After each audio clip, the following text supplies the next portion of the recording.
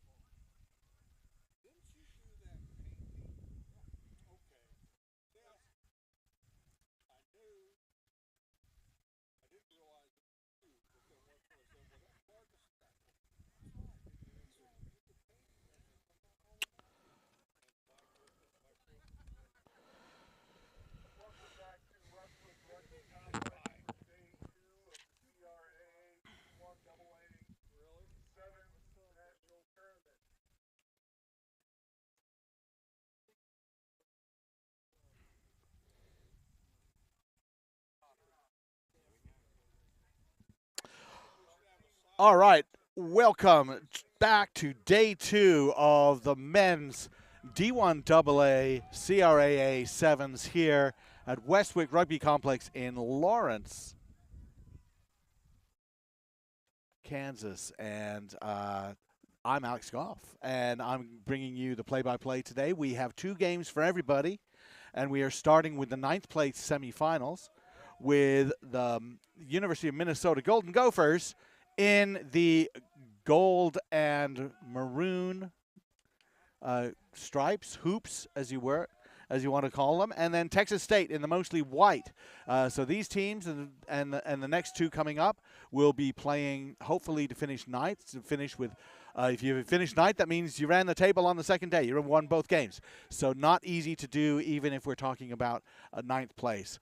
Both of these teams showed some flashes and some ability for certain. Keep an eye out on Ike Tashney for Minnesota. He's the redhead in number 7. He's the guy that they are hoping to unleash a little bit. And Texas State has had their moments as well with, well, as they receive that ball. Nicely received already. Alvarez, who is certainly one of the players that they're hoping to break free today. And Alvarez is clearing out well on a good hard carry. Picked up by Pensado, and a nice little inside ball. Really like that. That helped a lot. Not rolling away Minnesota, but referee says play on. The ball was available, and Alvarez trying to get that out, and just a little bit too much of a lead pass. Devin Flynn, who had a pretty good game or day for Texas State yesterday, scored a couple of key tries. He's a criminology major out of Marshall, Wisconsin. And then Texas State's Offensive Player of the Year. He wasn't able to get that. Long line-out throw. Nicely taken in by Niebel. Quickly out wide. There's Tashney. Getting it to the wing. Gets the return pass. Just follow your pass, man. Follow your pass and loop around, and that is exactly how you do it. Gophers take the lead. Tashney with the try. And it all started with the line out. There's a passing mistake. Texas State sends it into touch. The line out, and they go long. They just send it to the tail end, and nothing wrong with that. That works very nicely. So Gophers with the try and the conversion.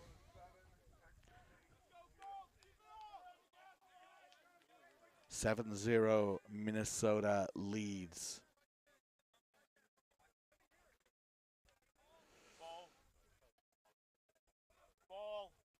And somebody kicks the ball to the middle of the field so we can restart. Restarts have been an important factor in this weekend with, first of all, some teams struggling when they really want to get that perfect restart, not getting the wind, playing a little bit of havoc with the kick. This one, not the prettiest kick in the world, but it does go 10.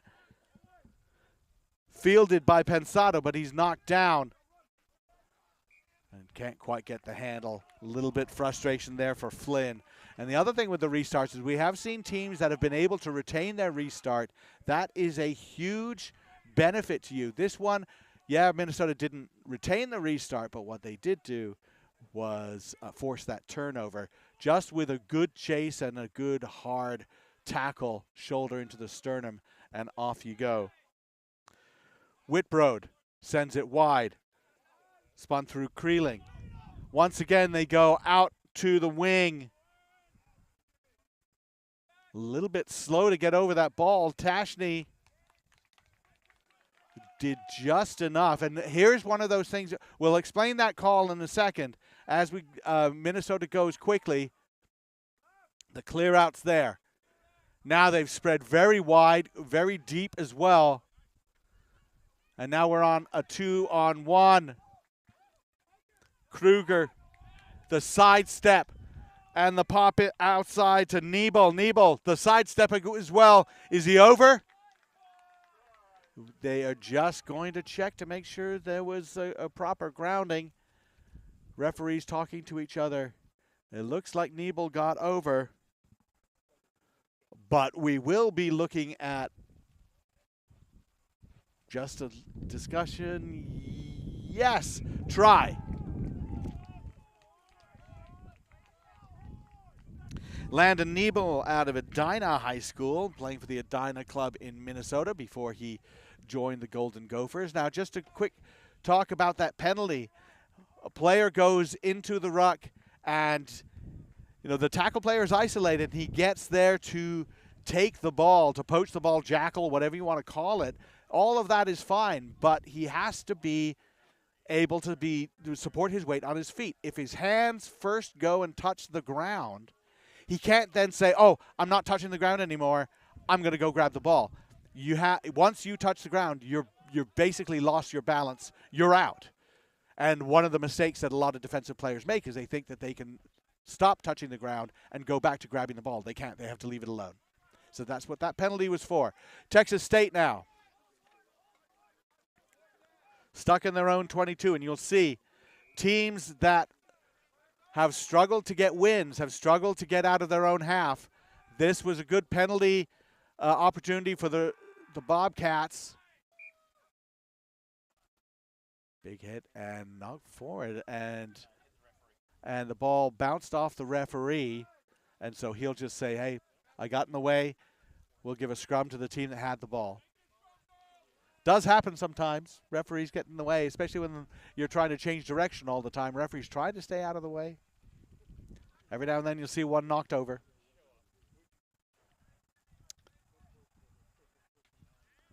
Bobcats now running a play, a sort of an option play. Well, Alvarez wanted to get something going there, but fell over Harvey Hopkins with the kick downfield. He's chasing it, as are 4 Gophers.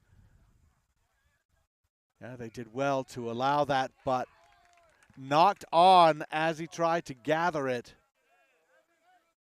And that might well have been a penalty to Texas State if that had not been a knock-on. Good chase from a number of the players there, including Sebastian Pensado. Lake Travis High School product. Very good high school program there in the Austin, Texas area. And the ball comes out there. Hopkins trying to link up with Douglas. Well, they are just bottled up on that side. Hopkins again looking to find somebody. Oh, and there's a hand through. That will be a yellow card. Intentional knock-on, and if there had been any doubt, he then kicked the ball away. Jacob Wandersee, and an interesting discussion with the referees last night about how you handle yellow cards the first day versus the second day. Technical yellow cards. That you're attacking near the 22, and a one-handed knockdown of the ball. That's a yellow card, intentional knock-on pretty much every time. So Bobcats now up a player. Sending wide, coming back. A little bit of dancing around. There's an opportunity for Alvarez. Ball coming out slowly. Good ball and a forward pass. And they're a little bit fortunate because that is the end of half. So Texas State will feel a little bit frustrated that they did not score on that movement. They ball and just a little bit of impatience perhaps. And so it's 12-0.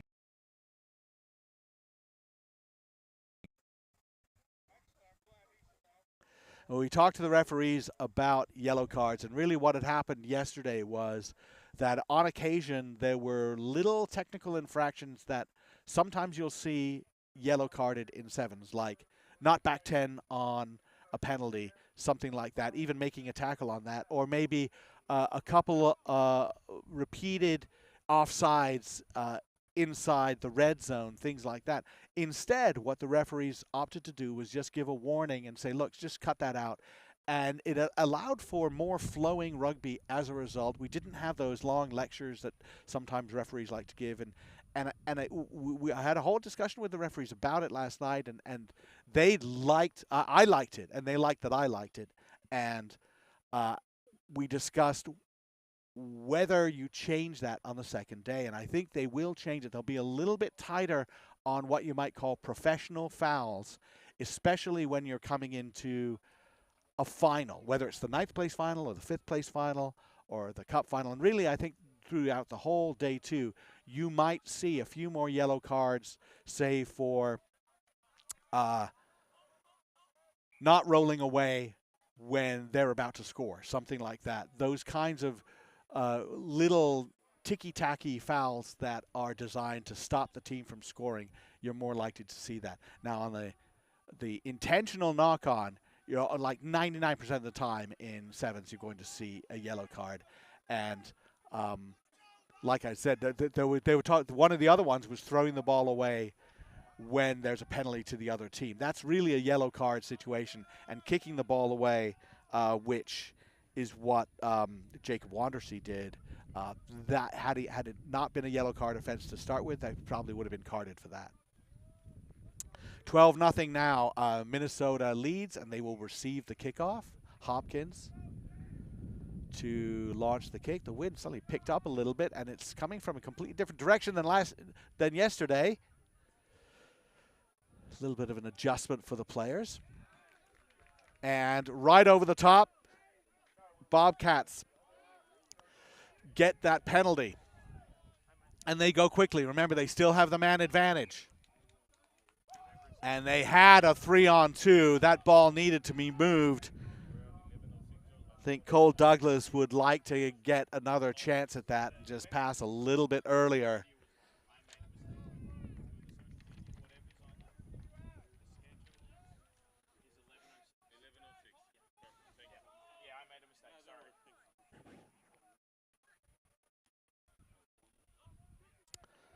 Golden Gophers have it. Whitbrode sending it wide. Tashney scored the opening try. Back again all the way to that left side. Nebel, who scored the second try, lost that ball forward. That's a tough one when you turn your back to a ball behind you and you drop the ball. That can be called a knock-on for sure.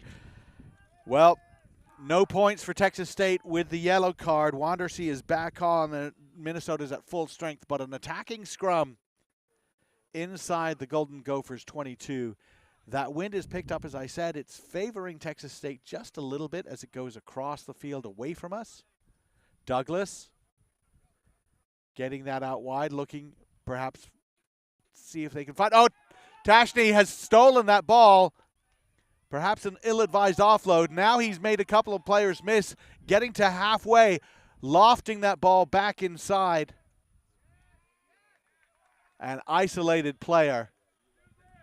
That was, I think, Douglas getting right back on the tackle and then over the ball to force the penalty. But yet another scoring chance for Texas State that they weren't able to convert. And both times, I would say, perhaps one extra pass rather than just allowing the ruck to happen.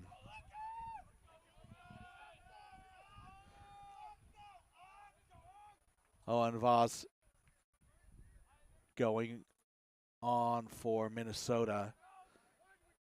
Substitution so important in terms of how you manage players, who's a little bit tired. Line out for Texas State. Well, they went short. That worked quite nicely, in fact. Counter ruck from Minnesota. Oh, jumping over a tackle player. That'll be an interesting one because that technically illegal. Don't see that called very often.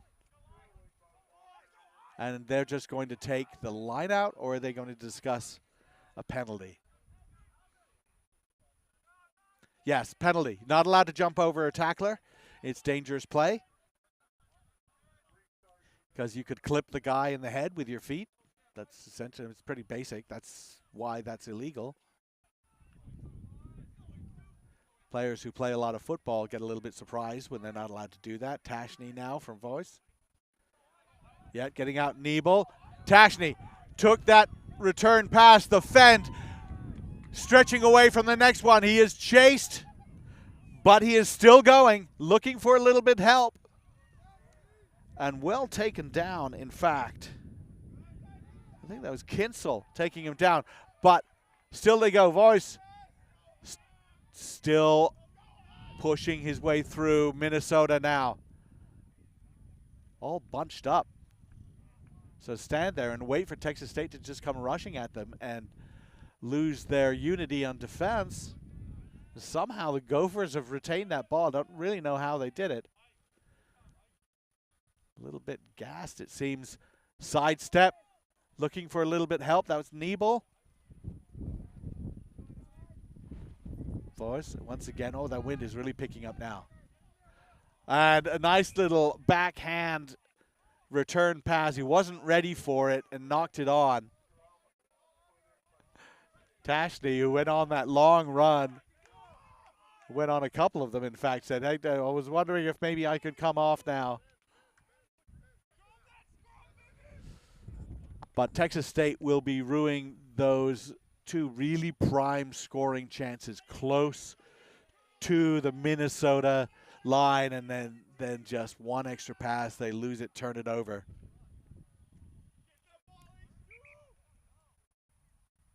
And we have another substitute coming on, so we have to reset that scrum. Ben Kinsel coming on.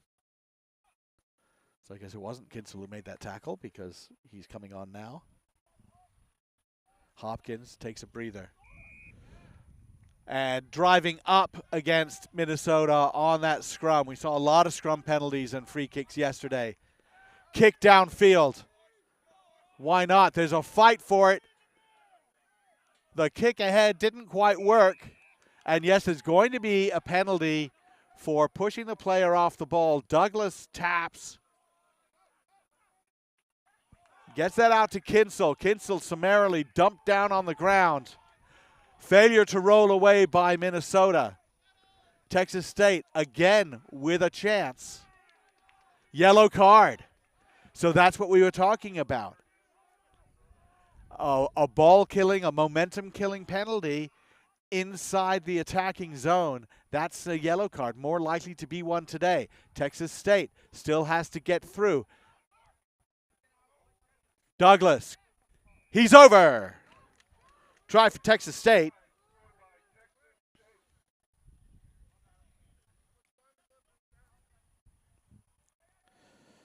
A lot of work there from Cole Douglas, the junior accounting major. Team MVP, played for the Box Rugby Club in Texas. It's the high school program that is in Rugby, Texas. And I think they passed it. They just so no conversion attempt because they wanted to quickly kick off. And what they did, that ball went about 9.5 meters. Not good enough. The right idea, but now knock on from Minnesota. And Texas State have a chance. We're running out of time. But a converted try will tie it up.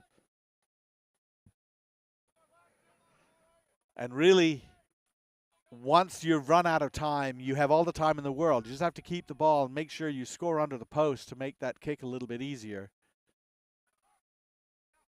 It's difficult to feel that patience. Here come the Bobcats. That was Flynn passing it back inside. Little bit of confusion as to what was going on. And mistakes, yes, little mistakes of connection. That would be the story for Texas State. That is the ball game. Minnesota moves on to the 9th place final with a 12-5 defeat of Texas State Bobcats.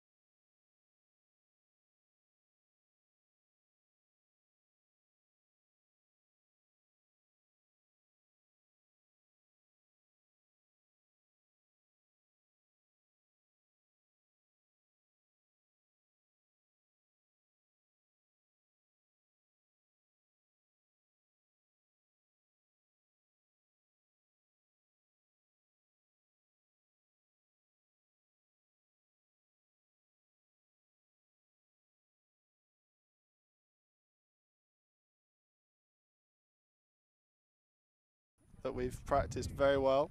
Played it well, 2 early tries. Game was kind of in our half. We were using the ball well, kept the ball. Slipped a little bit in the second half. I mean, some kind of calls going the other way.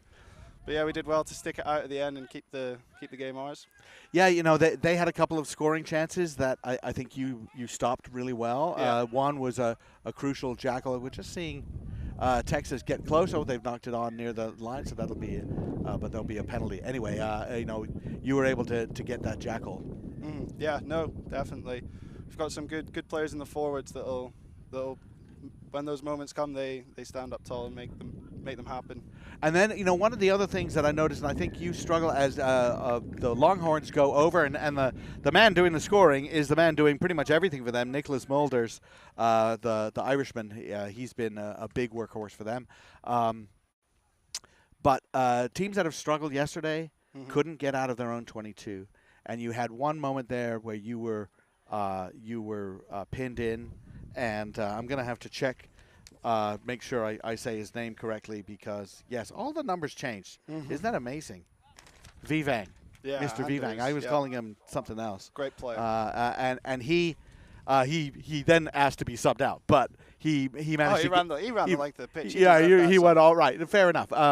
But that was a crucial one to just sort of relieve that pressure. He had an intercept on that corner, and then a second one he ran up. So, yeah, he did good work getting us back on the front foot and into the other half. All right, awesome. What was last night like? You guys are in the lowest bracket, and you're like, you had a shot maybe to be in the 5th place semifinal. Yeah. So what do you guys say to each other? What was dinner like? Oh, we were having fun. Yeah. We're here to play rugby. We're here to have fun. Yeah. Doesn't matter what we're playing for. Yeah, of course. Yeah. Of course. Yeah. Lovely day. We're playing rugby. Doesn't matter what position it's for. We're here to play. Great facility here too. To play. Yeah. It's great playing on grass. Hate the turf. Yeah, Hate the turf out. Right, especially in hot weather, right? And a little bit softer landing. And definitely. A little bit easier on the legs maybe. So, well, Owen, best of luck in the 9th place final. Thank you so much. Thank you very much. Perfect. I will take that. Thank you. So, yes, it appears that I got everybody's name wrong in the Minnesota lineup, but that is going to be fixed. Meanwhile, 5-0 for the Longhorns. And an impressive, Longhorns have had some issues mostly with trying to leverage speed they have on the outside. But pretty much everything good that has happened has been influenced by Nicholas Mulders. He has got a high work rate. He's powerful in contact. He's not a super speedster, but what he's doing, he's just working hard. And they put he sort of operates as a forward who they like to put in the centers and can understand that. Line out won by the Longhorns here. They're up 5-0. Mulders running a loop move with Lehman. Dragged down, tried to offload there, and he managed to get that ball away just barely. Lehman again. Yeah, that was a 1-on-5. Smart move to change the direction there.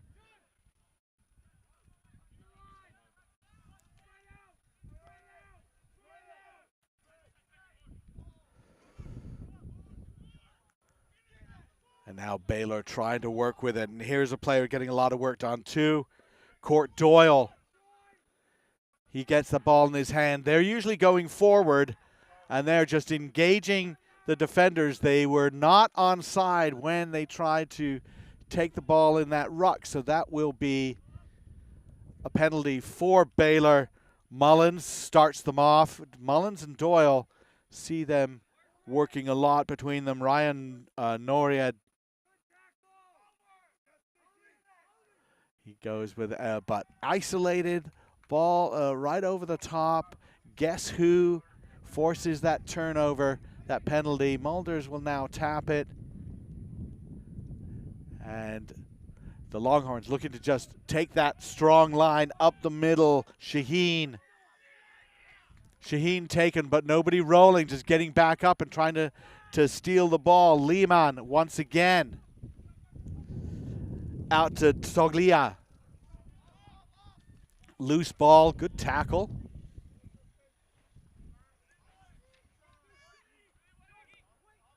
Mulder's just gathering that ball, not worrying too much that it's rolling on the ground. That's okay. Texas just looking a little bit more confident now today. Playing a Lone Star rival. Oh, that pass out the back, that was a bit speculative. Justin Padilla's like going to go get it, wondering what's going to happen to him. But in the end, we go back for the previous penalty. And once again, you see there's just a little bit more insistence from the referee to allow ball to be played, especially in the attacking zone, making sure they get back. So going for the line out this time, Longhorns.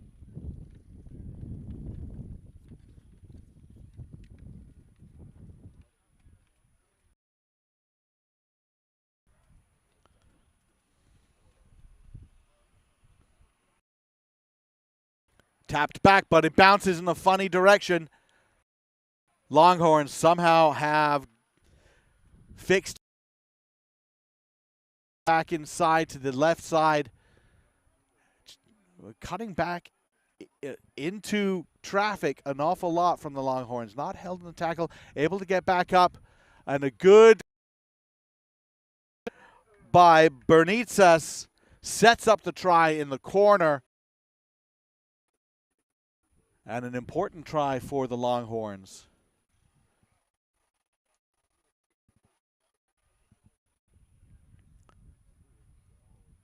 So 10-0 now.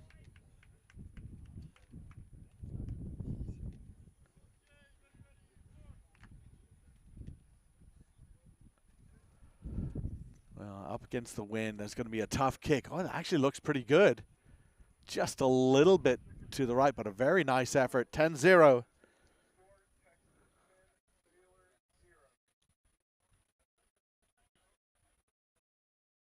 We'll try to get the player name. He's a little bit too far away from me for me to be able to see. But 10-0 now. Texas leads Baylor. Need to get out of their own end. They need to make sure that they resource those rucks. Passes like that, well, they've managed to gather it up, and a good storming run. How about this?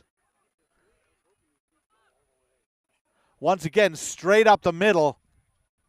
Use the power that you have, the Bears now, into the Longhorns' half. Hand kicks through. And a good dive and rescue. Excellent rescue, but he's lost the ball. Getting the ball back. Now there's the offload. Hand again is there. Offside off the ruck. Penalty. Mullins will tap. Looking to make that offload. Just a little bit of a struggle to keep that ball moving. Doyle goes in. And there they are in the corner.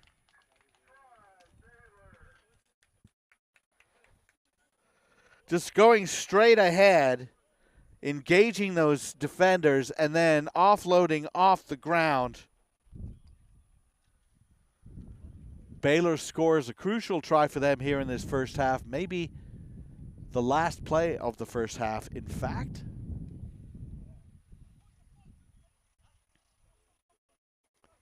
And just some good, powerful carries. The kick, another just a very nice kick. It was on line, but it was just a little bit short. Don't know why they feel that they have to go so far back.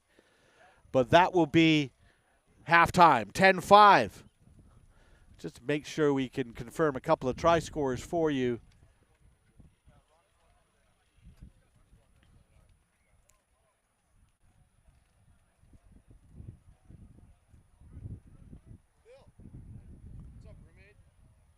And hopefully we will be getting another interview after this game.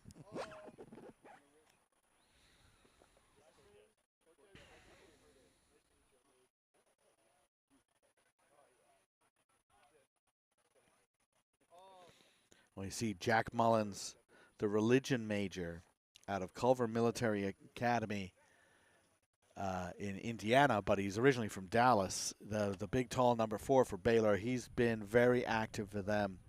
And one of those players that I think if we talk about talent identification,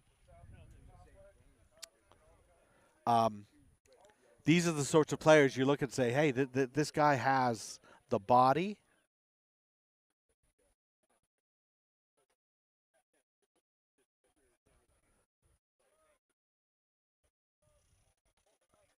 and he has that profile and also the work rate that maybe that's something you could find an opportunity for him to do a little bit more rugby at a higher level.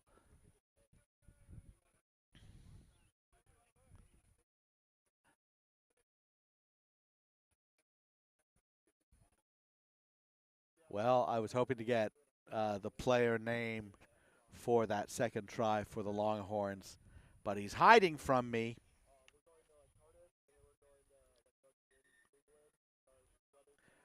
I think it might have been Padilla, but I'm not 100% sure. Try scorer for Baylor, I believe, was Ryan Norrid, who went to St. Anthony's High School in Southern California, from Long Beach, California, and he scored that try for Baylor.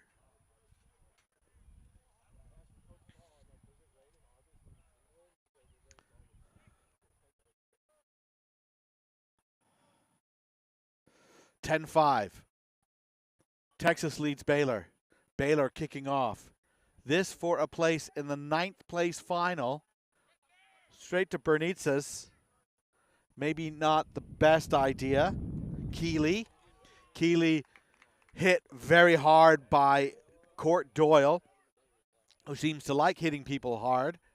And in fact, Keeley paid for it quite a bit, really. He's not a happy man, and he is taken into touch.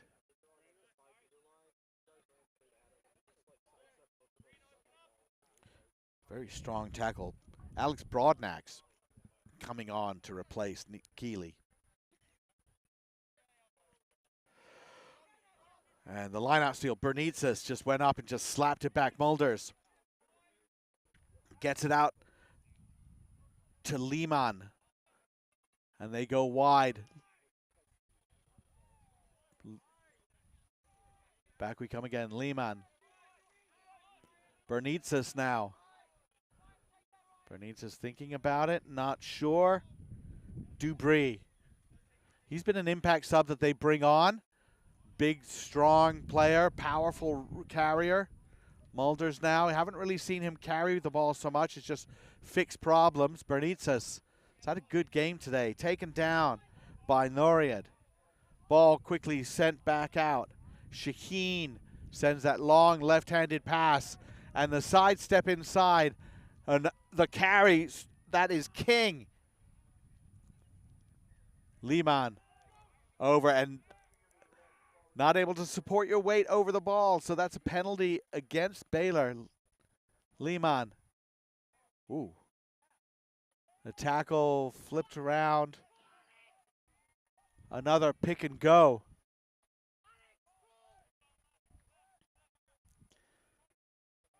Bit of a loopy pass. Mulders won't be happy with that one, but he'll send it to Broadnax on the other side. And you see, this is what Mulders does.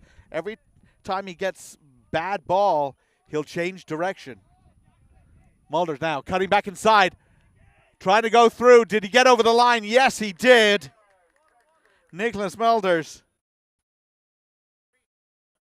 scores his second try of the game.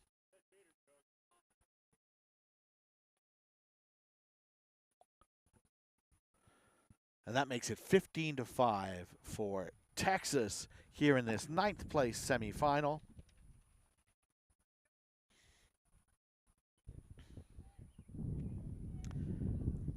the kick away to the left. Very strong breeze. There was almost no wind just before the game started, and then as the games began, the wind picked up. So 15-5, Longhorns will be happy with that.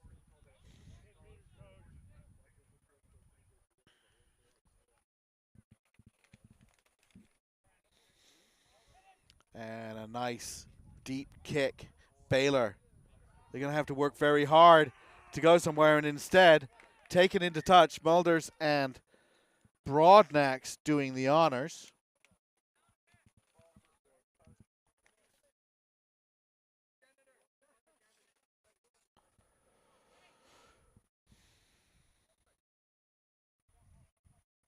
Texas quite happy to take their time setting up this line out. Oh, their defensive line out has been good. They put Bernitzes up there in the air. But this time, taken by Baylor, only to have it lost forward. Bernitzes now has it. Lehman for Texas. Weaving run. A good catch pass. And King would like that one back. It was right there, and he just sort of snatched at it. A little bit frustrating for him.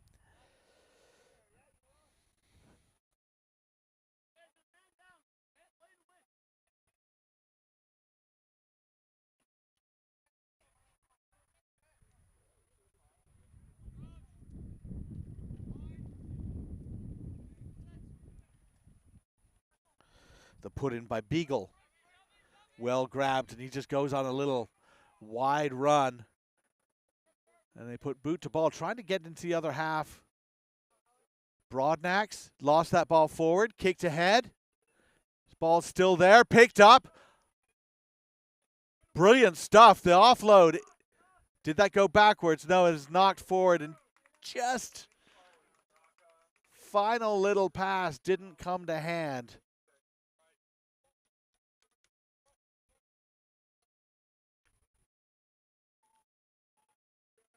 On kicking downfield, that was a good option for Baylor in trying to get out of their own end. Trying to leave some of that pressure on that yellow card, which is now expired.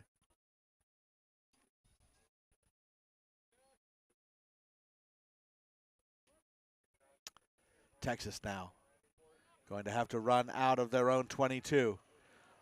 That ball bounced off Doyle, and Doyle is going to get a yellow card, and he just came on. Yes, and here we go. It's going to be a red card. That's his second straight yellow card. Intentional knock-on. He is red carded. He's out of the game and potentially out of the next one. That would probably be an adjudication decision, but it is two technical fouls. Really have to be careful about those intentional knock-ons. Meanwhile, Texas going through. Lehman trying to avoid the attention of Jolly.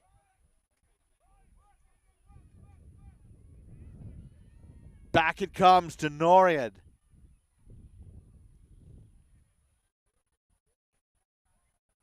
Longhorns. They get a penalty. Not rolling away. Baylor just a little bit fatigued now.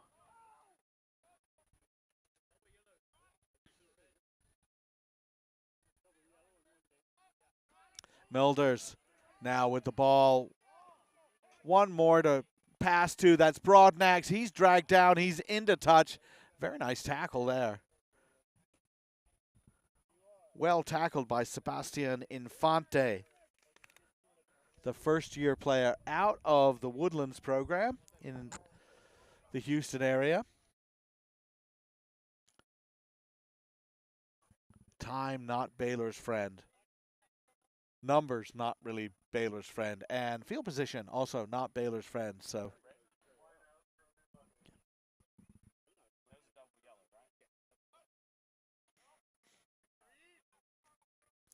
Beagle picks it up. Needs a little help. The pass forward. Just forcing it now. And that's going to be your ball game. 15-5. Texas moves on.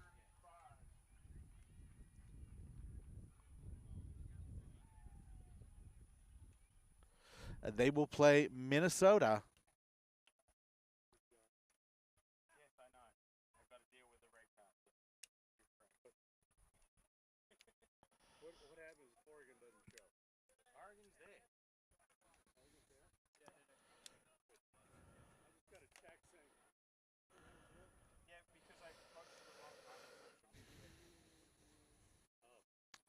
So we will see later on Baylor will take on Texas State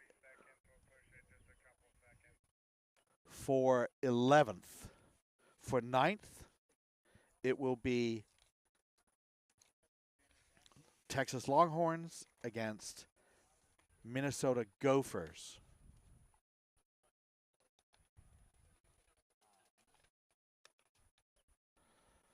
And right now, we are getting ready for probably the best jersey. I don't know, some of the best jerseys here.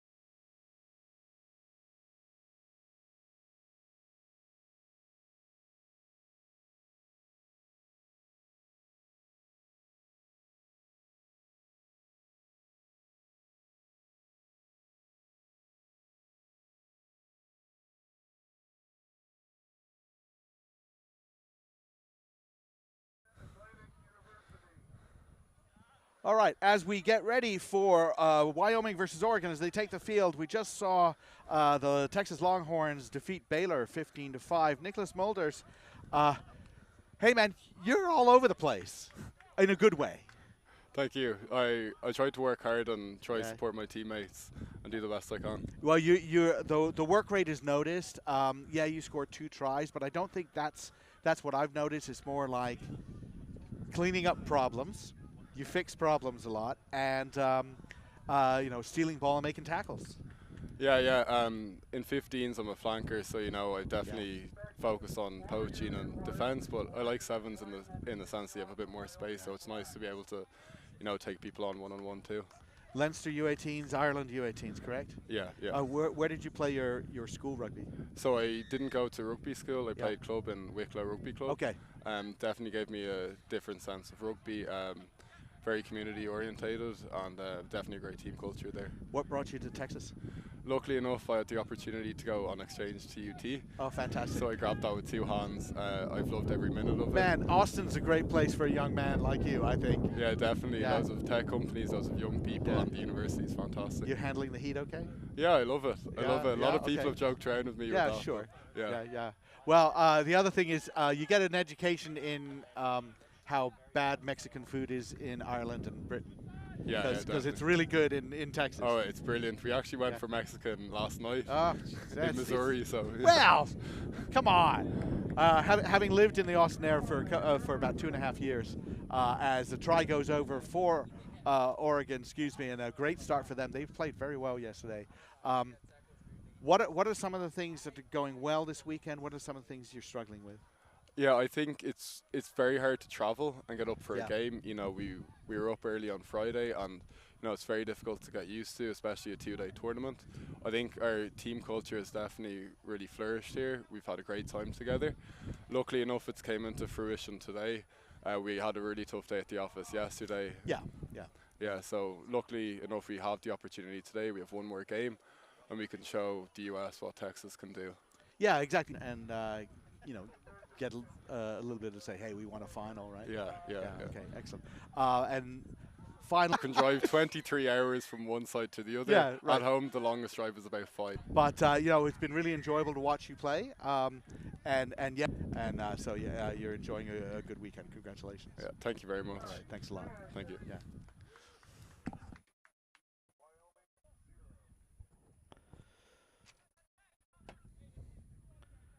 Nice states understand how big Texas is. And the Ducks kicking it off, and we talk about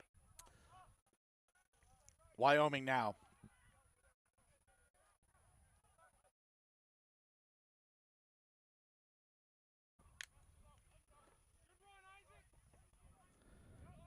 Solid work there from Ranwheeler. Ranwheeler's just a little ball of hate running through there. Stymied a little bit. That's Juragay. And the ball lost forward. And Wyoming, not really out and out pace, but they will power through you and they will play hard, keep those legs moving. A little bit more shiftiness and pace from Oregon, as we've seen. Liam Ware, the scrum half, kind of tall for a scrum half in sevens. Not that I'm complaining. That's fine. And then Konaike, who scored several tries, this time dishes it off. And the offload into touch. Wyoming looking for the quick one, but Oregon was there going to cover that, so probably cooler heads prevail.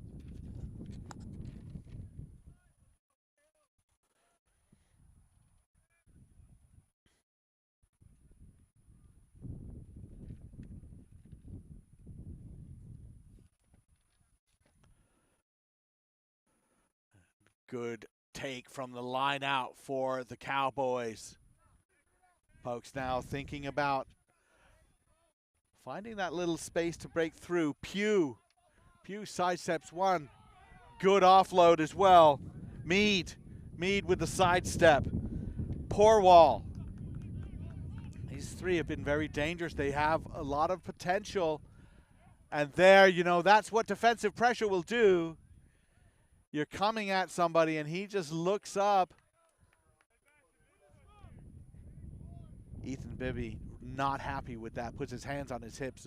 We've all done it. I think just about every rugby player in their history has at one time or another looked up to look at a defensive player to see where he is and dropped the ball when they should have just caught it. It just happens. We're now. Konaike. Running a little loop move. Weir around there. Konaike again. Chips ahead. Not sure that was the best option because Wyoming has it now. Whew. Bibby offloaded and paid for it with a big hit, but it gets to Ranwheeler, and that pass just a little bit behind. Skill execution a little bit over. Excitement getting a little bit too flat. The connection between Juragay and 12-0. The Ducks probably trying to invent a week. Oh, there's a little bit of a gap. Saw it. Chicken wing pass comes out. Fisher down by Williams. Pops it back out though.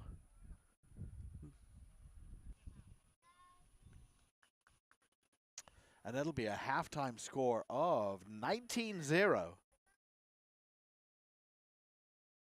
The Ducks, who had put on that amazing performance Oregon had, again, we talked about it. It ultimately didn't work, but not for lack of trying.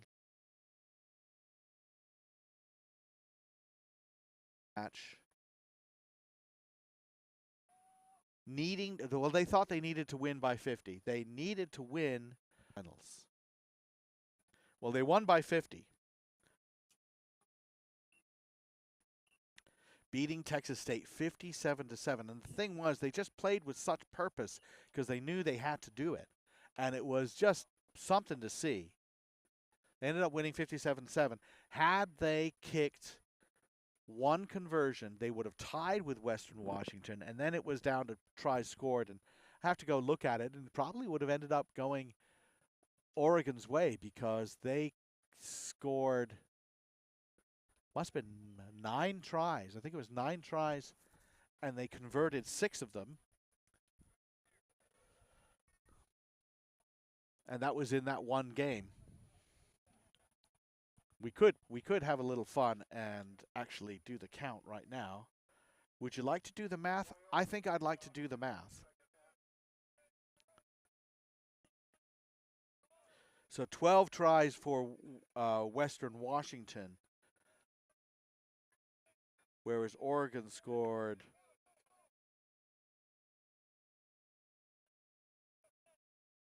14. So one conversion would have done it, would have put them through to the Cup semifinal. As it was, they're here still playing well and scoring tries. And I think that unity of purpose perhaps showed them what they could possibly do. Brooks Fisher connecting with Sherman. Konowike. Ball slides back to Prentice. La Costa Canyon product. Weir now. Well, looking with Fisher. Fisher, the club president who we talked to yesterday, talking about what they're trying to build. Basically made club president as a freshman, but a turnover and a run right in. And this is an important one. I think that was Cole Williams for Wyoming, and Wyoming really needed that one.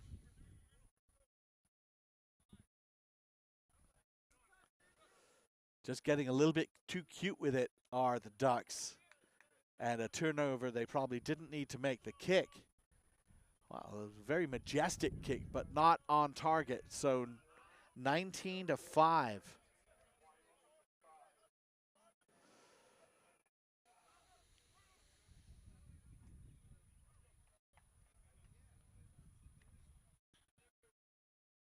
And indeed, that was Williams with the try, the construction management major, played for Pac Rugby.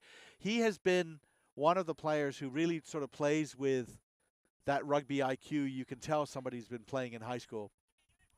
Ooh, high shot, I think. Paulino took the arm around the head. Referee says play on. Boyd.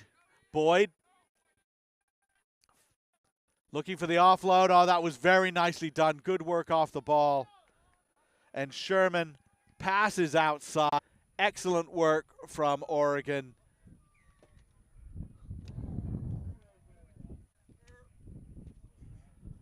And a good response after giving up kind of a silly try that they didn't need to give up. The Ducks go in and score another one.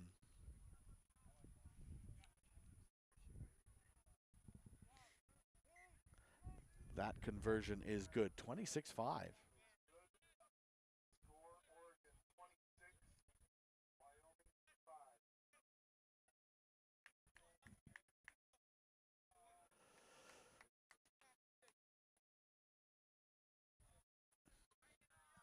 Pieces coming together now for the Ducks that definitely want to target that 5th place finish. And you think about it, if they win that, they end up the tournament 4-1. Oh, and a loose pass. Snaffled up by Ian Boyd. He'll go in under the posts. It's one of those dream tries that, look, if I just got the ball right now, nobody is in front of me.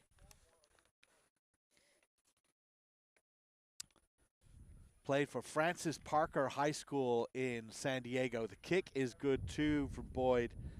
And just like that, it's 33-5. It's one of those games where you look at the score line at the end and say, wow, X team dominated. And in one sense, that was probably accurate. In another sense, not quite. Remember, it was 19-5.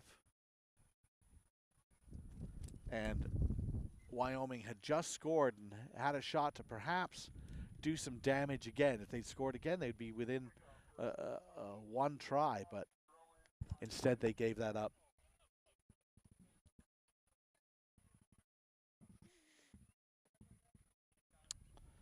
All right, well, it looks like the Ducks have wrapped this up, even as Williams takes that, kicks ahead.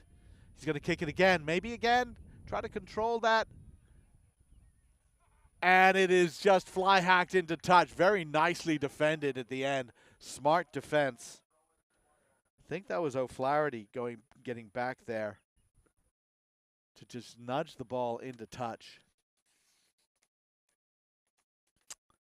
The winner of this game looks like it's going to be Oregon. It's going to play the winner of Nebraska and Millennia Atlantic, who are coming in to take the field after this one. Wyoming hoping to get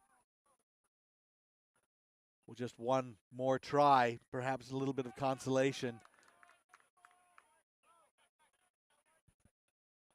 Prentice dove on it. Now they go, there's one more pass maybe to give. It's there, but it doesn't quite get controlled. Knock on. Still time for a scrum.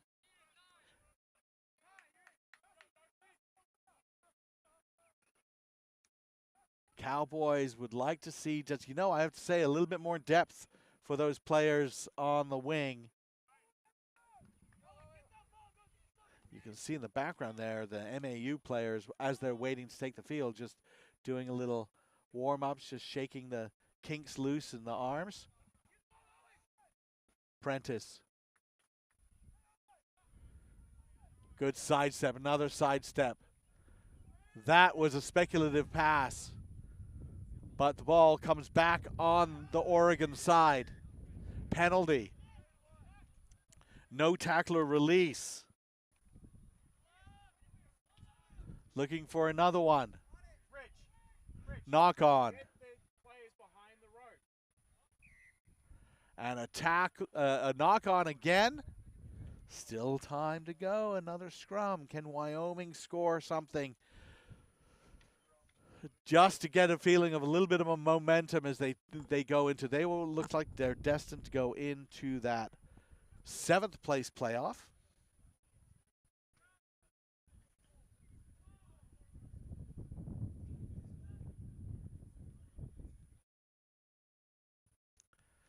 Williams sidesteps out of one. That rush defense put them out of position, and Williams goes in for his second.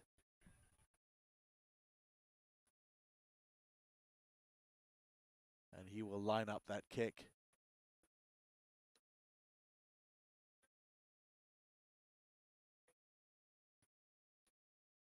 Just skies away to the right. 33-10 is your final score. Oregon Ducks move on to the 5th place final. Wyoming will move on to play for 7th against the team that loses the next game, and that will be Millennia Atlantic against Nebraska.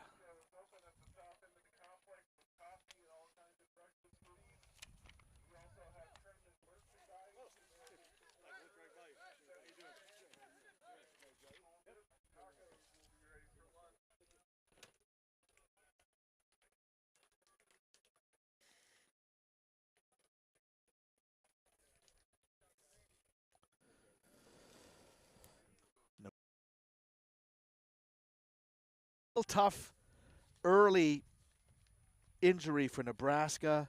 Christian Meneses had been a player of the tournament for them earlier this year.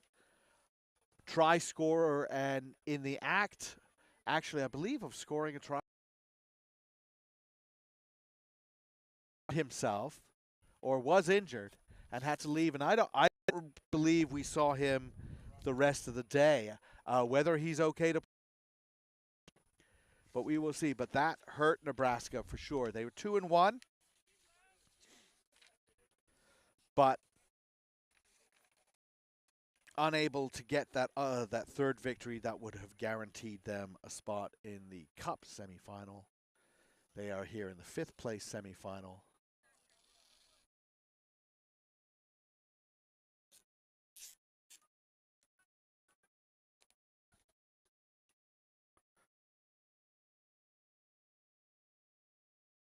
but they did talk to us yesterday, so they get a mulligan.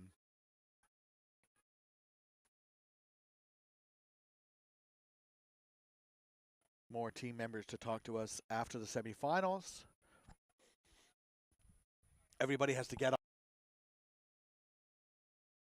Finals, you could get a little bit of insight into the experience for these for them. And one of the important things about what is doing positive things within the college rugby sphere, everybody talks, nobody wants to lose games by 100 points. You want to play teams with similar setup with regard to well-funded club through alumni. Are they school supported but not varsity? Are they varsity program? These are all a varsity program, and we have one. We have a school supported program here in this tournament in St. Thomas. This is their second year in that situation. School supported program, but just getting started. So that is another factor within the competitive level that we're seeing. What we aren't seeing is St. Thomas crushing everyone. The biggest winning margin we saw yesterday, I believe, was that Oregon versus Texas State game, so that wasn't exactly any different.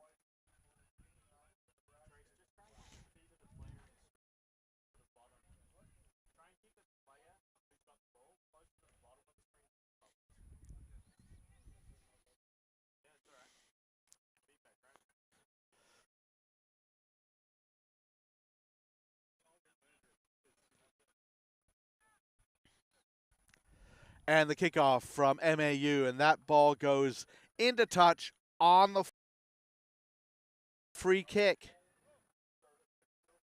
Another restart error, something that can really just give up momentum there and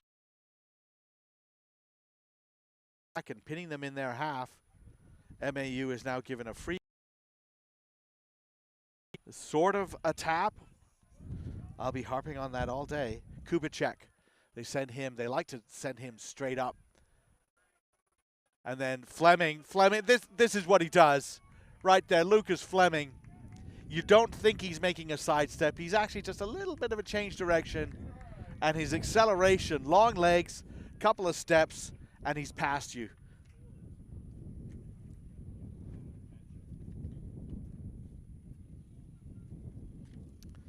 Try for Nebraska. The kick is good.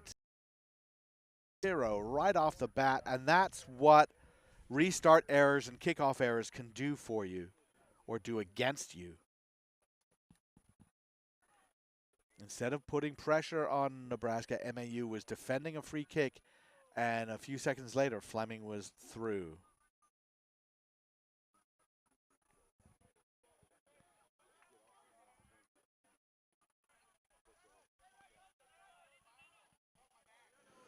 Good take by the Macaws.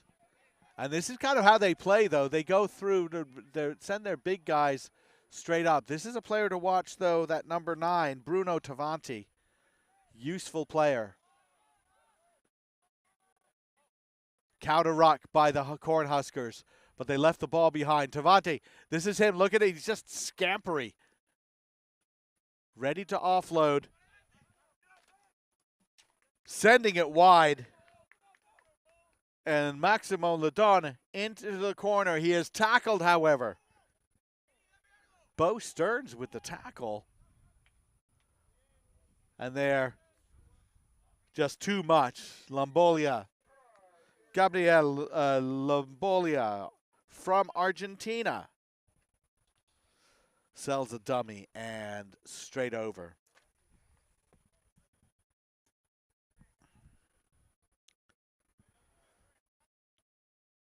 A lesson there for Nebraska, I think. They cannot give Bruno Tavanti time to make a move and make a decision. Kick is good, 7-7.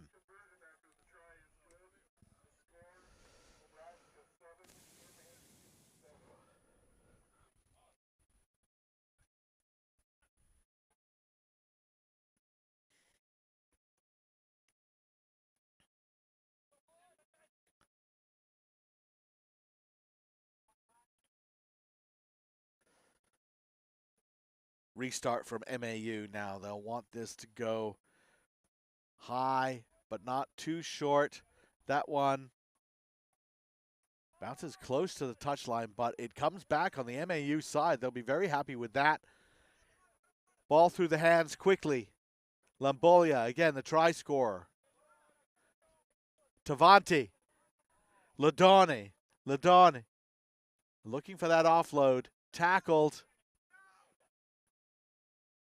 Tavanti again. He's always making a move before contact. Out wide it goes. Ciara. Nebraska just a little bit fractured now. Don't look super organized. That could have been a better pass. Ciara again. Tavanti. Oh, he's got a little bit of space. You can't give him enough space to make that side step. So good.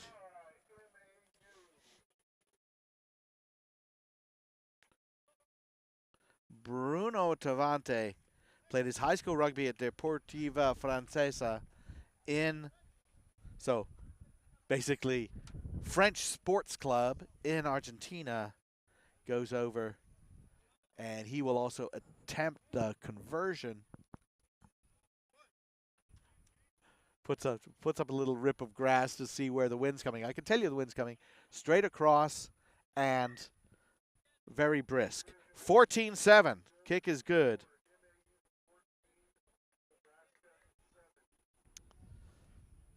Nebraska, now they see there's the other side of the restart equation. MAU able to get that restart back and didn't give up the ball.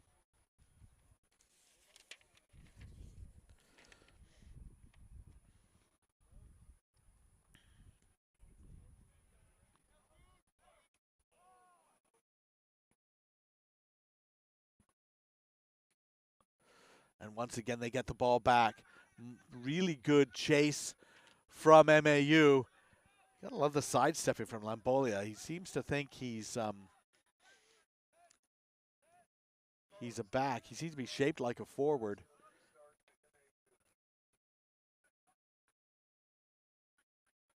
And not able to go quickly on the penalty. MAU will take the scrum instead. What that does concentrates a number of players in a small area, and they're able to send it wide, which is interesting because the Macaws tend to want to just go straight at you anyway.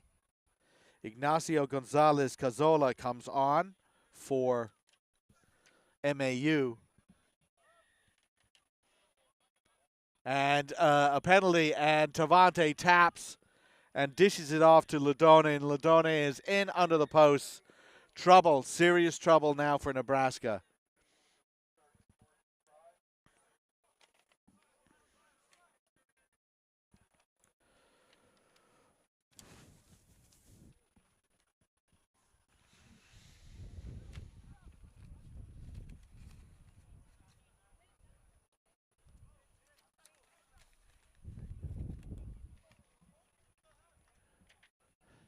Going to attend to a player, a little bit of an injury while we're working on the conversion. Tavanti.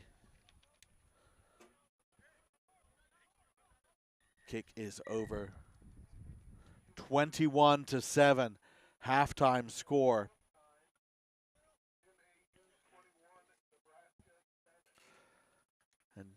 And all about the restarts. One restart mistake by MAU, and they give up a try. 3 restarts retained, they score.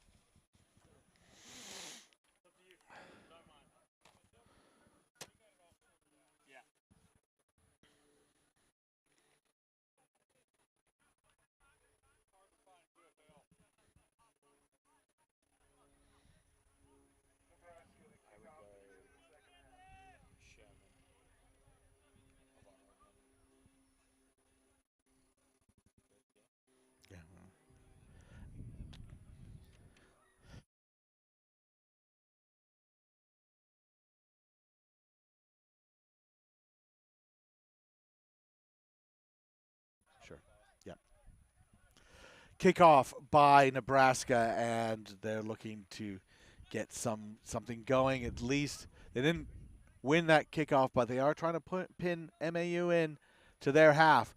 But strength in contact.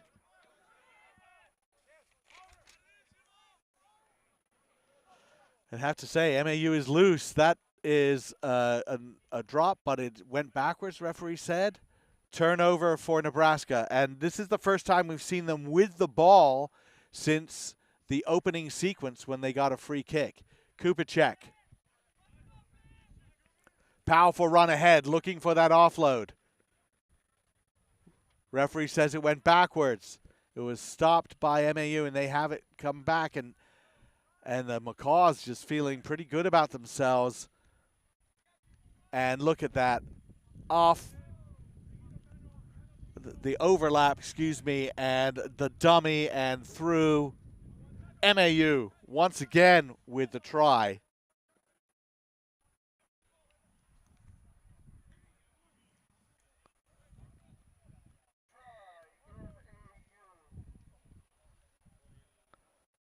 A little bit more wide play, a little bit more adventure from MAU today than we saw yesterday. They were a little bit more 15 style perhaps on day one, and I don't think it played to their strengths necessarily, even though they do have some powerful runners. Tavanti with the conversion. He's a perfect 4 for 4.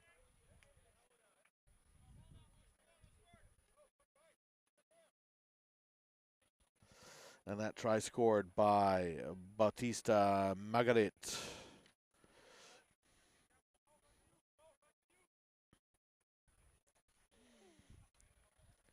Tavanti. And that won't go the 10.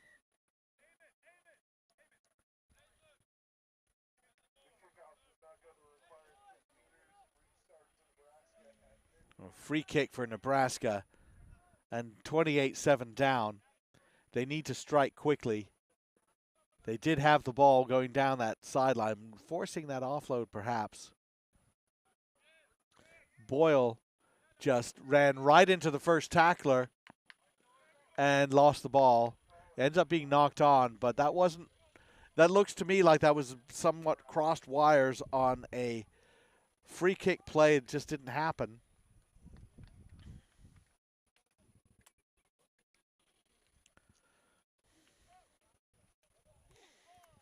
With Fleming not on the field for Nebraska, their options sort of reduce a little bit. And I believe he's getting treatment.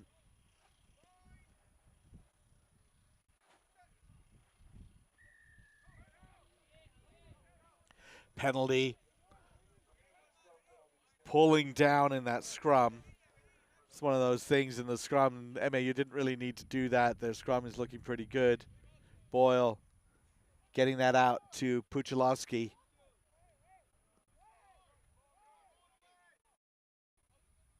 Boyle again. And you hear the call out, and they want to go fast. They want to go fast. Let's go, let's go. Loose pass from Nebraska, and MAU just swarming on it. Millennia Atlantic, a business school in southern Florida.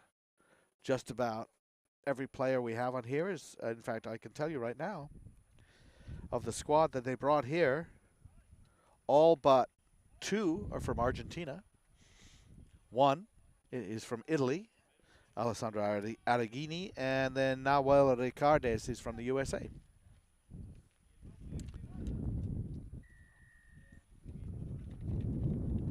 Penalty, Tavanti taps, and see how he's always shifting direction, making it difficult to line him up. Wonderful offload, great pass after that, breaking a tackle. They're in for another try. The Macaws are flying.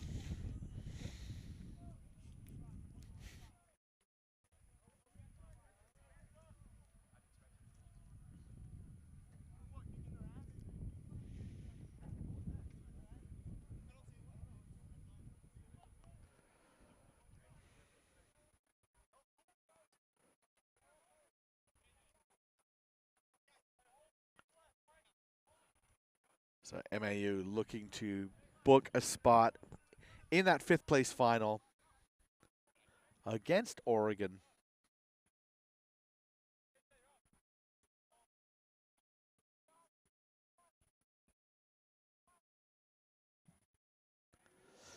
Finally, Tavante misses one. And that will be a rematch of a pool match played yesterday. MAU versus Oregon. Oregon won that game 19-17. Bit of an upset. And what that result did was put Oregon in the frame to potentially make the Cup semifinals, and essentially took MAU out of the discussion for that. Nebraska has it. Looking to find some magic. This is a good Nebraska team, but you see that they are playing without their 2 most dynamic line breakers, and it has been very difficult for them to just say, okay, we'll play good support rugby and we'll make our passes and everything like that, but a bunch of the others, kicking in contact, probably not the best idea. But they have lost 2 players who were pretty special for them, and it's very difficult to rebound from that in the middle of a tournament.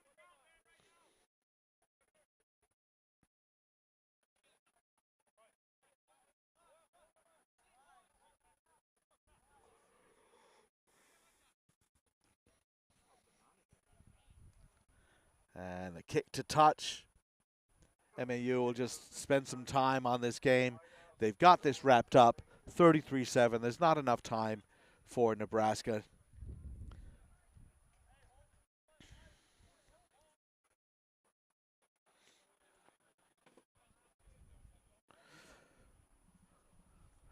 Next up, the Cup semifinals. St. Thomas versus Western Washington. Nebraska getting shoved back to their line. They had the ball, but they were getting driven back. Diving over the ball against MAU.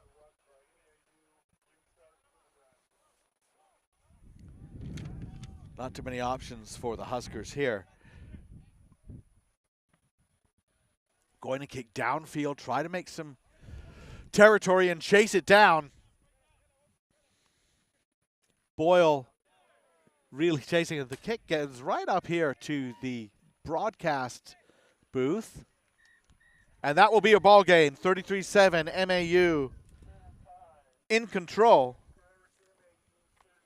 Winning their restarts. When they won their restarts,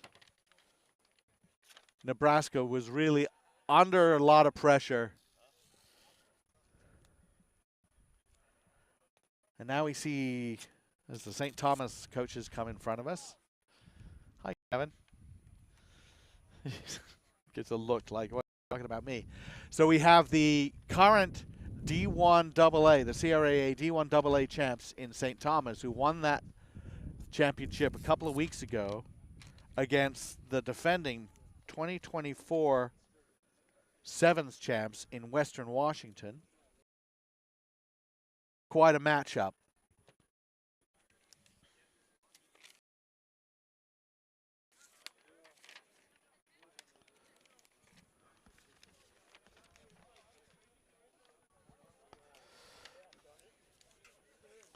And I think we're going to get someone to talk to. Here we go.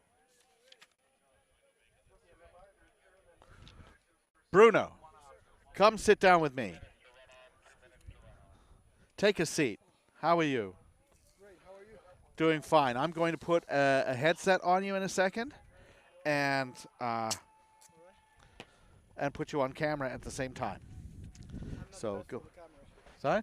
I'm not the best for the camera. Oh, you're great. Look at me. I'm going to be on the camera too. And Do I have to put this on? yes, yes. So I'm going to turn him on in a second. So I'm. They can listen to the sausage being made. It's okay. Okay. Here we go.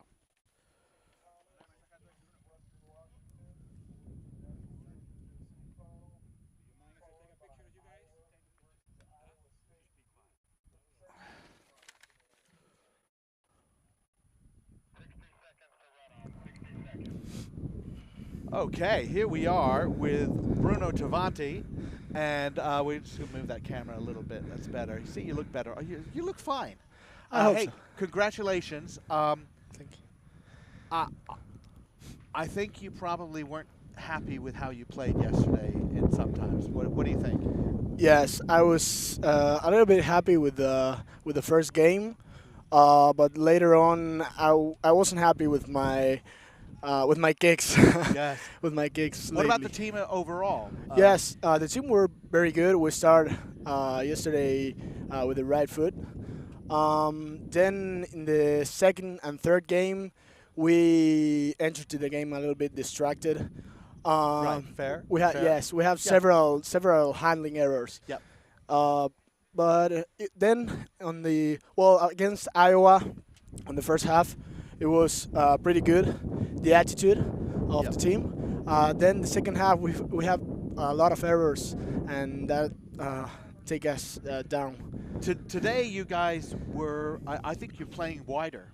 Yes. Yeah, you're playing a little bit more adventurous rugby, a little bit. I mean, more exciting to watch actually. Yes, So, I hope Yeah, so. yeah. That's better for the fans and also for the rugby, not only in the United States but in Florida. Okay. That is growing Yeah. up every single day, every single year. All right. Most people won't know much about MAU. You have a great nickname, right? The Macaws. I love that. Yeah. Tell me about it. It's mostly a business school in Florida. Yes. A lot of you guys from overseas. Is there a reason why you've got a bunch of guys from Argentina that go to the school? Is there like a bilingual aspect to it or what? Yes. Well, mostly in the rugby team, we Yeah, have a lot of yeah. Argentinians are on the soccer program too. Sure. Okay. Fair enough. Fair. Yeah. But we have people from Italy, Okay. from Uruguay, from overseas, all Yeah. around the world, Yeah. mostly, also from France. But we have a lot of Argentinian players because one of our coaches, Jaled, he's from Argentina, Yeah. and that's like his strong side, the Sure. Argentinians. All right. So I mean, there's a connection there. And, Yes. and that's fine. But a lot of you studying business. Yes, Yeah. everyone is Every- studying everyone's business. studying Yes, business, that's right. because it's a little business It's school. it's kind of like people might be familiar with Babson College in Massachusetts. Very similar. Yes. Business is the #1 thing. Yeah, mostly future great entrepreneurs. Yeah, we we hope go. so. Yes, we hope exactly. so. We hope so. And then it's been you've been having a very good tournament. I think one of the things that a coach I work with talks about ABC, agility before contact. Every time you have the ball, you're making a move, making it difficult for them to make a tackle. Is that fair? I mean, that's because my team they are very good and they make all over like good lines through the spaces every single time. We had a great communication in the field, so that's easy for me to perform on the field. Awesome. We just saw a massive run down the sideline. Matias Adamo going down and charging ahead, and it was Elijah Ashman who made that tackle and almost prevented a try, but they had to check it, and he did get it in the corner. So that's a pretty special play. Adamo goes in for a try for St. Thomas. But one more question for you. So 5th place final against Oregon. You played them yesterday, 19-17. What did they do well? Okay, I don't think they did well. I think we did wrong. Okay, fair. A lot of right? a lot of things. So today is the second game, and it's our revenge.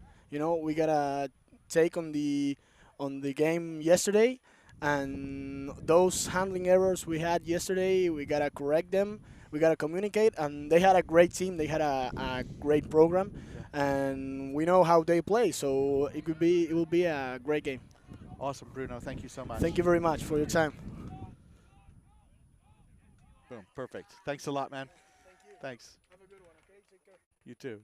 And as we're talking, Ashman comes in and does what Elijah Ashman does, which is break tackles and race through and score a try. And they definitely will need him to do things like that.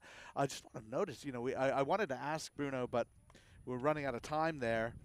I wanted to ask him about conversion kicks because we just saw Welton Charambira put a drop kick over from long range from the sideline, and it went over.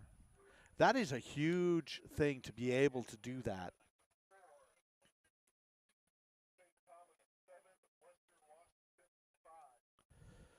And you see there the kick in front of the post, and they weren't able to get it over. That's important. All of those things are important. That kick goes just 10 meters. So try from number 1 on St. Thomas and a try from number 1 on Western Washington. Ball lost just forward. That was about as perfect a kickoff as you would want. Bit risky.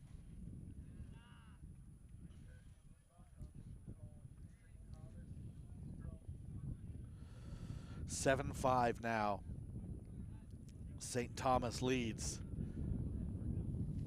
Scrum for Western. Saying now Ashman once again, everybody's got to be worried about him. So can he get something else going? The pass goes backwards. Herring trying to connect with Funk. Funk perhaps up a little bit too flat. Knock on.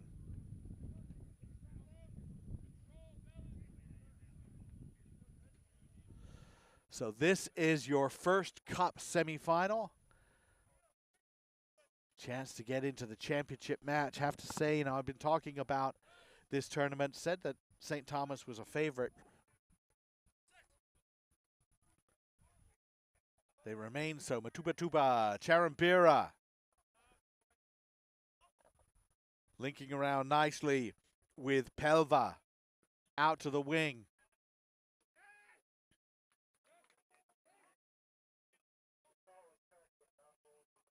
Not releasing the tackle player, not rolling. Basically the defensive scrum infraction that you'll often see.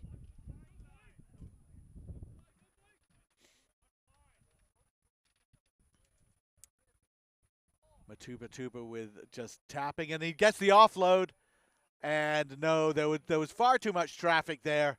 Matubatuba slid in behind a player and then offloaded, so that will be an obstruction call. Western Washington will take that. It was a little bit at sea, it seemed. Pritchard now will kick to touch. A very nice touch finder from the Canadian from Vancouver, BC. Electrical and computer engineering double major.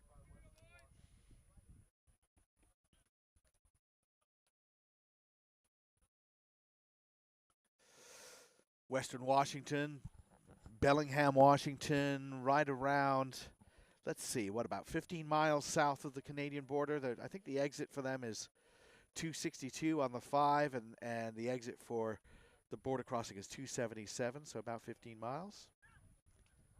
So they are a great option for some Canadian student athletes.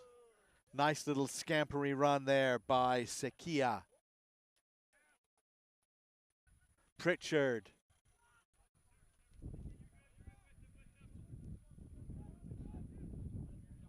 Ashman. He's got Funk with him. Ashman, sidestep through. That's all he needs. And I tell you what, he just made two of the best players and two of the best defenders on St. Thomas look a bit silly. That was very, very impressive. Crawford on one side, Charambira on the other side. And he sidestepped Charambira away and required Crawford to cover far too much ground, and his acceleration, 2 steps, and he is full speed. The kick is good. 12-7, Western Washington leads. How about that?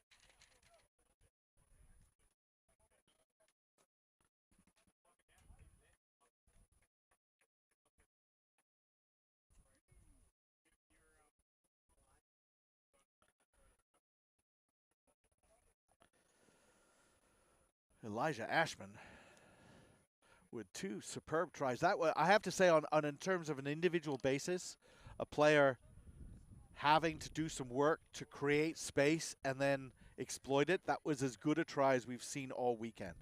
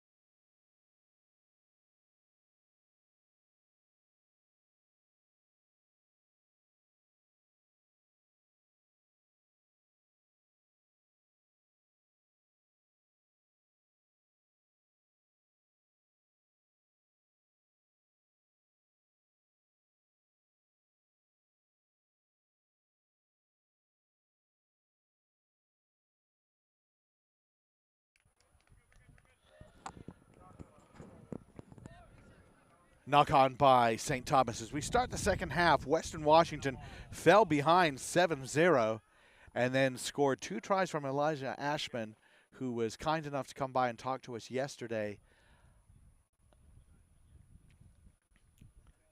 And it's not just Ashman, but he does provide a bit of an X factor for this team. Kind of a fun thing, fun story. Just heard about that. For Sakia, gets it out wide. Good offload. Ashman now sends it back again. Comes back to the number 1. Breaks through 1. Oh, he can break a tackle. The offload. Yes, it's there. Vikings are over. Can you believe it? Look at that. Ashman is happy. Great support work.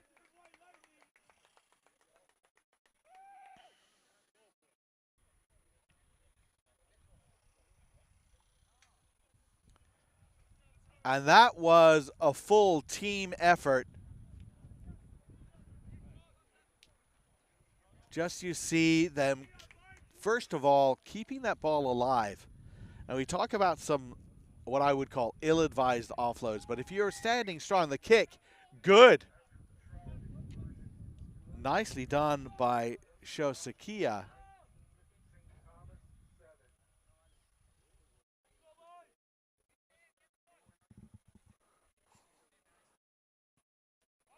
Be very happy with that. Charambira looking to set Arteta free. Arteta is somebody who can really, but they make the tackle and get the poach. Arteta is a good impact sub for St. Thomas. Good defensive work from Liam Herring after he scored that try. And you just heard this story. I think this is great. Shosakia, Japanese player playing for Western Washington. Renheimer, who plays for Iowa, grew up in Japan, played his rugby in Japan. They played against each other, in fact. They were former opponents, and now they might play against each other, I mean, in Kansas, of all places. Far too slow from Western. They're just standing around, and a free kick against it. And that's another example of the referees just tightening up their officiating here. You can't just stand there and waste time. And, in fact, that was specifically brought up by the referees last night. Here's a team, especially if you're time wasting and you're leading, you can't do that. Cherambira to Matuba Tuba. What a great open field tackle, though, by Sakia. Somehow he managed to give a high tackle. I don't know. He's not a tall man. Matuba Tuba, though, and another advantage against Western Washington. Another, a yellow card. And again, we're talking about repeated infractions. Western can't do that. Now, you better get off quickly, because if he gets off slowly, the clock doesn't start until you get off the field. High tackle. So 2 high tackles in a row in the attacking zone.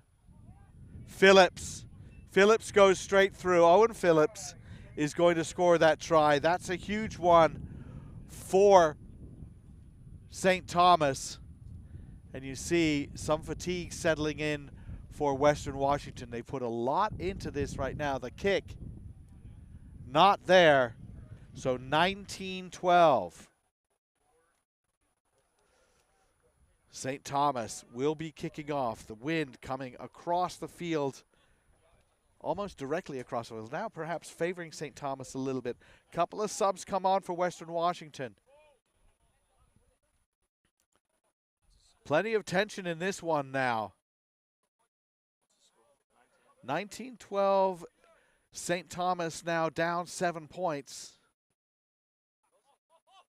That kickoff caught on the hop. Nicely done by Shiver. Good offload as well. Again, they keep it alive. Pritchard fights his way through contact. St. Thomas has to be careful there. Phillips with the counter ruck. Once again, Shiver.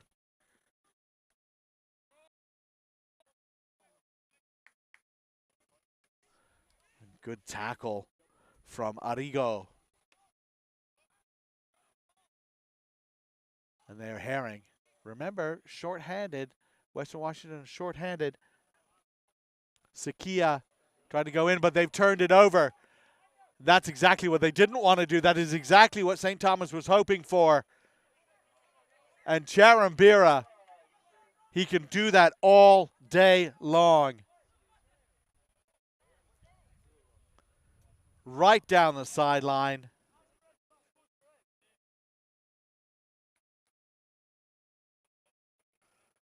Take a little bit of a breather. He's going to need to hit this conversion to tie it up. It is now 19-19, just like that.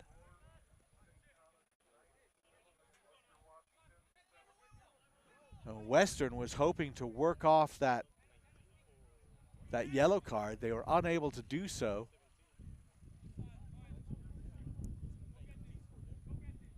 Still down to 6 players.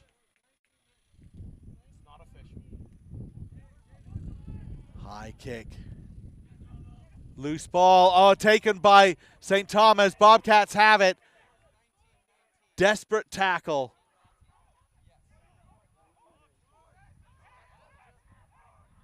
Right down to the line, but who got over that? It looks like Sakia might have gotten over it.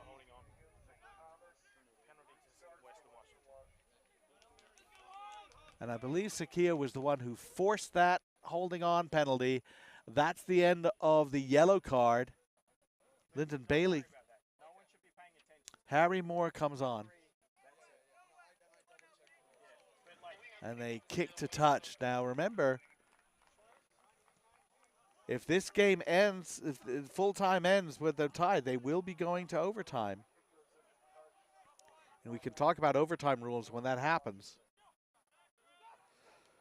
Snagged by St. Thomas. Tuba's pass to the ground, but Phillips now has it. Back the other way. Oh, so close to an interception. Under pressure. The ball lost forward. And that will be full time. 19-19. Overtime. Now here's what I can tell you about overtime. It is a 5-minute period. It will be sudden death on a try only. It is not sudden death on a penalty goal. You can score a penalty goal, and you can win on a penalty goal, but you have to win as after time expires. So that's the rule there. They are just figuring it out right now. They're going to have to discuss it.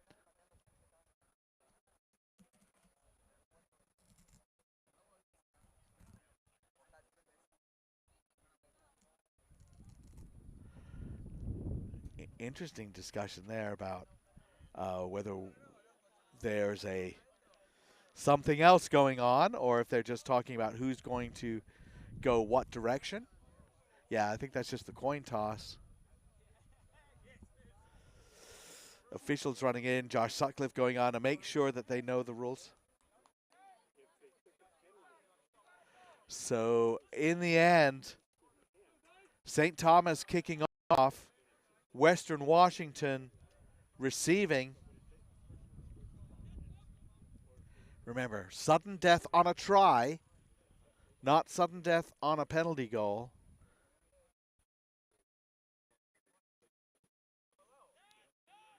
Deep kick. Vikings out. Oh, it's just great drama we have here.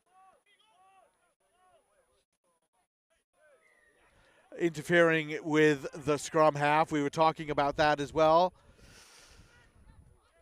So that's a penalty. Ashman now has the ball. Ashman's going to pin his ears back, try to break through. He is dragged down. Nice and good defense from St. Thomas. Bit of a loose pass. Sakia scoops it up. Teams now under pressure to be precise, be smart. Pritchard just and diving straight down on the ball, not basically sealing.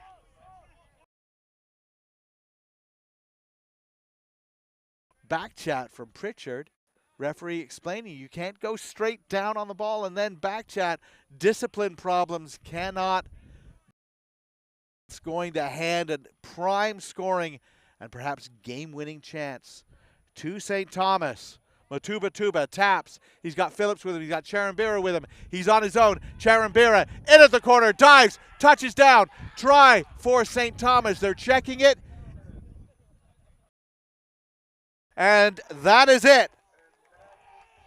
Charambira scores to win the game in Sutton. Washington put everything they could into that game.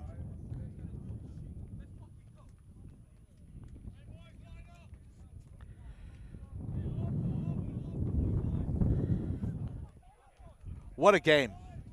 Absolutely fantastic game.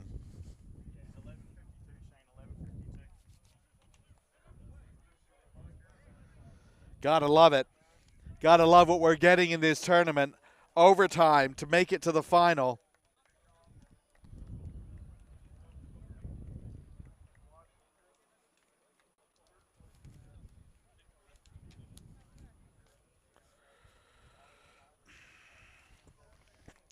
As we look at the teams shaking hands.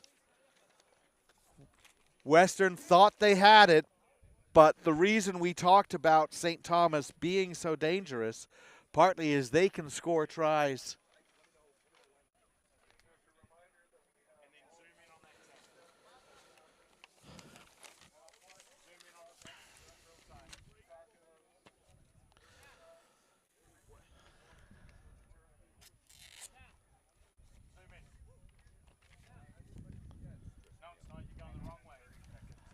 We're going to do an interview here and then you. Do you have 2 minutes to wait? Yeah.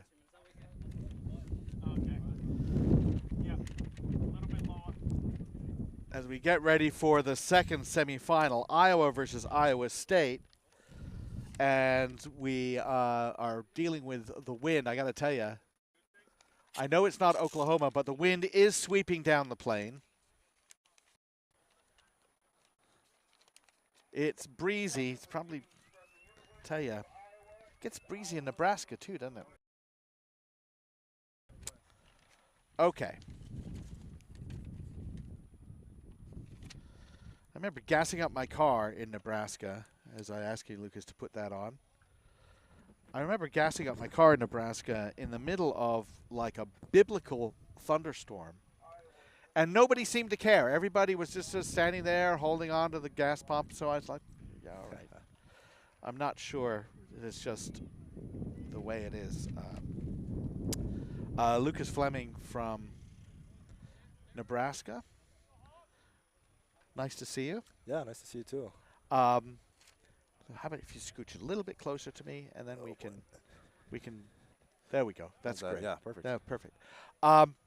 Hey, some good things for the Cornhuskers, but you guys, you lost one of your key try scorers early. That must have hurt. Yeah, for sure. I mean, especially a guy who can step like that and make plays. It always hurts to lose. So it's an emotional thing too. I mean, you got to say, hey, look, we can't change it. It's there. Right? Yeah, so I think that's always in play. And when you lose a guy like that, you know, you're playing for him because he lost an entire day of rugby, and you know, we try and do everything we can for him. Yeah. You were 2-1 yesterday. You know, felt you were perhaps in the frame to go run the table 3-0, get to the semifinal. What were some of the things that maybe didn't quite happen for you? I mean, I think it was some fundamentals like possession in sevens. You know, you possess the ball or you don't possess the ball, and I think that determines where most of the game's gonna turn. So, unfortunately, in that St. Thomas game at the end of the day, we didn't get enough good possession that we wanted, and that really, I think, turned the tables towards them. Right. You're a lot of fun to watch, and you know, if there's a half a gap, you can go through it, or you make gaps. That's a key thing for you to contribute to the team, obviously. Yeah, and I think that's part of what a lot of other guys could do. Like we have Eamon, who's the one guy who's gone through healthy this tournament, and then Christian, who got hurt at the beginning. Like we have them too, and me and other guys that can do the same thing. So again, it's rugby, and you can't predict what's going to happen. But again, at full strength, we have all type of guys that can get through. And obviously, you got hurt in the last game, and they were without you. But yeah, that was just something that had been nagging. So today didn't recover enough, and you know, it just happens. All right. Tell me what's building at Nebraska. That's going to compete for national titles right now in sevens. I think we've been putting our name out there for 4 years. I've seen 4 different teams these past years while I've been there, and I think now it's getting in guys and recruiting and getting funds to the program, and you know, communicating with alumni when we have a great alumni base. So establishing ourselves in sevens like we have been, but also pushing into 15. A team that's going to come and compete every year for titles. And you're in a great conference for it. I mean, there is competition in the HOA. Would you say that? Yeah. Absolutely. I mean, I think there's a reason it's being hosted here, but also there's a reason Iowa and Iowa State are playing for the semifinal right now. We don't like them when we play them, but they're more than game right now. So it would have been great to have like a 4-team HOA semifinal, but having 2, I think, shows why we're. Yeah, thank you, Alex. Thanks a lot. Yeah. Let's go. Yeah, let's do it. And as we see, I mean, it's been back and forth in this game, Iowa State. These guys know each other very, very well. Like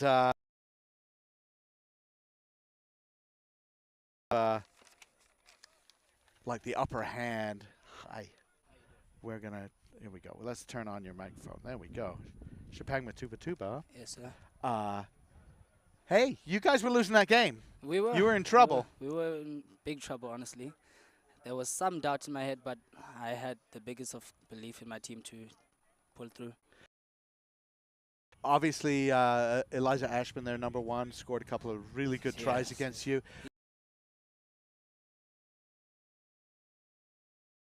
Attention to him, I don't know.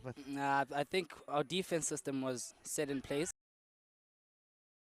and he found ways to exploit it, so we just had to adapt and fix our errors in our defensive system. Hold on, as we're seeing Iowa State.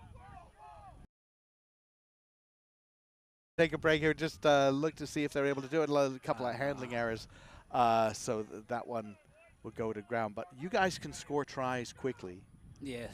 Had to, right? Yes, we had to score tries quickly. We were down by 2 tries and a conversion. So we just really wanted to score closer to the post too. Well, how big was Welton's first conversion? It was off the touchline. Yeah. He doesn't kick that one at the beginning. You lose the game. Yes, that is true. That is true. But a little bit of support. Oh, the dummy, very nice just to survive. And then Owen Phillips goes in. He's always good for a hard carry, and he goes over, and then Welton. Also talk about defense. You know, you forced a couple of penalties. You got that penalty. You had a lot of options. We definitely knew what we were gonna go do, because that one is the for sure one. But we have other options. Close to 100% as the one we did. Okay, right. Yeah, you know you're gonna do that. As a high well conversion plate. rate Yeah. itself. All right. Yeah. Fantastic. Thank you very much. Congratulations on your 15s championship as well. Thank you very much. All right, thank you. Have a great day. Beautiful. Good.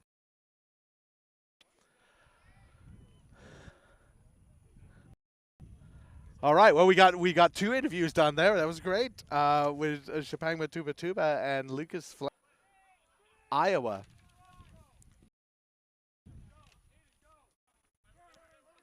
Iowa State in black, trying to push their way through. Handling error for Iowa State, and you could see actually it's just saying, hey, settle down. We're okay. We've got the ball. We're doing fine. Haven't seen as Heimer in this game. Johnson. And that pass, Heimer, well taken, really. There's a side step looking to make the offload. He lost it forward. Goes right into the hands of the Cyclones, Johnson. Klein taken down. And now they go Wadley back inside. A good hit. Big tackle there by Kemokai. This is just a physical battle. Wadley again. Fisher digs it out. Gets it to Cahill. Offside. Tapped by Justin Johnson. And the pass, man and ball, Braden Miller hit, loses it back. It's okay. And they're going to go with the knock forward, but he was onside, and that will be whistle. 7-0, another close.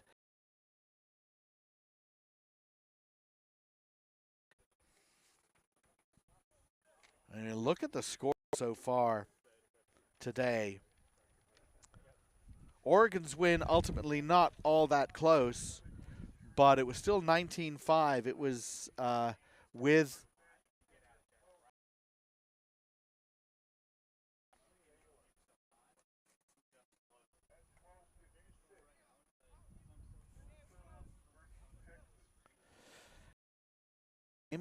Texas Baylor, that was 15-5. Minnesota Texas State was 12-5. MAU Nebraska, that was another one that was close. 7 late in the first half. And obviously the last game went into overtime. This one's 7-0.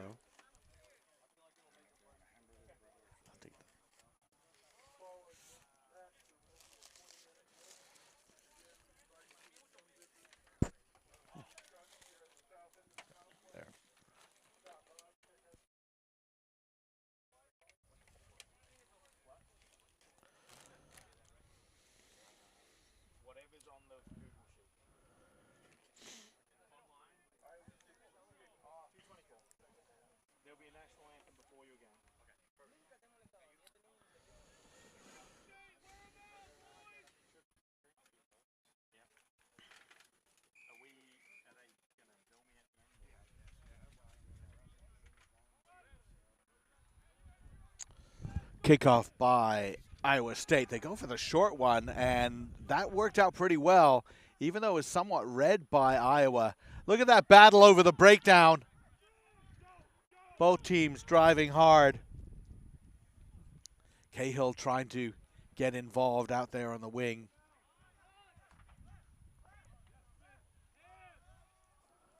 Going through Johnson, looking to use Klein. Again, we haven't seen him really go crazy in it, and he actually lost the ball. So the two big game breakers there. Couple of turnovers. That was a tip tackle. Kemokai now getting the offload from Heimer. Iowa State has got to be careful that they're disciplined. And the breakthrough. And the ball, that pass a little bit high, difficult to control from Johnson to Taylor, I believe.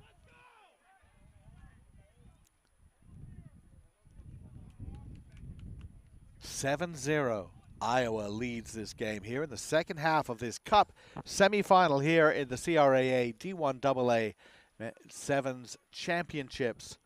Fantastic weekend we've had here at the Westwick Rugby Complex in Lawrence, Kansas. Gorgeous facility, fantastic weather. Been very fortunate, just absolutely lovely. Beautiful blue sky, but not crazy hot. Cyclones now have it. Wadley again, they've been using him to just test the defenses and then spin it out wide the other direction. A bit of a missed tackle, that might just be enough.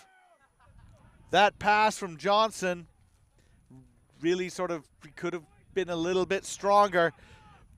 Turnover, Kemokai for Iowa. Offloads.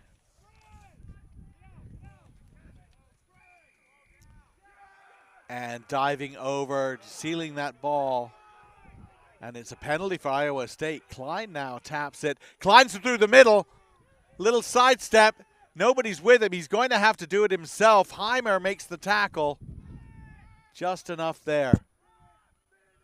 English. Cahill.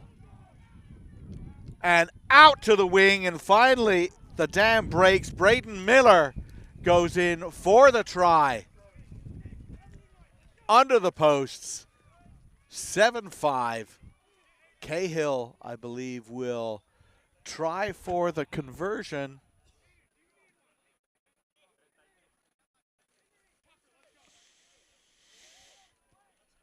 Stomping down on the ground to flatten that grass so the ball bounces a little bit better.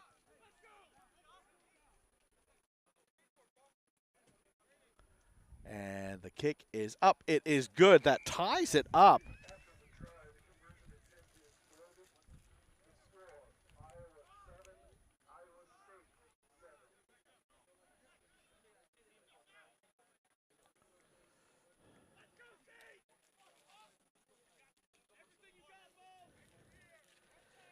Well, once again, it comes down to a tie ball game late.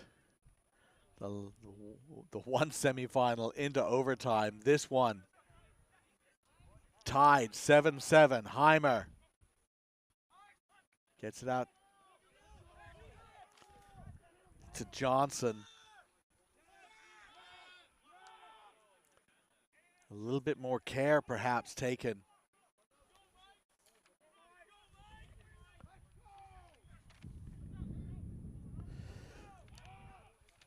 Kemokai. Heimer now. Little sidestep goes through. He's got one to beat. Dragged down from behind, but he gets that offload. Out to Taylor. Kemokai again, changing direction.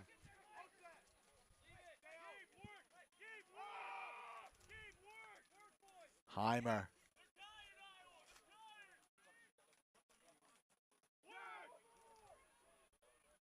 They kept it alive. Heimer again. Taylor. Johnson. The defenses are there. And then the pick up and go from Bell. Bell still going. Bell charges right through the two defenders.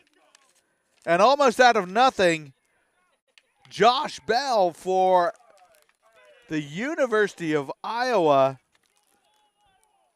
Pre-med out of Glen Ellen, Illinois. Played for the Glen Ellen Ducks. Very strong program in Illinois. And that huge try as the Hawkeyes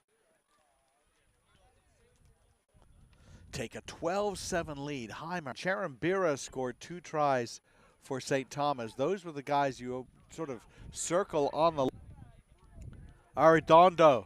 Teed. Teed has a little bit of space to work with. Playmaking, making decisions. And of course it came from a restart error. Dare I say it again, restart errors. But that's going to be it. The kick misses. University of Iowa has won this semifinal. They will go into the final.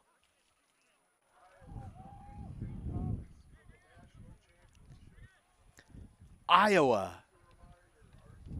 The clutch try from Henry. From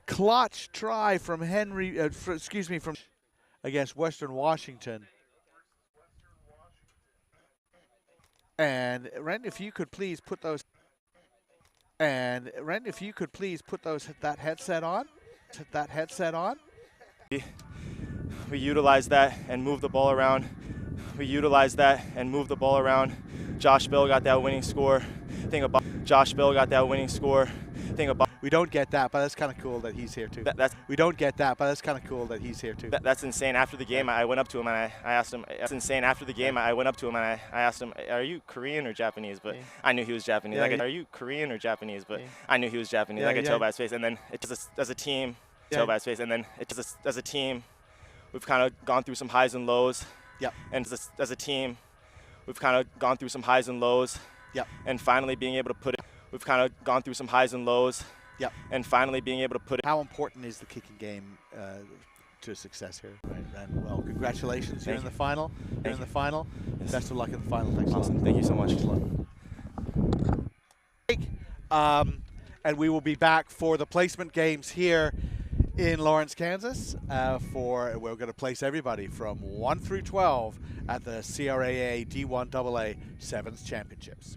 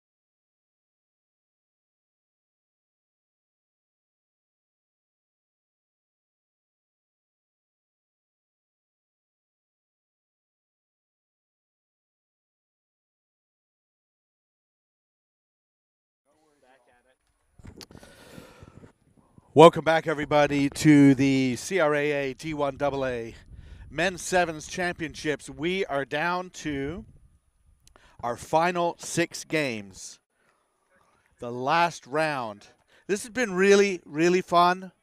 We talked about the venue, we've talked about the weather, we've talked about the teams and how they put everything into this. They're really enjoying themselves. This is the 11th, 12th game. And we will go our way through 11th, 12th game, 9th, 10th, all the way up to a first, second. But Texas State kicking off against Baylor. Baylor in the green, Texas State in the white. Somebody looking for a win. Both teams have had their moments. Both teams have some players who have stepped up and made big plays. What we haven't seen from either of these teams, I think, is breakaway speed. And what we haven't seen necessarily is because of that, an ability necessarily to get out of field position pressure, execution of the last pass, things like that have been difficult. Ball comes out the back of the scrum. Ben Kinsel picks it up for Texas State, gets it to Douglas.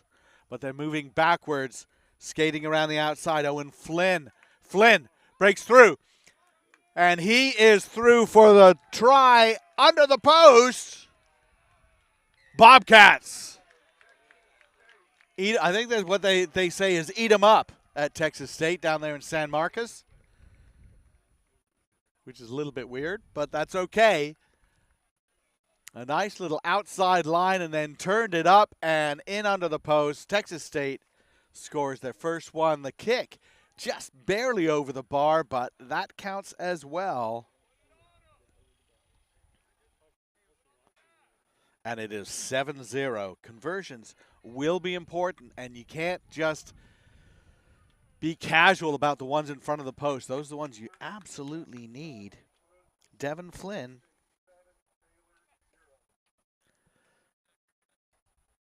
In with the try. Harvey Hopkins kicking off.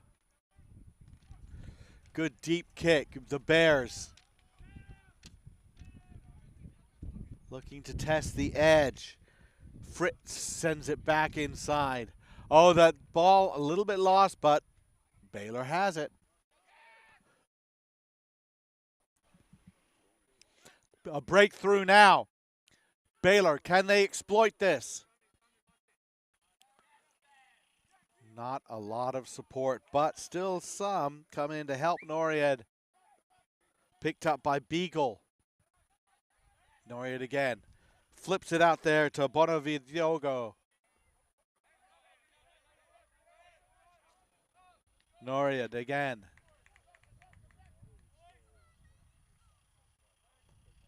Beagle just cutting back into traffic. Mullins. Mullins trying to get that pass over the top. Play on, says the referee, but he does touch the touch line. Colby Hand trying to make something happen there. Bit of a speculative pass from Jack Mullins, but it did turn out to work out for him. Baylor now inside the 10.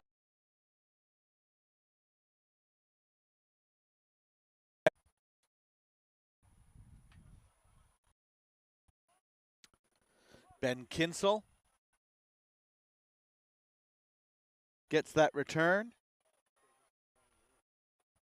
And a kick, not really finding much to do. Trying to offload it. Loose ball. Jolly can't control it. Texas State has it. And another one, another break up through the middle.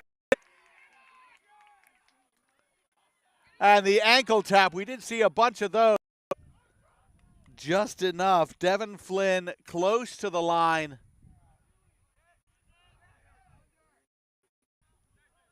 Well, that was an interesting up.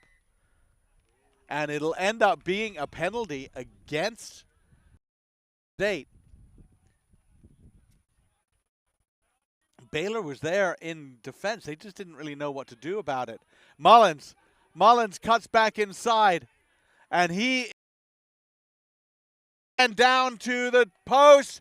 Will he go all the way? Yes, he'll go the length of the field. Jack Mullins.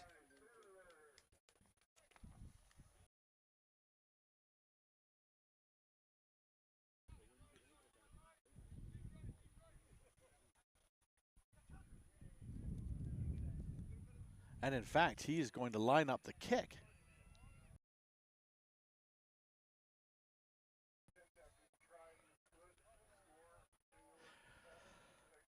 Some measure of impatience by Texas State gave up that penalty on the try line, and really they had numbers. They had people there, and just win that ruck, settle down until you're able to spin it wide perhaps and get it over. Instead, it was a double movement.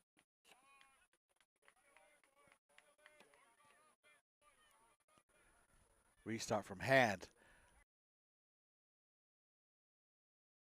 for Texas State.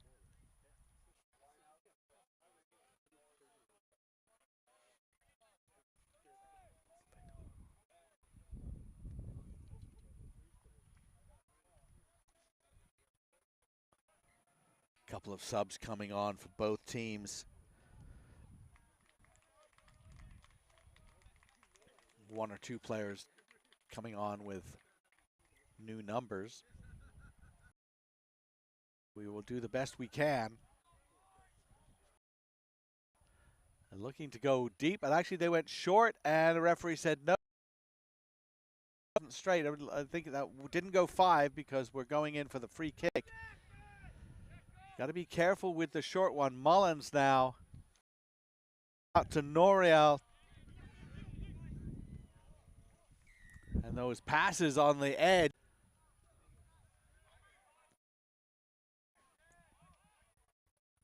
Offload out there. Picked up by Fritz.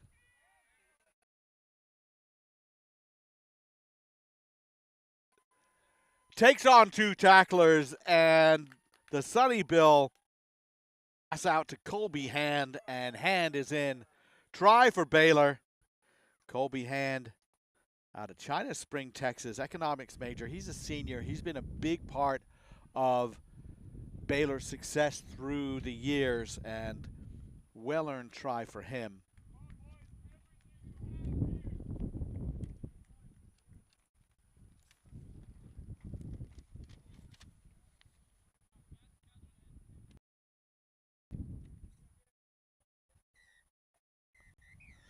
And that will be the last act of the first half.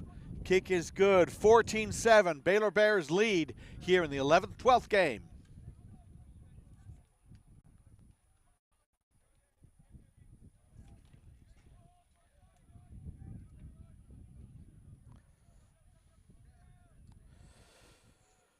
Baylor's day one started with a 38-0 loss to St. Thomas. And then a 24-12 loss to Nebraska that was closer than that. It was really tight. And then 31-12 against Wyoming. That was a game where Baylor knew that if they were to win and make it to the 5th place semis, they had to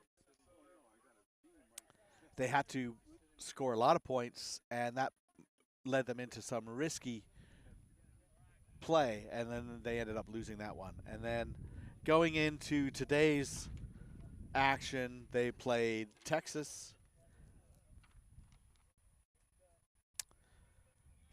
and they fell behind 10-0, scored a try, but ended up losing 15-5. Texas State, for their part, started off against MAU, losing 26-7.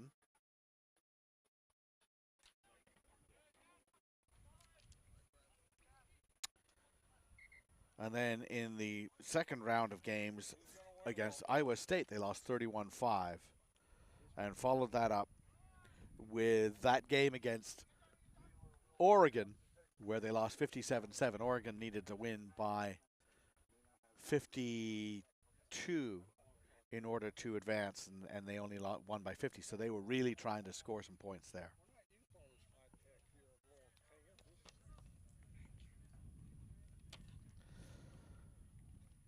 And then earlier today,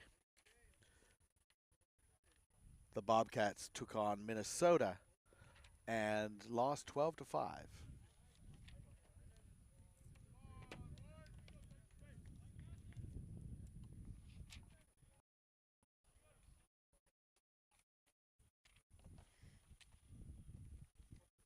And so both of these teams are looking for their first win.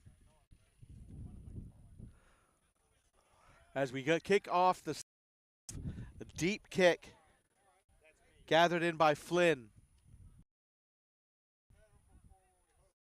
Flynn perhaps thinking about how he might have been able to finish that second long run. But here come the Bobcats.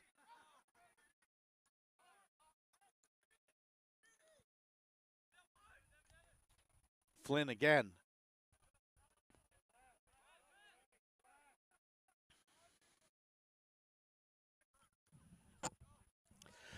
Boot to ball. Now the chase is on. Two Texas State players chasing it. The kick ahead. Diving on. You got to be careful about that. The ball is just sort of flung loose. When you dive on the ball to field a kick that's rolling around, another player can't dive on top of you. He has to let you get to your feet. The game is played on the feet. So that is a common penalty. Over-eagerness by Texas State, and all they really needed to do is slow down and take the ball away from him, and they would have been in good shape.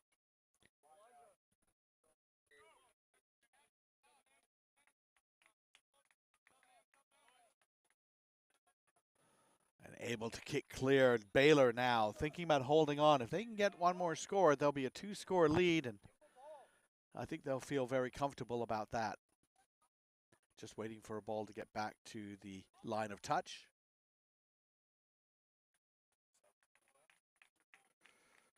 And a few fresher legs coming on to finish off this game.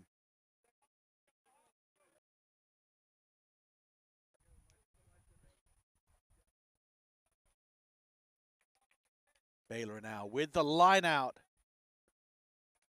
They go right off the top, tap down. Run a switch move. That didn't really fool anybody, but what that does is leave a little space on the outside. Pass off someone's shoulder. The ball went backwards. Referee says play on. And that one just took his eye off it at an inopportune moment. No need to be so frantic. Baylor trying to get out of their own end, a little bit impatient with each other, I think. And there's a scrum opportunity.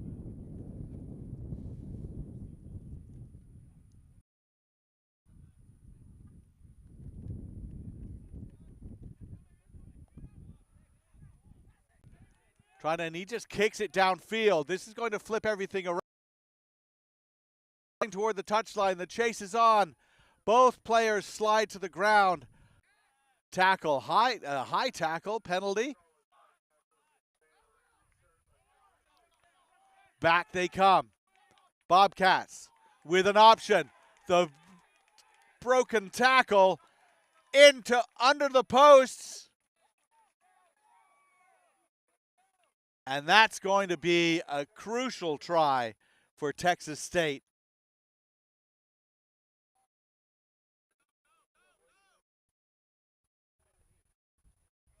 And the kick is good, and we have a tie ball game.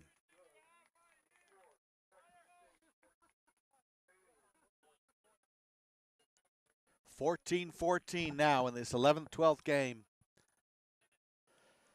Just one defensive breakdown is all it takes.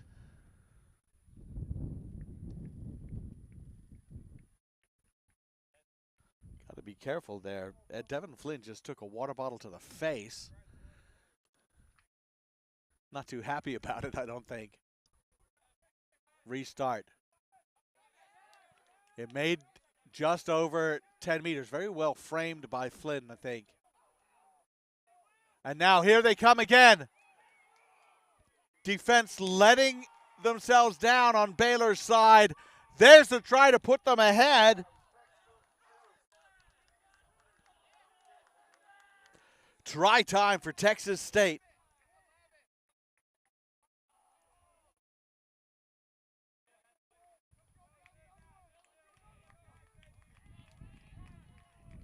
And that was just, again, a little bit of an arm tackle too high.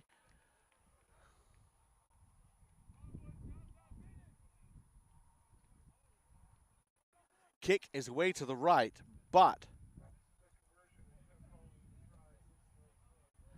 it's now 19-14 Texas State.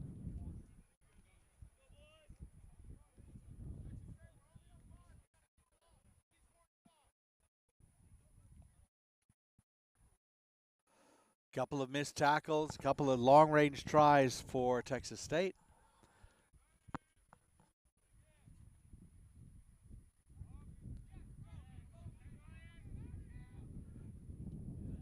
Baylor retains that. Norio. Bonavadongo sends it wide.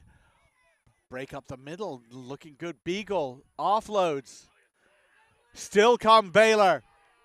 Right through the middle. Oh, that looked a little high. And it'll be called a knock-on instead. Knocked forward by Baylor. Time for the scrum, however.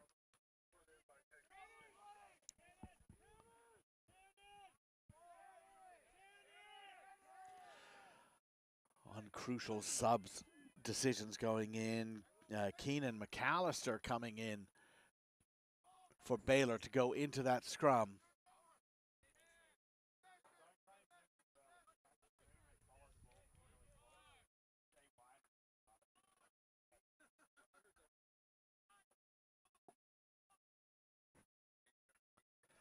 And now Texas State.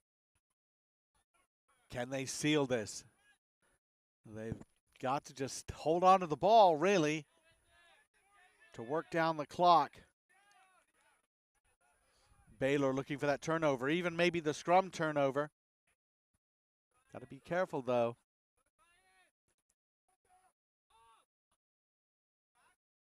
Bonavadongo over it. Yes, and he earned that penalty.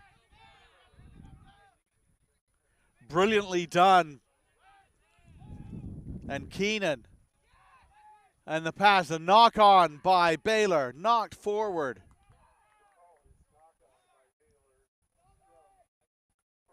And that was a bit of an unforced error. They didn't need to be quite so tense about it. They had the ball. Plenty of time. Texas State have to be precise. They have plenty of time as well. They'll want to keep this ball, not make any silly turnovers. Big tackle there by Noriad. And now is time over. Flynn thinking about it. Kicks ahead. Who's onside? Well, now is gathered nicely by McAllister. McAllister sends it wide. Paul. One more. A try will tie it. A converted try will win it for Baylor. But they were not controlled and going over the ball, and they're holding on penalty. Players will ask if there's time left in the game. He's tapping it. Kicks to touch.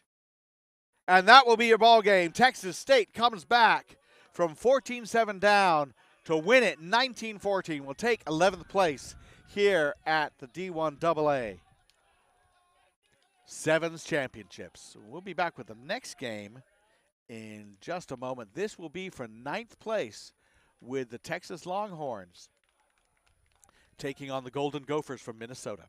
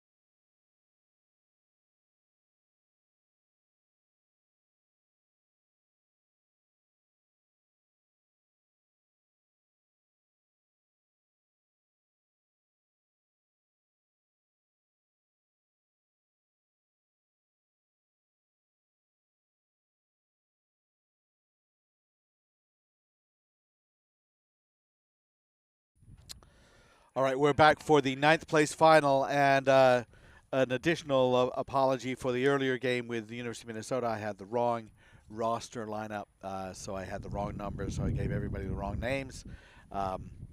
And we have everything fixed now, so we will be seeing the correct names for the Gophers here in this 9th place final against the Longhorns from the University of Texas. A lot of close games today.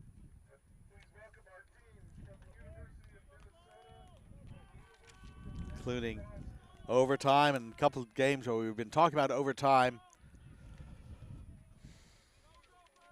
Minnesota made this 9th place final by defeating Texas State 12-5. They ran out to a 12-0 lead thanks to tries by Anders Vivang and Ryan Horsch.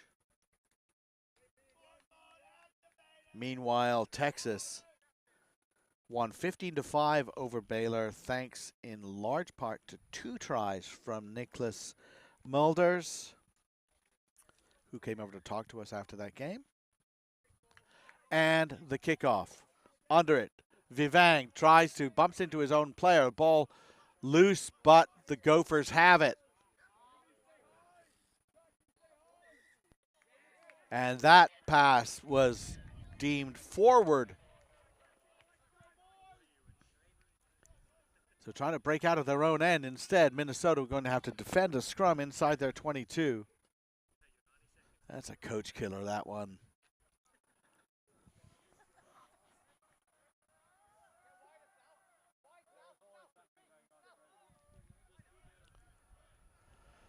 Big, wide, steep line from Texas. Getting out to Lehman. Cut back inside from Brancaccio. Back again through Dupree. Hands to the edge. Cut back inside again. Good ball control. Dupree again engaging tacklers. Back to a penalty. No advantage.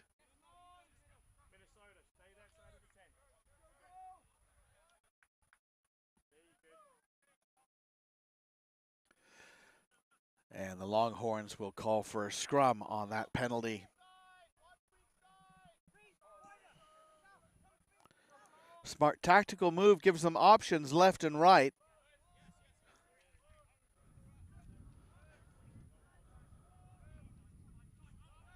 And they break right.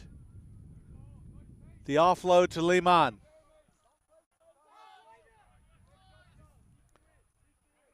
Dupree.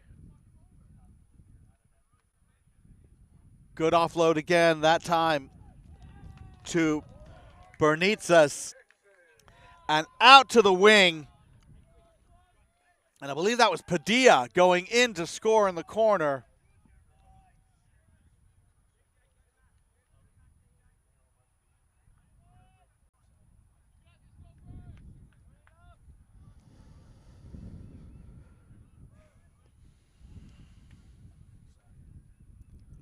So scored out wide. Conversion, a tough one, into the wind. And it's good. Brilliantly taken.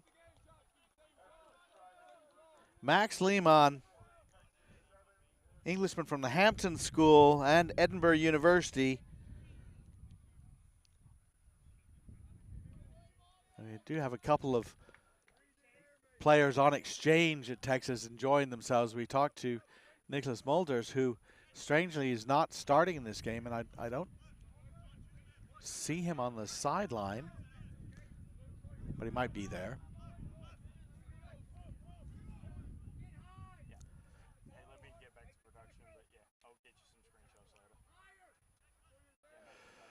Gophers now having retained that ball, offside against Texas. So now Minnesota, they have a little bit of an overlap. Vivang looking to free up his teammate on the outside. That's Owen Voice, and Owen Voice down the sideline, touched it down. We had a nice chat with him about what they're trying to build with the Gophers program, and he scores a crucial try. 7-5 now with the kick to come, and a good answer. Mulder's coming on for Texas. He's the guy who's really made a lot happen, but it's interesting that they waited to put him on. Maybe just gave him an extra couple of minutes. The kick is good. Two very nice conversion kicks from these two teams. And now it's 7-7.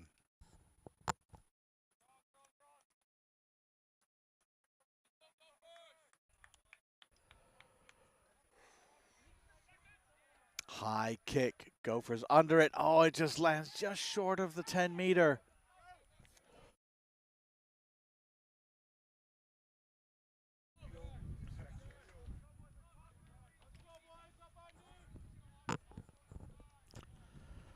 So that's a free kick for Texas in the middle of the field. Lehman kicks it ahead. Mulders to chase. That one's going to roll into touch.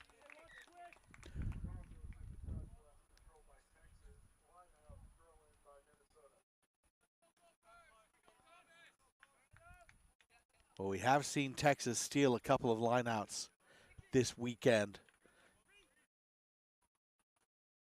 Meanwhile, Minnesota finds himself back in their 22 yet again. Can they break out the way they did before?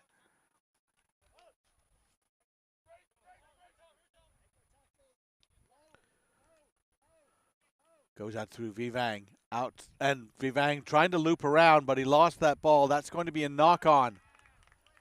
A little bit of defensive pressure on the edge from Texas. The Longhorns will be happy with that. Sets up a scrum for them on the left side of the field.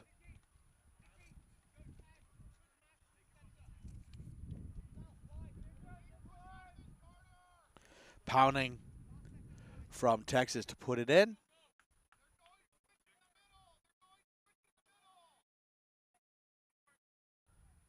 Lehman and Mulders there. Lehman out there at the center position. Mulders at the first receiver. The ball comes straight out the tunnel, so they'll reset and redo that.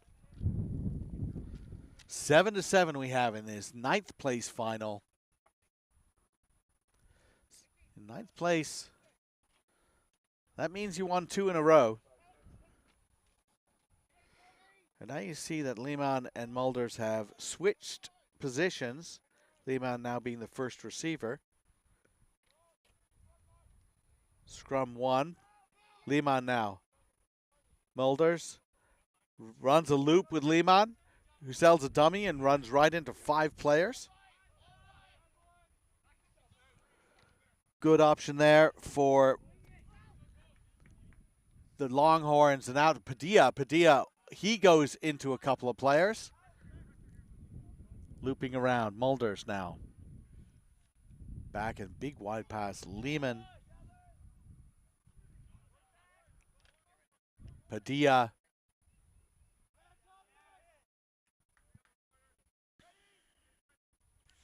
Oh, and the pick and go.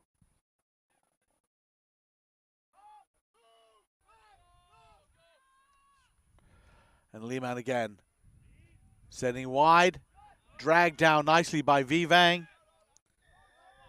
That was Pounding, trying to get something happening. Penalty against Texas. And that is not 10. And we talked about whether those sorts of things might produce a card. Yesterday they weren't. This time they will. And that is a conscious decision by the referees to be a little tighter on that kind of negative play. Not being not 10 is one thing. Making a tackle when you're not 10, something else entirely. So, Owen Voice.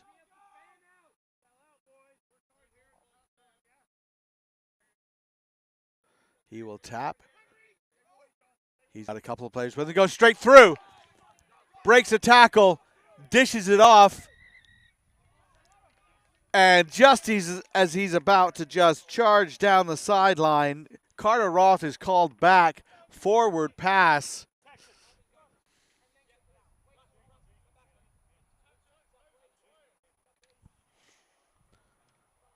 That was a very close forward pass play, and actually we're going with a obstruction call.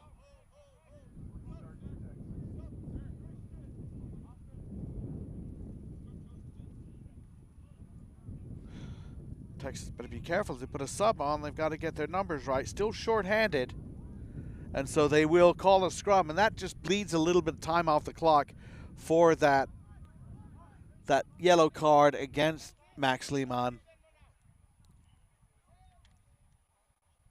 Pounding. Put the ball in. And they send it back. And Mulders figures that they will be ending the half. Steps into touch, and that is the end of the half. Smart move by all concerned to just settle it in the second half, not worry about it. You're under pressure. So 7-7, halftime here in this ninth place final. All to play for Minnesota and Texas.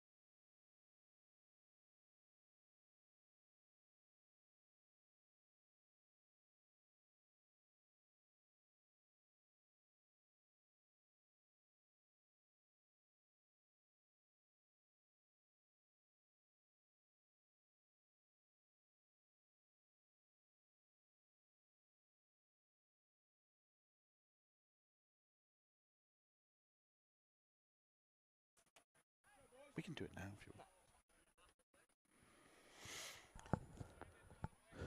Second half just about underway here in the ninth place final.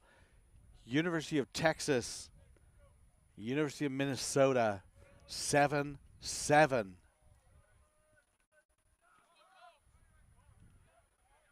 Both teams have had a couple of other chances, perhaps more on the Texas side, but not able to take that initiative. There was that breakaway potential for Minnesota, called back for a forward pass. The kickoff is good. It is gathered. Dubry, Mulders. Remember, Texas still shorthanded. The charge ahead by King.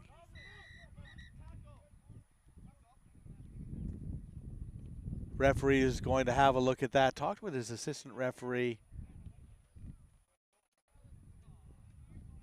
And just a discussion on that tackle.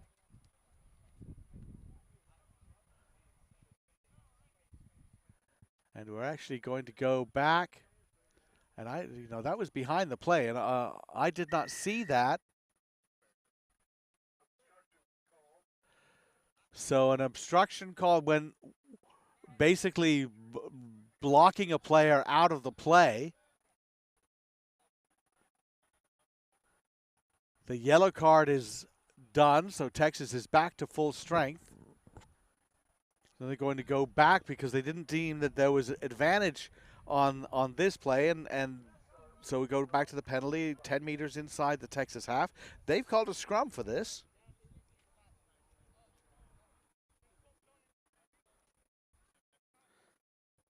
Well, one's got to be careful.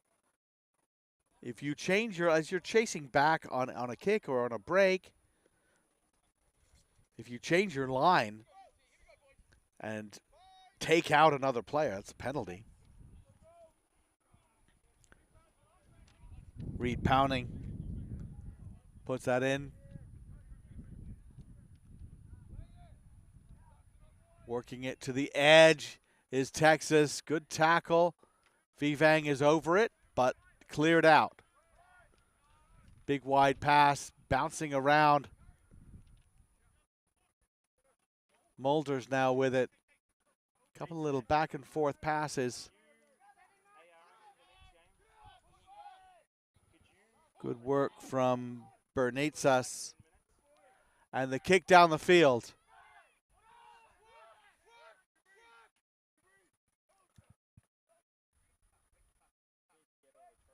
This is a little bit like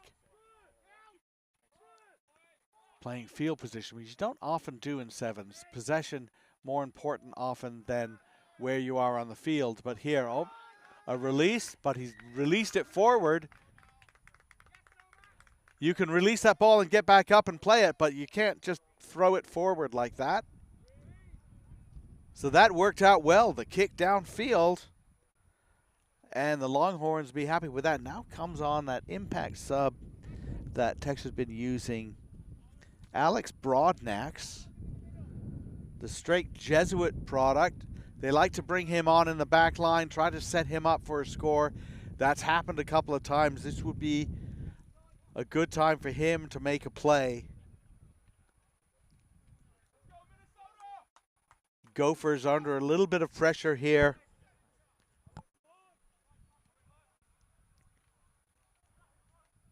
And Texas goes around the right side. Good tackle from Vivang. Slow ball coming out. And not rolling away. Hands in the ruck, actually, but all pretty much the same thing. Killing the ball in the ruck is essentially what that is. Now Texas goes at Mulders to Broadnax. Broadnax cuts back inside, taken down by 2. Bernitsas sends it wide. Dupree, Lehman. Cuts back Dupree again. Bernitsas. Now he has, and that's going to be called a forward pass. And that was a 3-on-1 setup that they lost.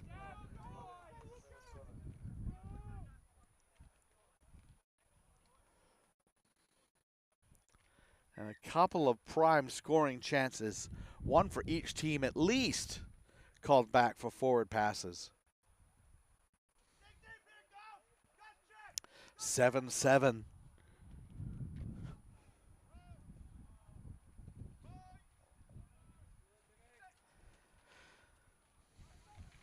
Oh, and a tight head, won by Texas. They just shoved Minnesota right off the ball.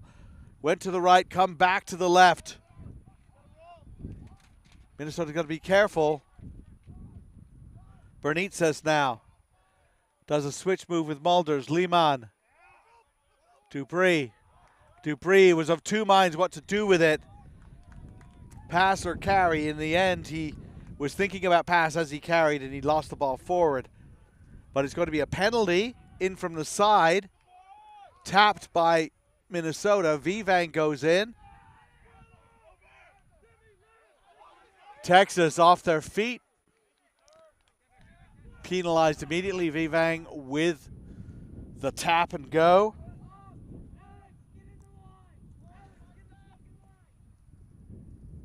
Roth getting involved. Horsch. Roth again. Right through now. Missed tackle. Just a straight up missed tackle. Not the time you want to make one, if there ever is one. And Minnesota scoring under the posts. A couple of penalties. Texas kind of hurt themselves on that. And the Gophers take the lead.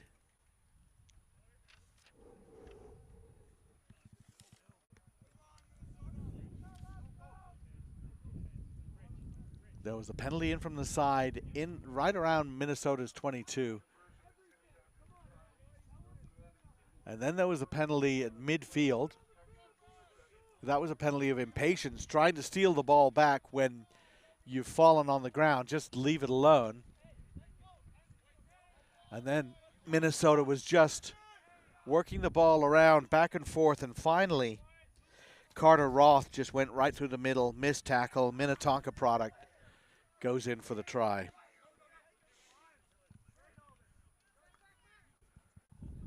So 12-7, they missed that kick.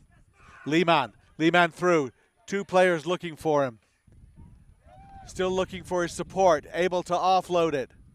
Mulders, Lehman, Dupree. Oh, he's going to go through the middle, trying again to offload it. Lost it, but he lost it backwards. Really needs to secure that ball in contact. Vivang with the pass out wide. That's a huge play, beautifully done to set him up. And Minnesota, he's around behind the post and past them and off to the right of the posts. But the key thing is the try.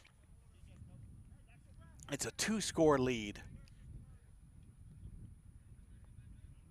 And the Golden Gophers, that would be Voice, I believe, going in for that try. Yes, that is exactly who it is. Owen Voice.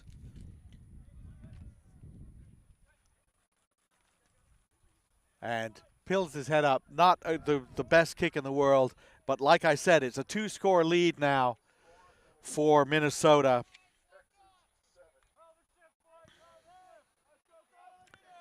(17-7) Minnesota leads. Texas needs to do something right now.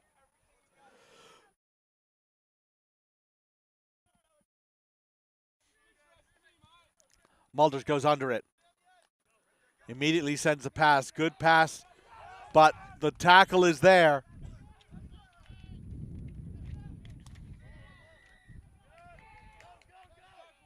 Minnesota got it, but they attack quickly after that penalty. Mulders again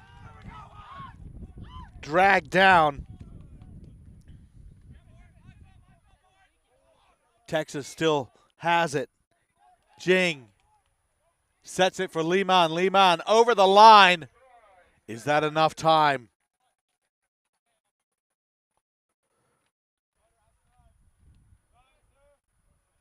Well, if there's no time left, you can pass up the conversion and just go for the kick, the restart, and hope to retain it and go from there. Lehman kicks the conversion, but that will be time. 17-12. Minnesota runs the table on day 2, wins both of their games, both by very slim margins, winning their 9th place semifinal 12-5 over Texas State and their 9th place final against Texas 17-12. And they will take 9th place. And overall, in fact, if I'm not mistaken, 3-2 on the weekend.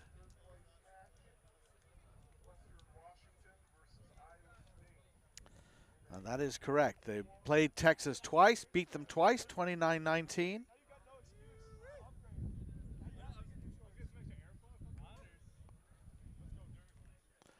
Hey, all right, we're going to do an interview. Awesome. Just allow me to hook myself up here. I'll ask you to put that on. There we go. There we go.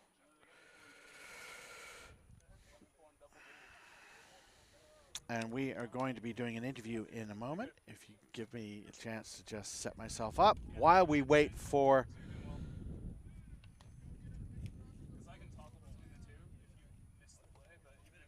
the 6th, 7th final.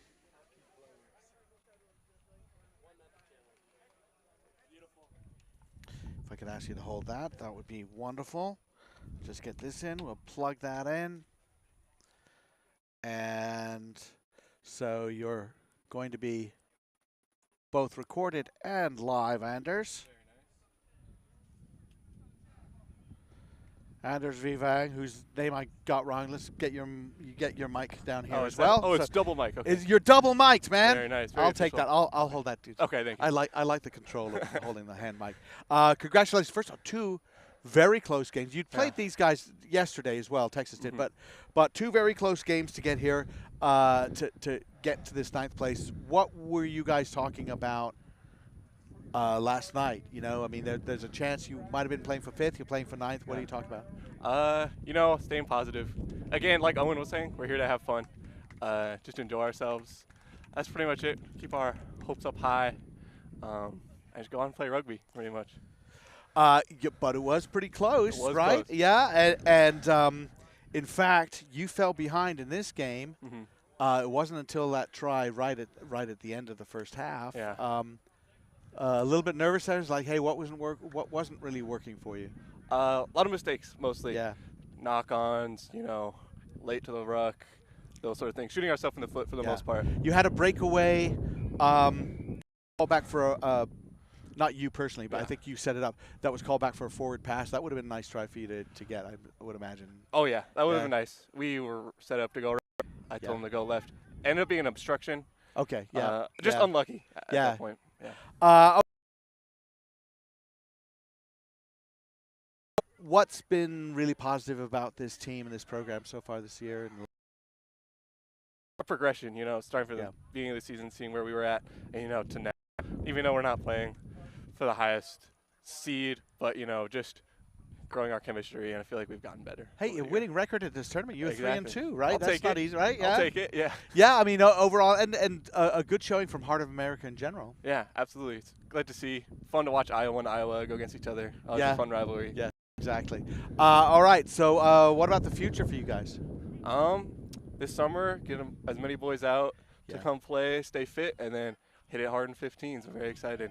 All right, man. Thank you very much. Appreciate it. Appreciate it. All right, Anders, thank you very much for that. And great to have him come by. And here we are in the 8th game. And a breakthrough already, and we have a try. And the Cowboys of Wyoming, who have been sort of, you know, they've been an interesting team for me because they have been playing well. I just feel like I see a lot of good things from them, and then a couple of maybe a little bit unlucky sometimes as well. But you can see the progression, the things that work right for them and the things that don't work right. We did have a chat. Nebraska, we know, is under some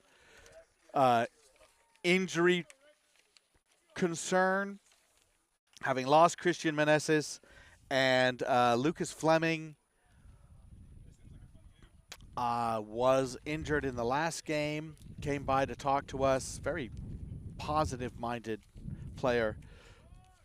But he says, hey, you know, that's rugby. People get hurt. So Wyoming looking to build on that try.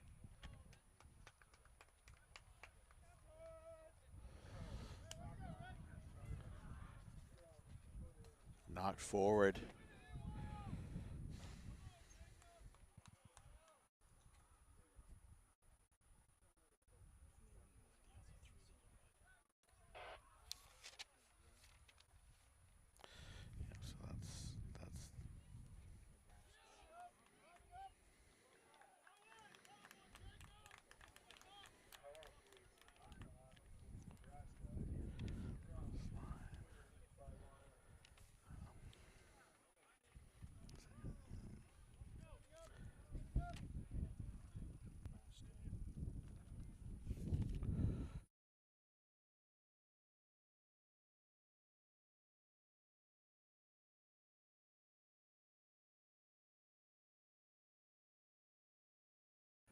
Second try for Wyoming is exactly the same way. They just go right up the middle, running powerfully up the middle, and they exposed Nebraska a little bit, and that was their trouble. Once Fleming went down, he sort of anchored that defense as well. So that's been an issue for Nebraska now, and Wyoming taking a 2-score lead.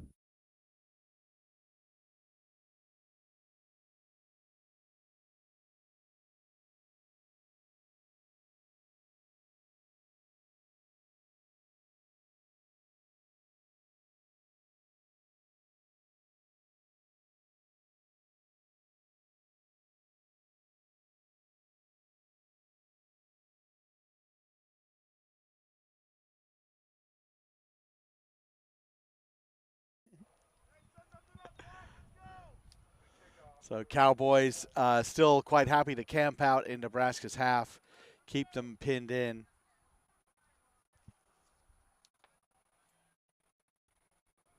Looking to use that combination, Porwall, Pugh.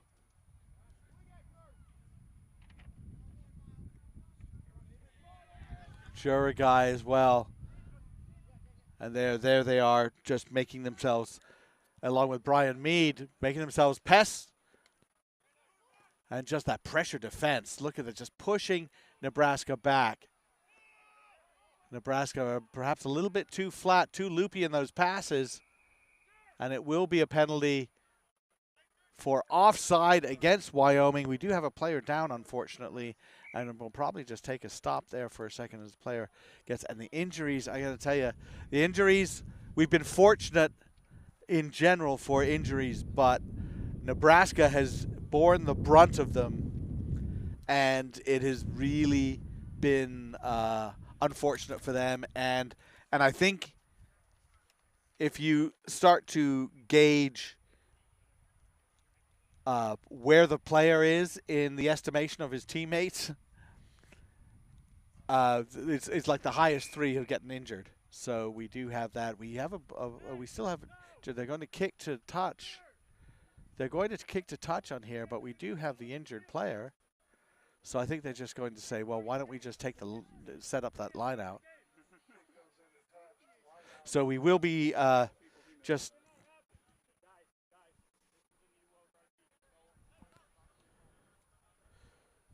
We'll be just taking a moment. And yeah, I mean, seriously, if you ask the Nebraska players who are your most dangerous three players, they probably would say Christian Meneses, Lucas Fleming, and Eamon Boyle. And all three of them now are injured. Boyle going off injured right now. Very unfortunate for Nebraska. Wyoming, hey, you play who you're told to play. Again, right through the middle. Aggressive running from Williams. Pick up and then down on the try line once more. Williams picks it up, sends it to Ranwheeler. And in for the try, Miles Porwall, mechanical engineering major, and another try for Wyoming.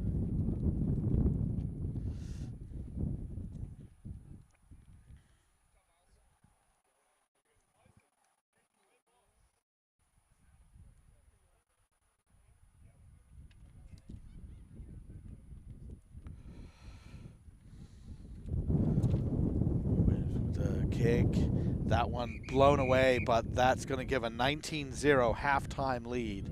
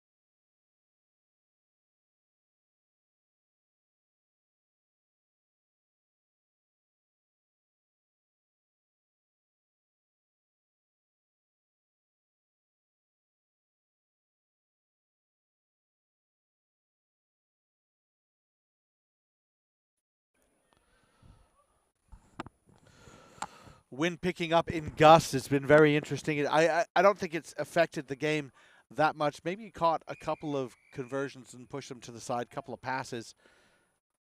A big high kick. That's a nice kick for what Wyoming wants to do, which is just pin Nebraska in and not let them get anywhere. A really good tournament, I would have to say, for Miles Porwall, and he's actually gotten better, more effective as the weekend has gone on.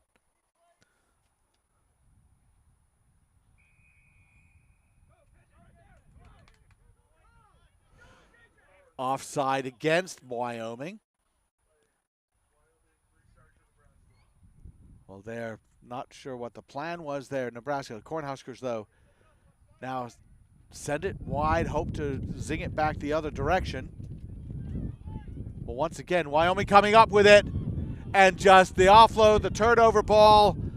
Was that tackle a little high? A little bit of a seatbelt tackle. The ball squirts out, and they're actually going to call a holding on penalty down on the line.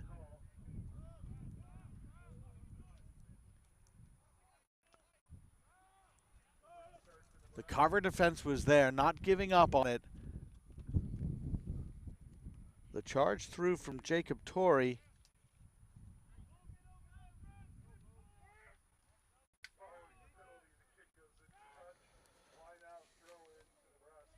Nebraska setting Bo Stearns on. Biochem major.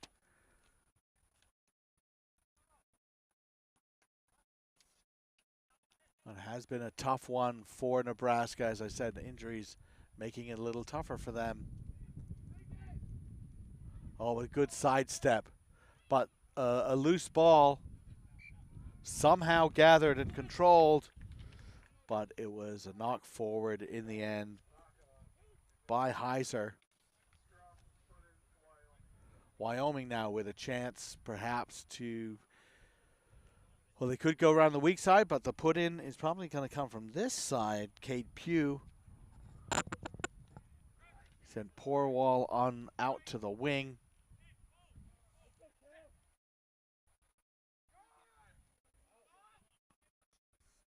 And Pugh just going on his own. Doesn't need anybody else. Everybody worried about everything else. And Pugh in under the posts.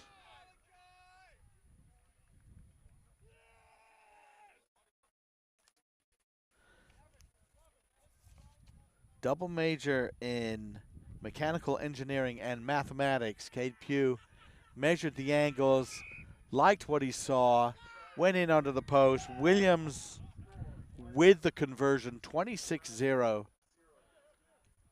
A pretty emphatic statement from Wyoming.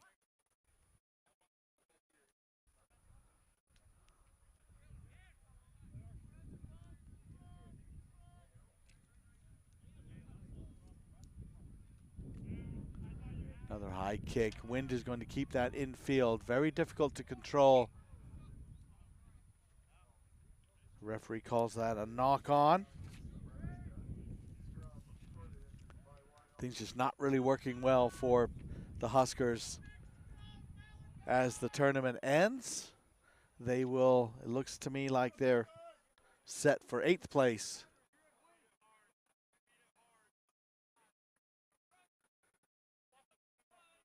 Pugh with the put in.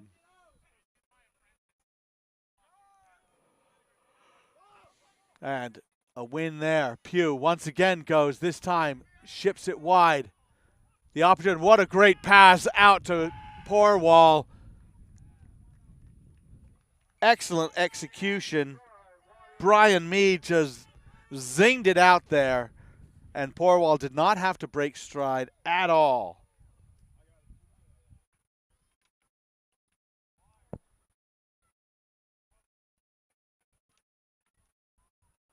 And the kick is away, but that will make it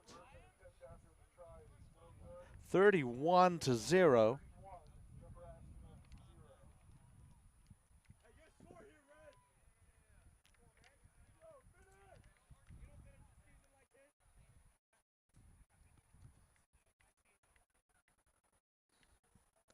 Restart, and that ball will Rance Beck did his best to try and frame that into 10 meters. The referee said, no, it did not go 10 meters. You could be standing 10 meters downfield, but the ball itself did not go 10 meters. So that will be a free kick for Nebraska. Carry from Jenneret.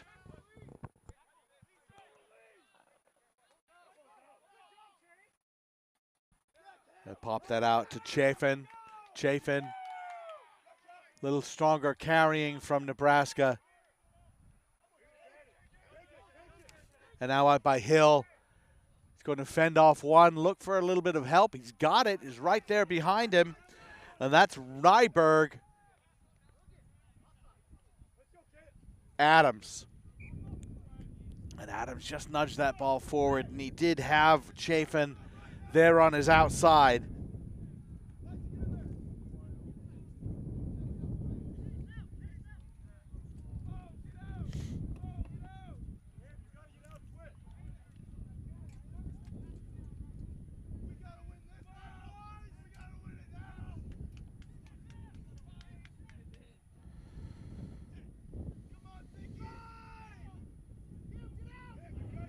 Now Pugh takes it out the back of the scrum. Mead to Porwall. Pops it back. Looking for options. Petit. And Pugh once again is just taking off. And he's got the angle on all four players. Maybe he should have stayed on the outside, but the cutback worked. Too high in the tackle. Cade Pugh in for another try.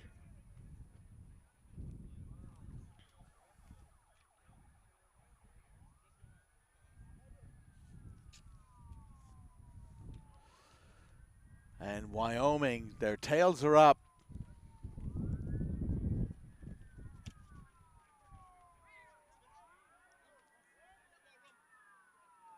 And the kick not good, but that will be it. 36-0, an emphatic victory for Wyoming as they take 7th place here at the CRAA Men's D1AA Sevens. An outstanding showing from the Cowboys.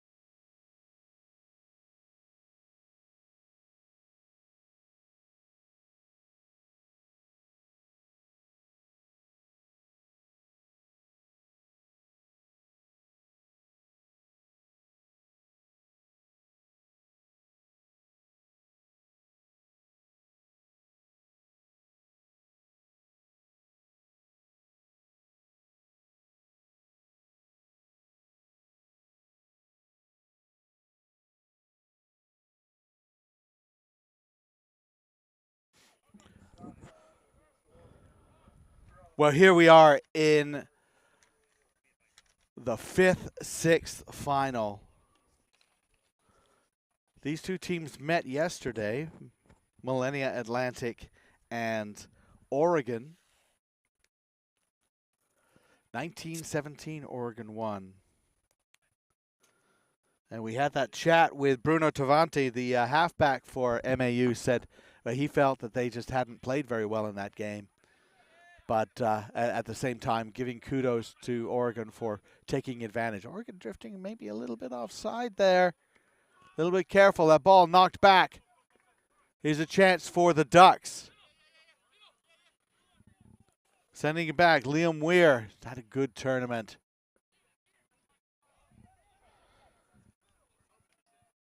Once again, sending it out. Boyd sending it out wide now. Penalty. Offside. Referee called that immediately. He was right on top of that.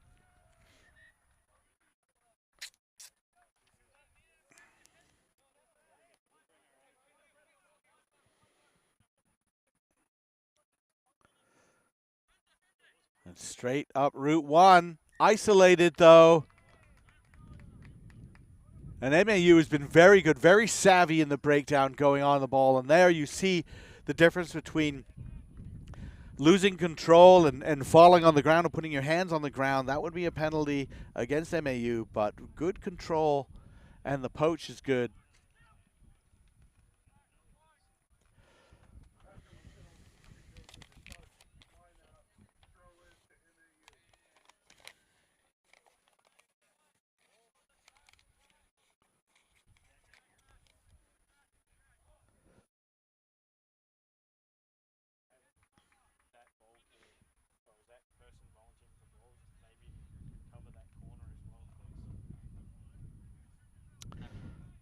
Back for the line out for MAU.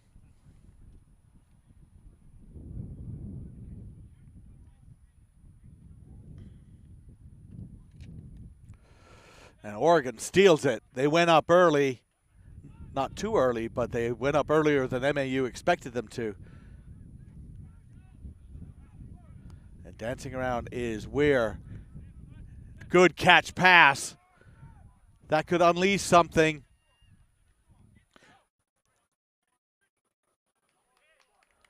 And Oregon able to get out of trouble, but not hold on to it. And it ends up being a line out, which is taken quickly by MAU.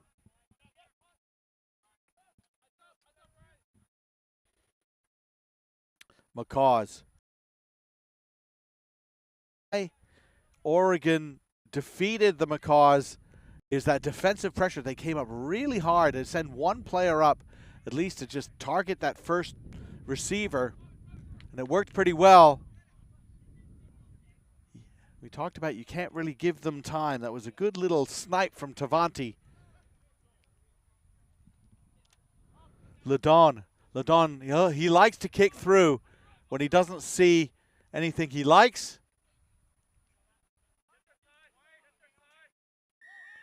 And right over it. But not releasing the tackled player. And yet, you know, when you are the tackler assist, Alessandro Arrighini pulled Weir down to the ground, but he didn't let go of him after that. He just sort of held his hands on him and then tried to take the ball. You're supposed to release that tackled player so that he has the opportunity to at least place the ball back, set a ruck. Oregon kicks to tie. Stuck in their end, but they win that. And Weir sends it out.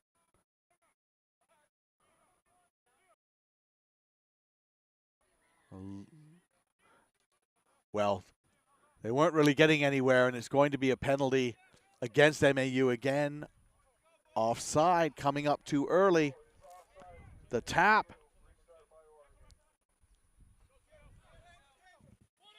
Mahaffey. That one went backwards. Referee says play on.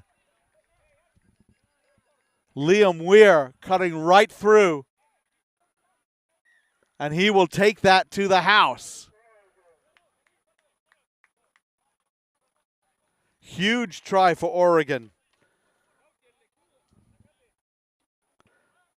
But as I said, that defensive pressure from Oregon, it wasn't a mirage yesterday. They caused MAU some trouble and really just forced the Macaws into playing a game that they don't really enjoy playing, which is a bit more of a smash mouth type thing. The kick is good. 7-0 lead for the Ducks.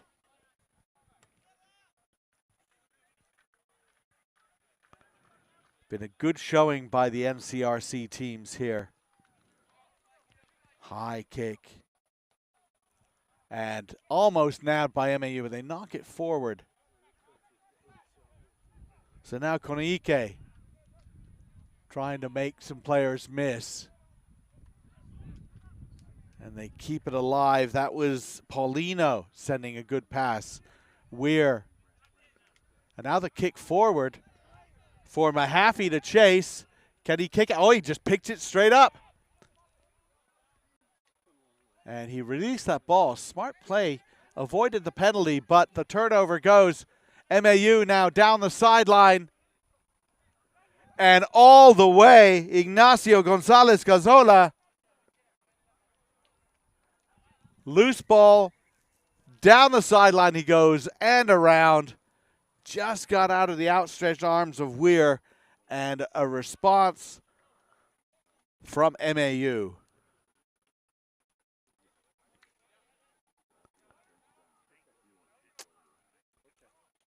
Well, bad news for the Ducks, as it looks like Taishe Konoike is off with an injury, and he's been a very elusive player for them. Kick is good, and that will be halftime. 7-7, all to play for in this all-Avian fifth-place final.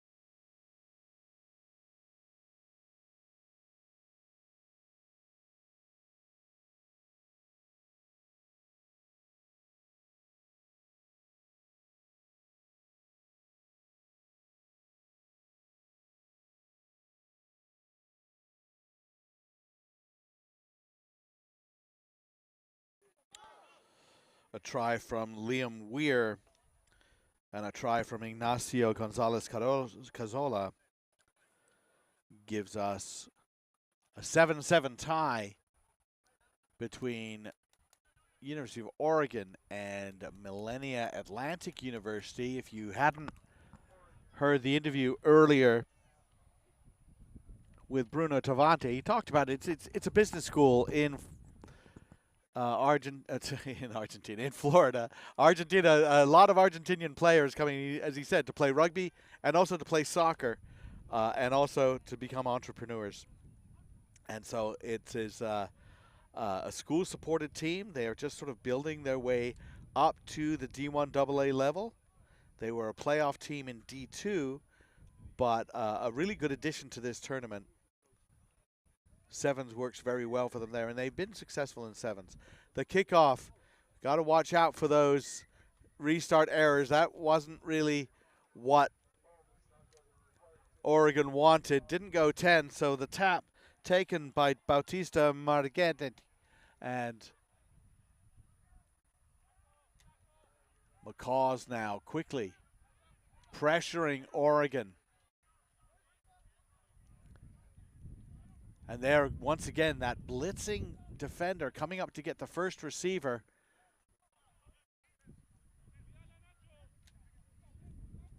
Another hard hits from Oregon, but MAU retaining the ball. And just a little knock on at the base of the ruck. Playing fast, but maybe playing a little too fast. Tavante not happy with himself on that one.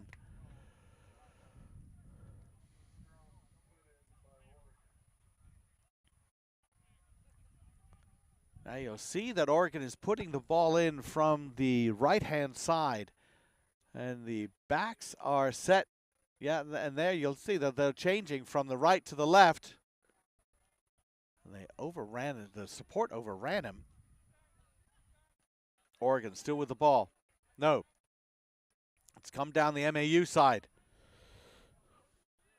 Abilene.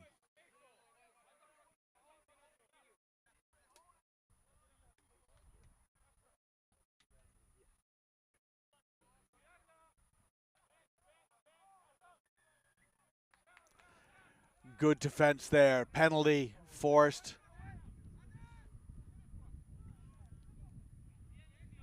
Oh, just slipping. I'm not sure if the referee was making a signal there for not 10. Well, the kick through.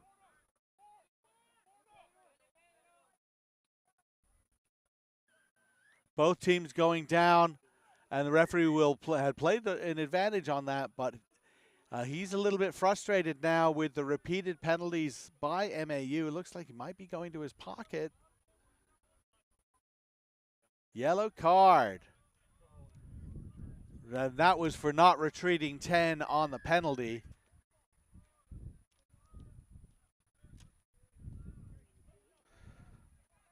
And so here with the score 7-7, penalties like that are noticeable.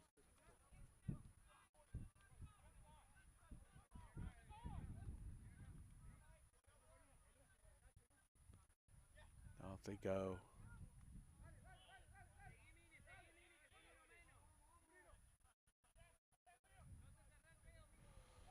And a couple of passes, but they were all low on the ground, but they went the right direction. And suddenly, almost out of nowhere, kind of a shaky attack, but Oregon goes in with the try.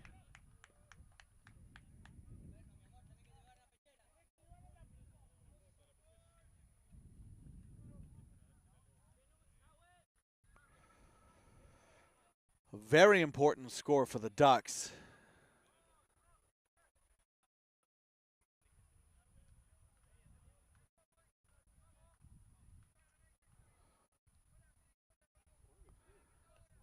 And when you have an opponent taking a yellow card, you always want to try and score quickly so you can then put them under pressure again before the yellow card expires. It's 2 minutes.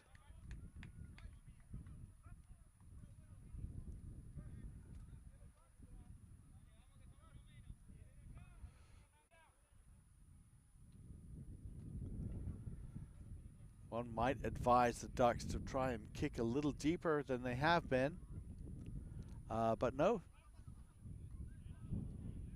And that ball is lost forward. And they will go back to that knock on, playing advantage. Pretty standard advantage time. I mean, it wasn't very long and just allow the players to play, but that you have to go back to that scrum.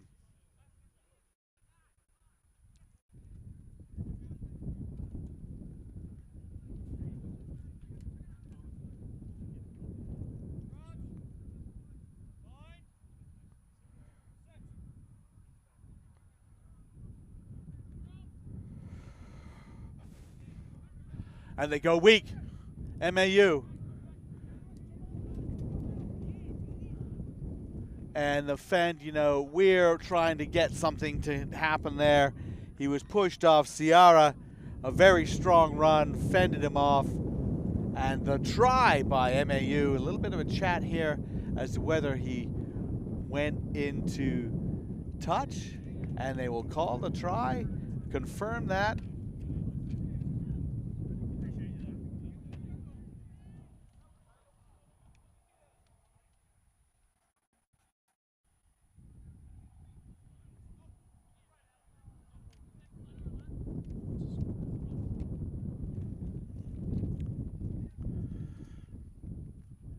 Tavanti will be trying the extras.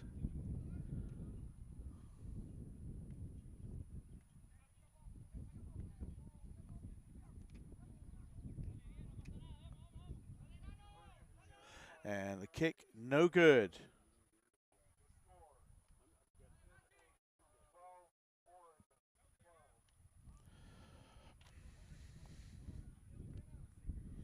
And so with it being 12-12, again we're deadlocked.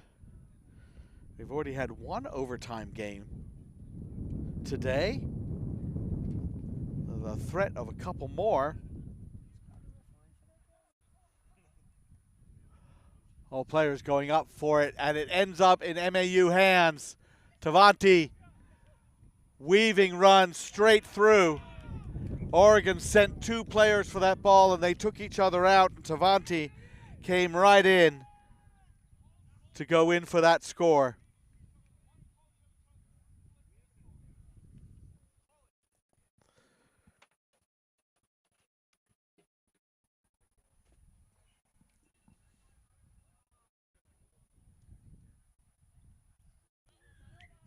And the kick as well, and that is that's a key score for MAU. The Macaws will be very happy with that. 19-12. Down 12-7. 2 tries in quick succession. MAU now leads. Ball goes up again. Up for it. Weir has it.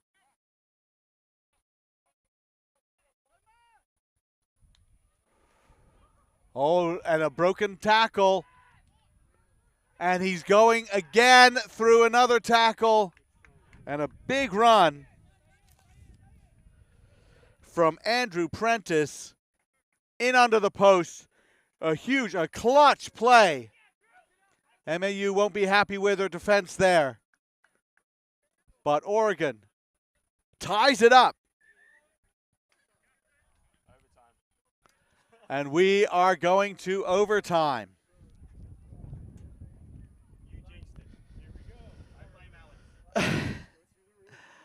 Well, I said we were at the risk of overtime. I make no apologies for that.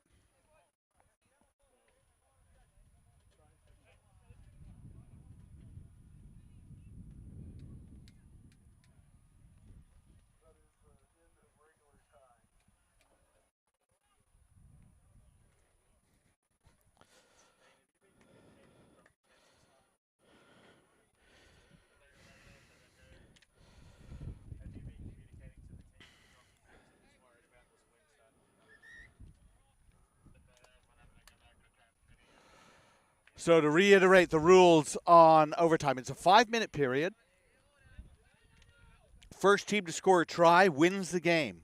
If you choose to kick a penalty goal, that's not going to be a sudden death win. However, let's say somebody kicks a penalty goal and nobody else scores and it ends up 22-19 at the end of the 5 minutes, then that's the game. The game is over. You've won. But you don't get the sudden death aspect of it.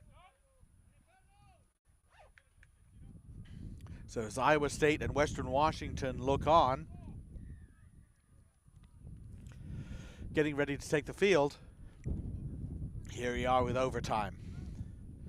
Sherman gathers that ball, sends it wide. Prentice looping. Mahaffey. Prentice. Ooh, almost lost that ball, did they?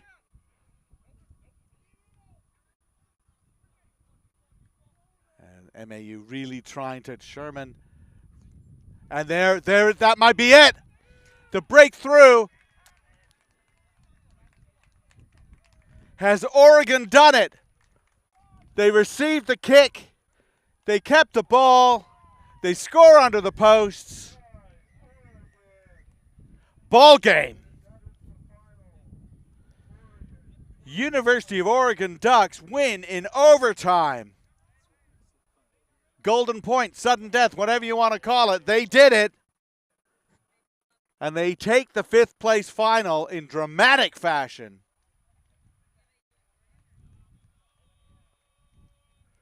Just about every player, really every player on the field there had a hand in setting up that try. Couple of important passes from Ethan Sherman. He's the one who fielded that kickoff, and he's the one that set up the pass.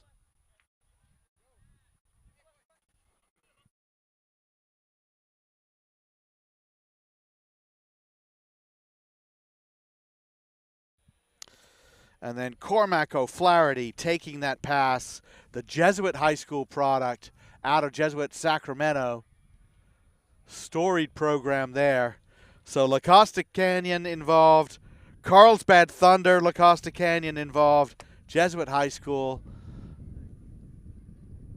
And a brilliant run. He had to get out of an arm tackle and go through.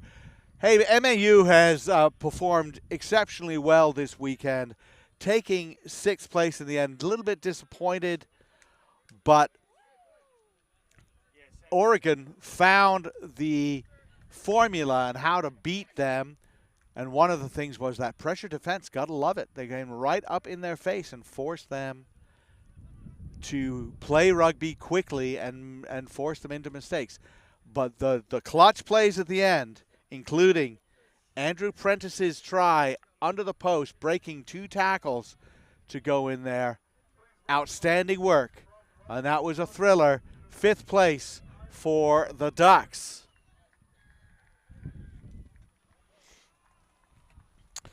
Well, we've got 2 more games to come.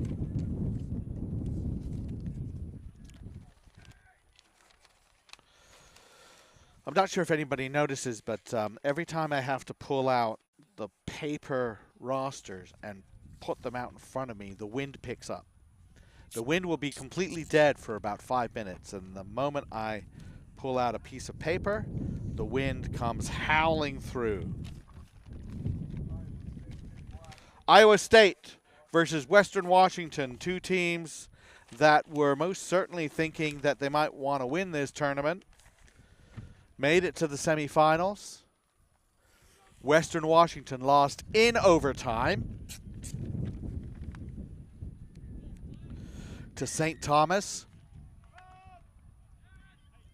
Iowa State lost to their rivals Iowa, and a deep kick lost forward by Western. They won't be happy with that.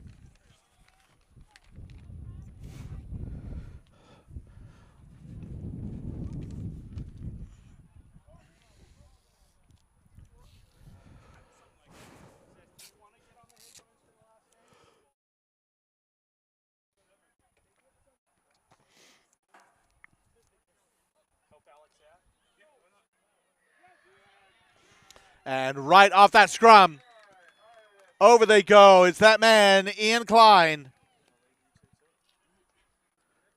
Scores a try.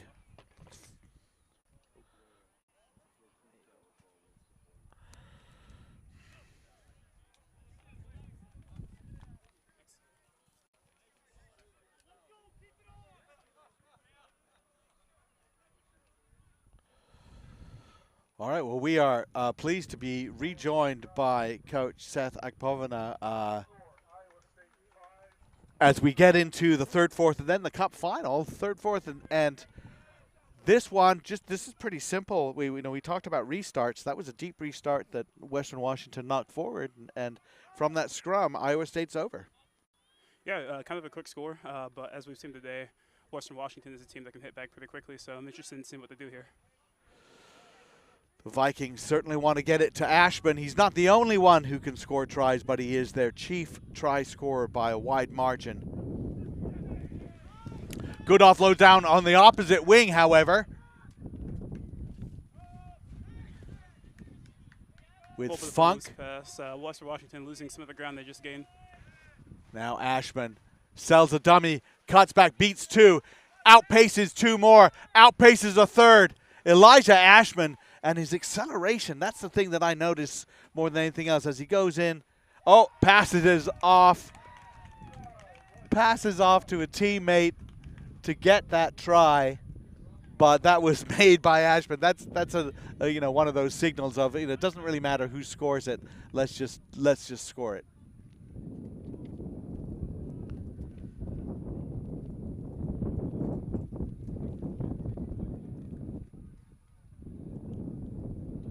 Got a check on that number.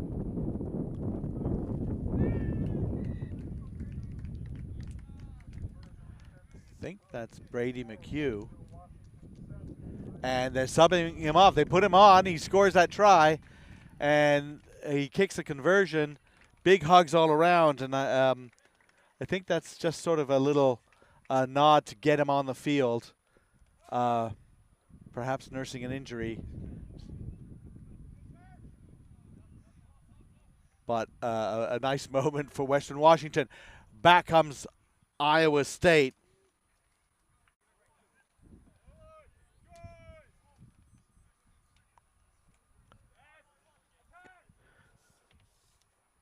And it's Klein and Teed working together to set something up. It's those other offloads that may be a little bit shaky. Fisher tried to rescue something. Interception and the offload. Vikings going up, but very well responded to by the Cyclones, and they're able to get that holding on penalty. Ned O'Brien tried to get through, and they kick downfield. The chase is on. The chase is well and truly on. Johnson's got it. The offload intercepted though. And that was Pritchard, I believe, who got in the way.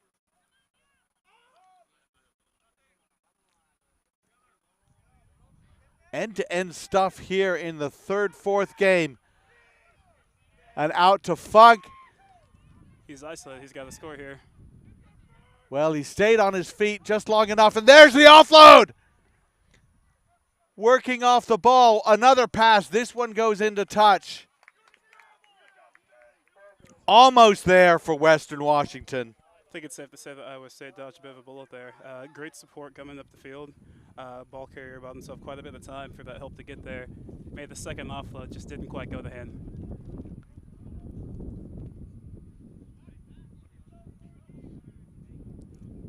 And that'll be a line out.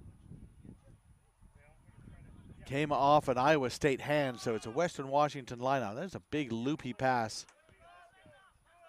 All right, Ashman now. Just tries to get that out to Sakia.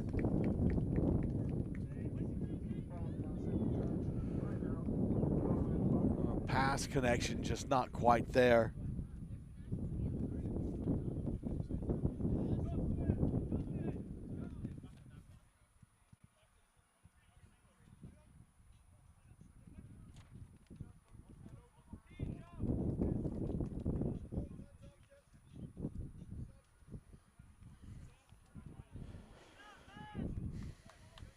Klein with the throw-in.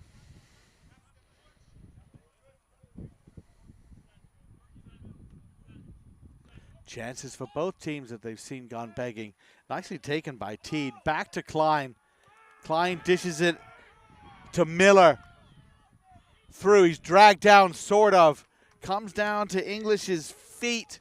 Unable to hold on to it. Very solid tournament from Zach English overall. Well, that was a low pass, difficult for him to take as he's charging on as hard as possible.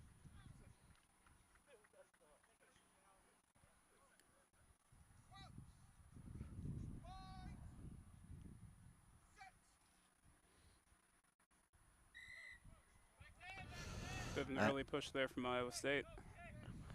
And that will be a free kick for Western Washington. They get that quickly. And come back the other direction. And it's just overcooked that pass. And you see that, Seth, with, the play is on. I see it. It's going to happen. And then they're so excited they put too much into the pass. Yeah, we've seen a bit of those big looping passes so far. I think 3 of them have gone to ground. So maybe just reel those in a little bit, see if we can keep ball in hand a bit more and play some running rugby. 7-7, excuse me, 5-7. So it is, and all to play for in this third, fourth game. We have one more game after this, where we will have the championship match between the University of Iowa and St. Thomas. We'll also be announcing the all-tournament team, and we'll also have an MVP presentation after the tournament. But very exciting. We are down to 1.5 games left. Yeah, and day 2 has been incredibly exciting. We've had a lot of close finishes. We've had 2 matches go in the golden point or sudden death. So I'm looking forward to seeing how this one ends and see if the final shapes up to be pretty close as well. Couple of games yesterday that hinged on conversions. Even the one major blowout we had was full of drama. There was a lot riding on that one. Incredible effort from Morgan in that match, actually. Yeah. Needed 53, I believe, to make it into the Cup semifinals. Just didn't quite get there, ended with winning by 50. 57-7. And they came through and did well again today. Now they ended up taking 5th place, winning their first game, their semifinal, 33-10, and then in overtime against MAU, ending up 4-1 on the weekend. It's been a very good showing from the NCRC teams in the Northwest. Western Washington being the other one. They're just kicking off now. Klein takes it brilliantly. Oh, he sold the dummy. Now he's going to send it to Teed. Smartly is always looking for his support. Slow ball for Iowa State. But Western Washington has infringed. They are offside. And as a coach, that's something you really hate to see. You have the attacking team under quite a bit of pressure, and you just let them off by being offsides. Klein again, English with him. Teed picks it up, sends it through, out to the wing. Good defense from Western, but they've been sending the players out. Miller getting involved as he often does, looping around, but that will be a knock on and a scrum for Western Washington, but they've had to work very hard on defense at the beginning of the second half. Iowa State sending on a reserve player, getting Tucker Lehman out there to replace Klein. You run the danger in some of these games in overusing your star players. Yeah, for sure. We saw a bit of it yesterday where Iowa State actually brought Klein off a bit early and then managed to use one of their other substitutions to bring him back on, just give him a bit of a breather. Save him for a key moment. Ashman, Teed has him, has his shirt, takes him down finally. Sakia out through Moore. Cut back by Herring.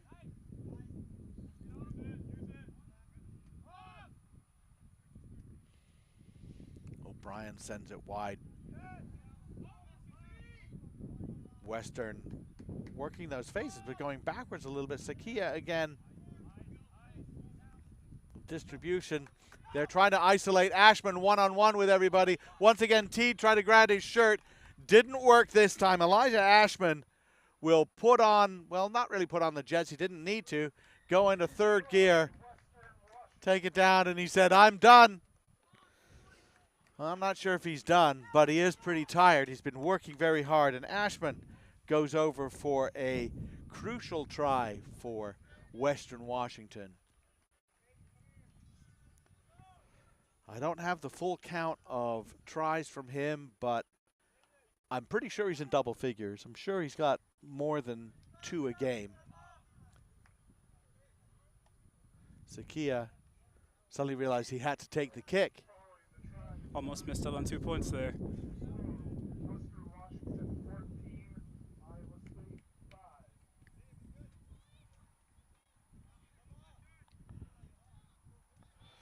If you take too long to kick that conversion, then you don't get to kick it.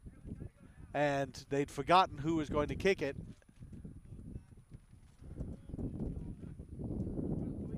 Going over. Now that's a tough one, but English was on the ground. Player goes up to get it.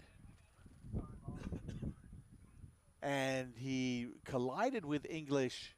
The question is exactly how that came about. Is that just a penalty or might that be a card? I think it's a little bit, I don't know what you think there, Seth. I mean, I think it was a little bit unlucky for Zach English. Yeah, it looked like it was going to be a fair contest, but the Iowa State player didn't go up for it, so I think that might play a role in what the decision ends up being here.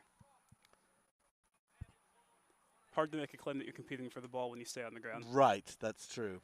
And definitely a bit of an ugly landing there.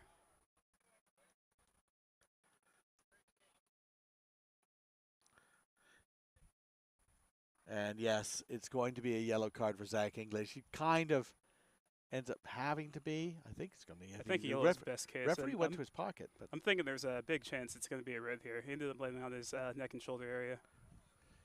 Yellow card.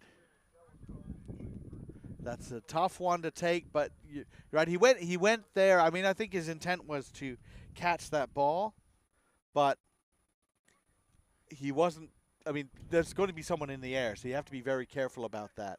Get out of the way of the person who's in the air. You can't hit someone in the air. Yeah, given the circumstances, that's actually a great outcome for Iowa State. Yeah. With only getting the yellow. Sakia now throwing in. Linton Bailey, who just came onto the field, is going to go up in the air. They're going to say not straight. That was a contested line out. Iowa State quite happy with that. They'll take the scrum.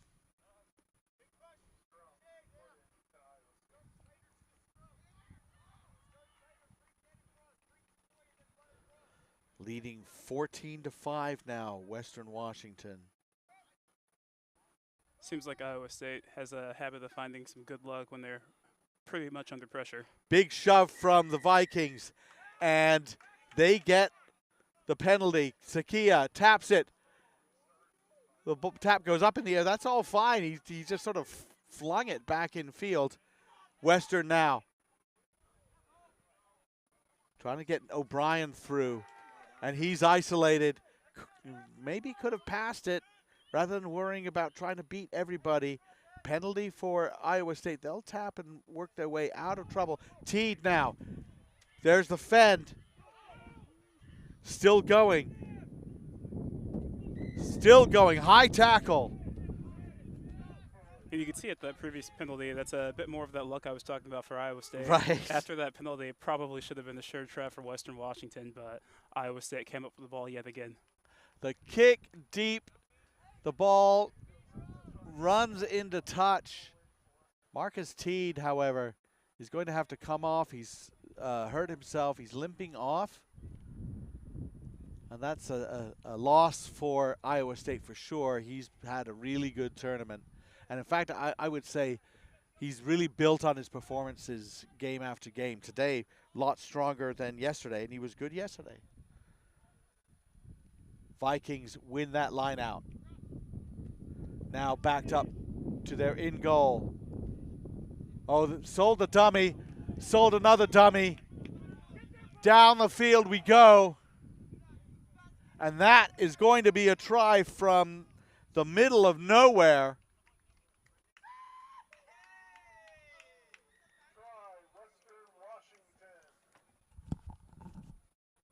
Who is that?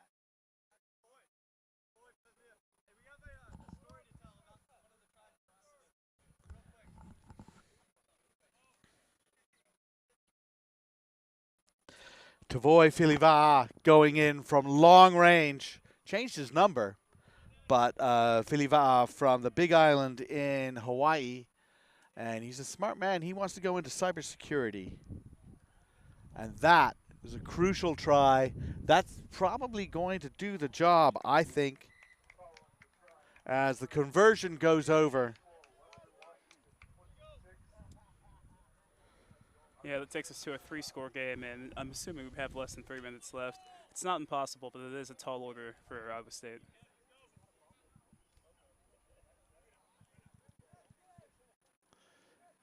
And with the try from Vilivaha, backed up to their own in goal, they were able to go all the way. Now Iowa State having to make something happen.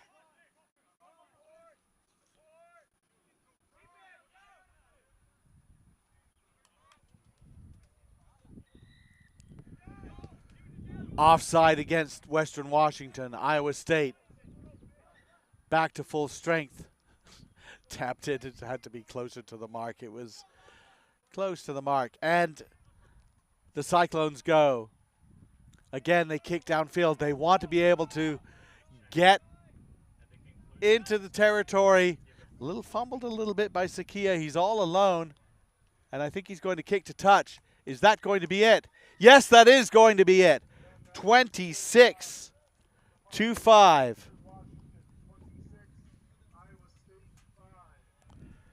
Western Washington takes third place, an outstanding showing for them.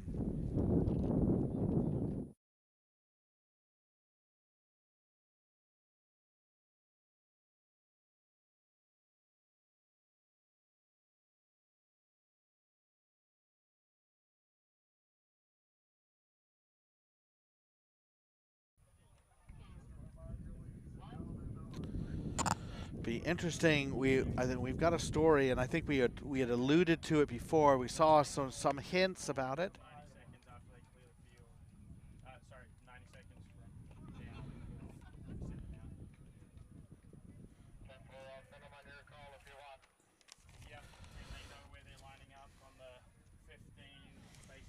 We are getting ready for our final Iowa against St. Thomas.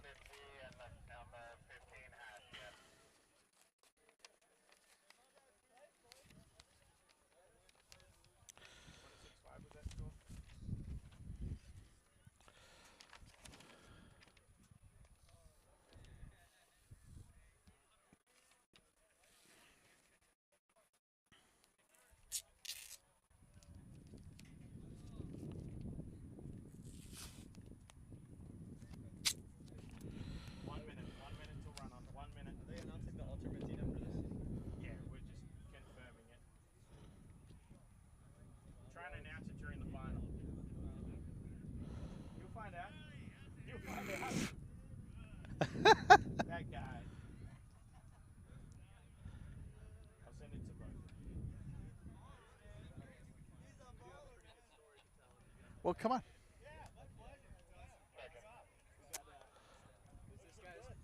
I suspected. All right, so come on in. Come talk. Because we suspected something. We suspected something was going on. So we saw the breakaway and Elijah, you passed off. And who am I talking to? Brady McHugh. That's who I thought it was. Right. So Brady passed off, you scored, and then you kicked the conversion, and then everybody was cheering, and you looked pretty emotional, and you came off the field. So what's the story here? This is my last game today. Last 6 years of my life, I've given every ounce of my energy to this game, and this game has given every ounce of energy to me. But after a series of pretty severe concussions and head trauma, I decided that this is going to be my last. That I'm stepping away from rugby for good, and so this was my last. This was your moment. I mean, that was fantastic. It's a really good story, and it was a great way to end it, huh? No, I mean it doesn't get much better than that. All right, we've got the anthem, but thank you very much. Right.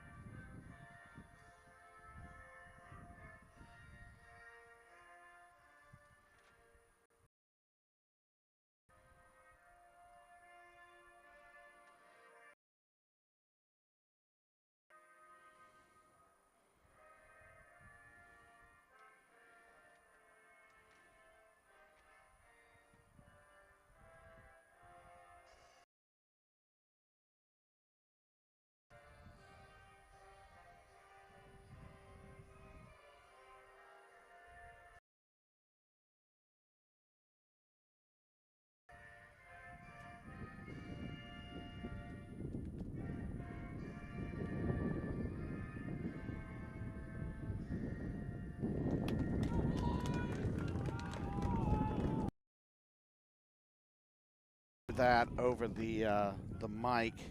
It was on mine. Brady McHugh.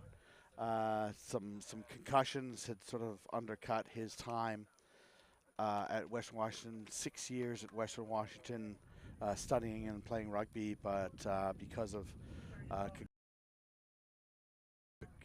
finished playing after this weekend. He's not playing an awful lot for them, but they put him on the field, and he scored that try. And it was very emotional. Everybody's big hug, and it was something that meant a lot to these players. So a really nice way to Washington, and you know, ending it on giving something to your teammates, I think is pretty special. And here we are in the final.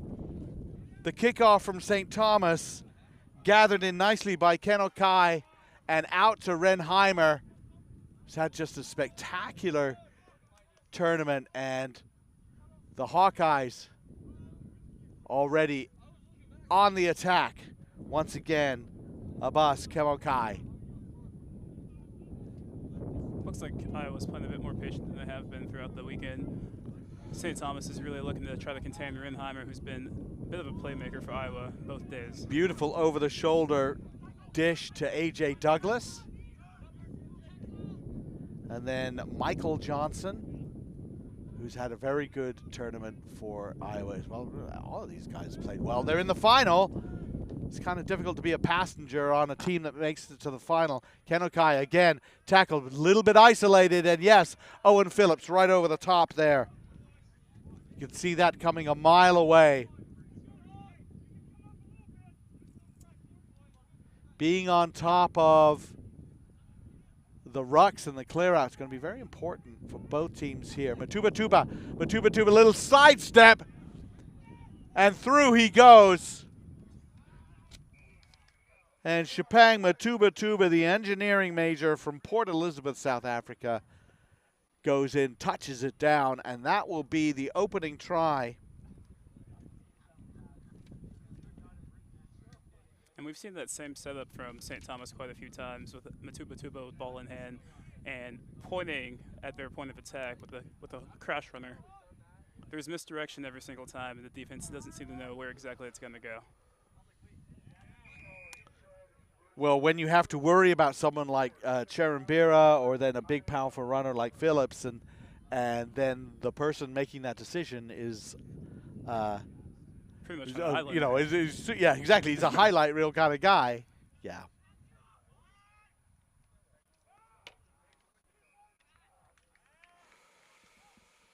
Go up for it, and Iowa loses that ball forward, and you get the feeling Iowa probably needed to get something happening with that first possession. St. Thomas quite happy to be playing in Iowa's half of the field.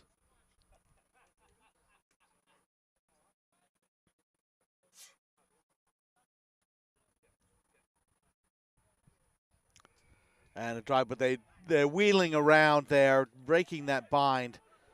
That's a penalty against Iowa. So once again, in almost exactly the same spot. We might get that same look here. Yeah, we might. And then he taps. He's got Phillips. He fakes it. He goes through again. And exactly the same situation. You've got to worry about everybody else. And then if you forget. It's got to be great having a guy on your team that makes that look easy. Definitely no easy feat what he did there. It is not easy to do that at all. But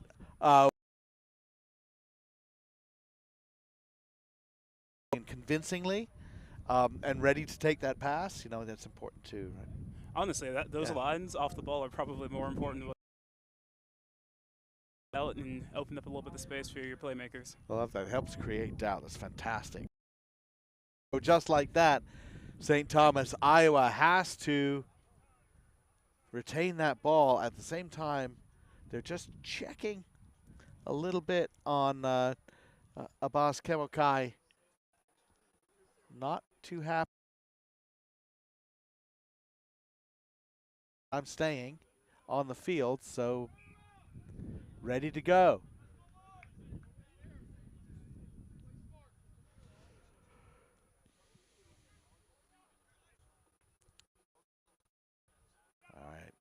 Hawkeyes have it. Johnson looking for Heimer. Heimer back. Good offload from him.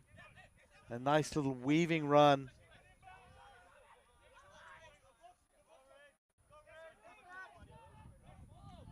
Back we come. Going wide again is Iowa.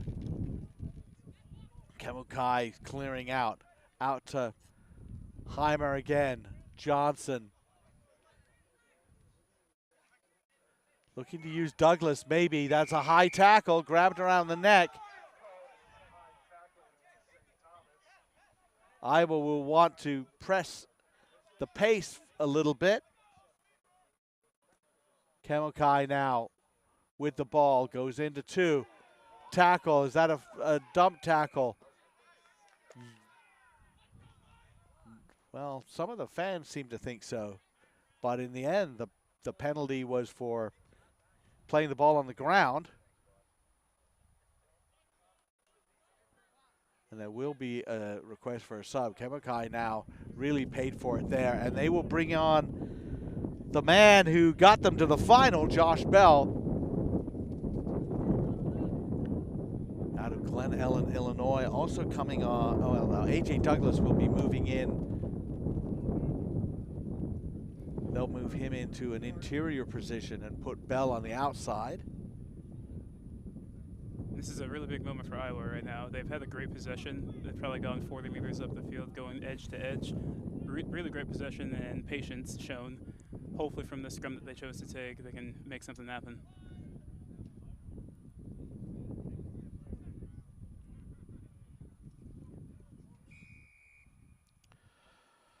Referee wasn't happy with that scrum and in fact called a penalty against Iowa for driving down and now has called Johnson over. That's definitely not what you want when you were just in a pretty good scoring position. A yellow card. Was that for preventing the quick tap? I think it may have been a bit of back chat. Or back chat. Yellow card for back chat.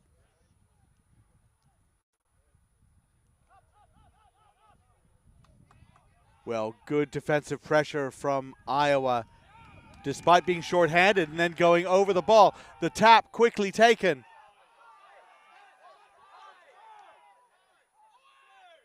Heimer now picks it up. Doesn't like what he sees, goes back the other way. Bell is off his shoulder.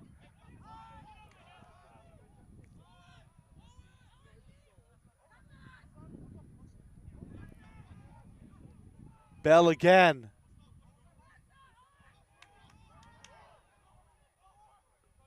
Now they send it wide. Well, just going up the middle, in fact. Another, and we may see another card. Red zone high tackle.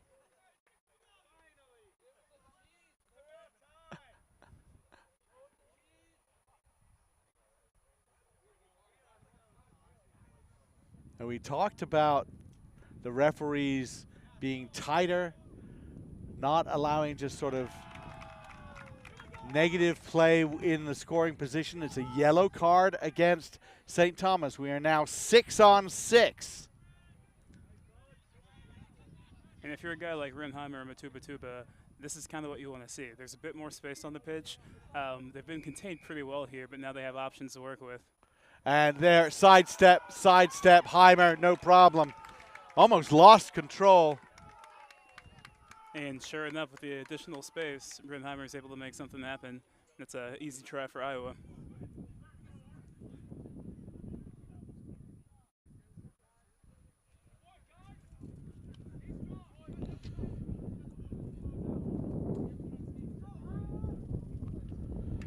And the kick is good too, 14-7.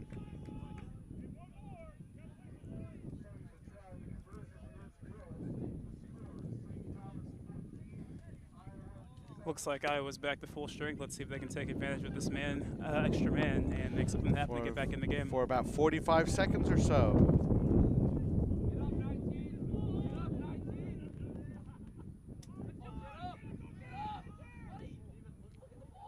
Well, up in the air is Charambira. Juggled it a little bit. Phillips.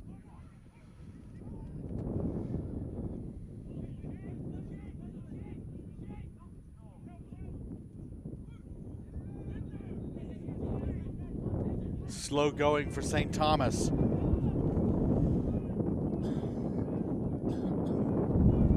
And now out wide they go.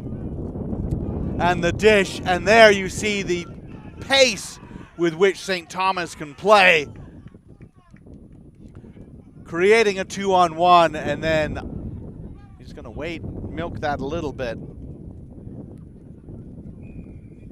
And try for St. Thomas. That is the answer they wanted.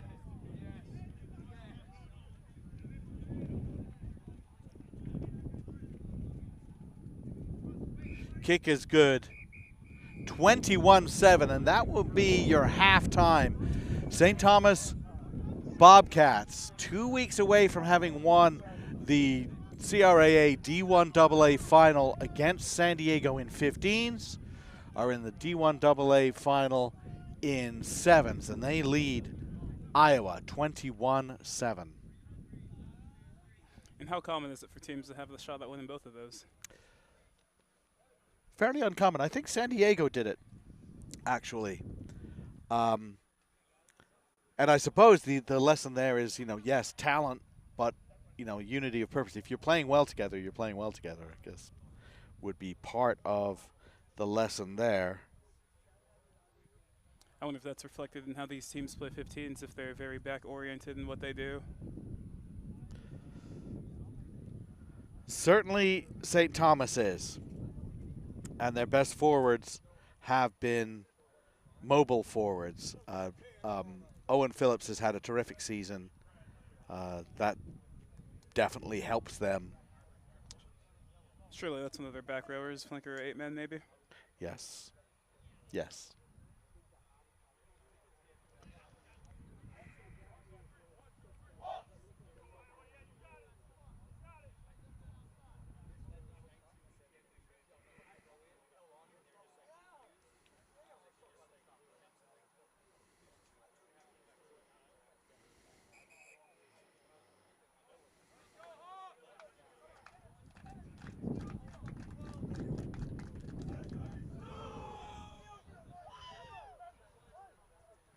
All right, 7 minutes left. Iowa's in the position to make this really exciting and create a bit of an upset. On the other side of things, you have St. Thomas, as Alex mentioned, on their way to winning a national championship in both 15s and 7s. St. Thomas has voiced their intention to move to D1A for next season. The players have said it, the coaches have said it. Phillips under that kick.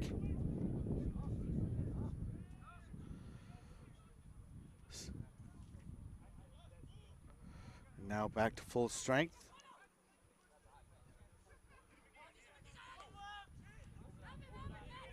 Hopefully they didn't pick that up on the mics.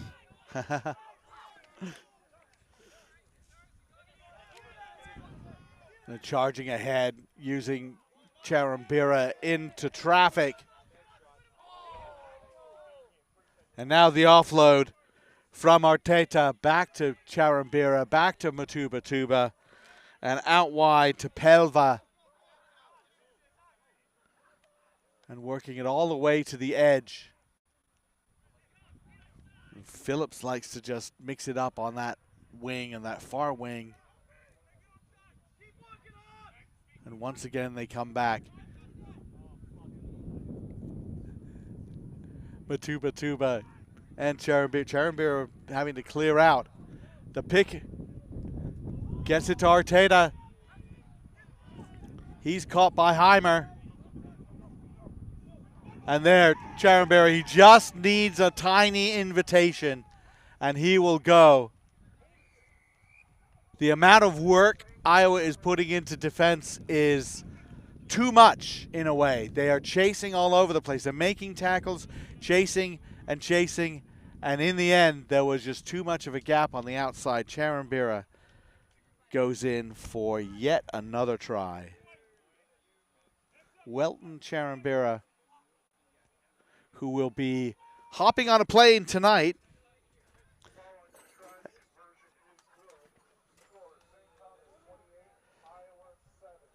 CRAA is running their East-West All-Star assembly and game, working toward an All-American team. Charambira will be in that camp, but he's playing in this first. And then flying his way east to Charlotte, I believe. Be part of that. Good kick on. Both players go up in the air for that one. Matuba comes down with it. Little sidestep from Napton. Napton go right through under the post. And this has well and truly become St. Thomas's day. So I think perhaps time to point out Iowa has played superbly well. They will likely lose this game and end up the weekend 4-1.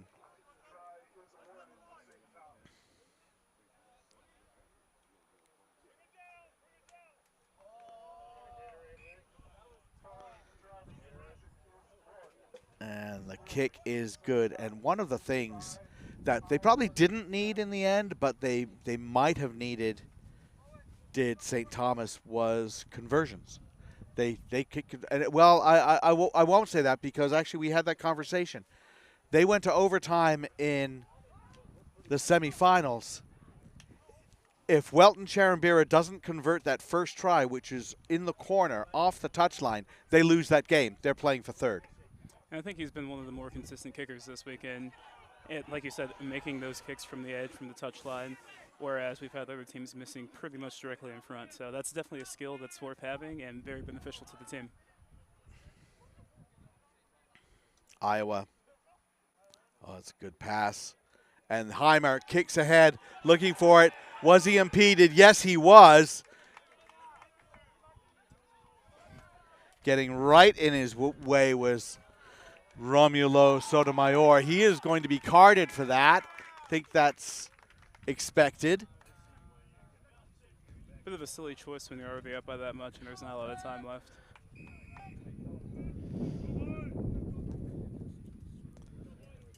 And the thing was, Heimer's going to do it again. Kick through, chase down. He has the angle. Yes, Renheimer goes in to score. It's one thing to do it and execute it. It's another thing to do it and execute it when everybody knows that's what you're going to do. But with the shorthandedness for St. Thomas, they had no sweeper. That was going to make sense for him. The kick is away, but 35-12. Heimer with 2 tries. Matuba with 2 tries.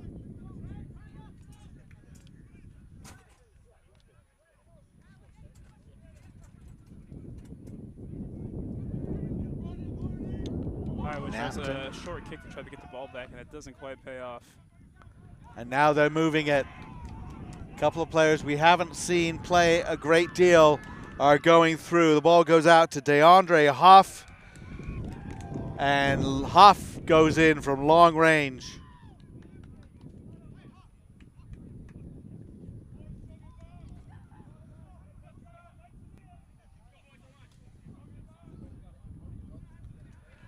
And another try for St. Thomas. And St. Thomas is going to come away with the 15s and 7s double.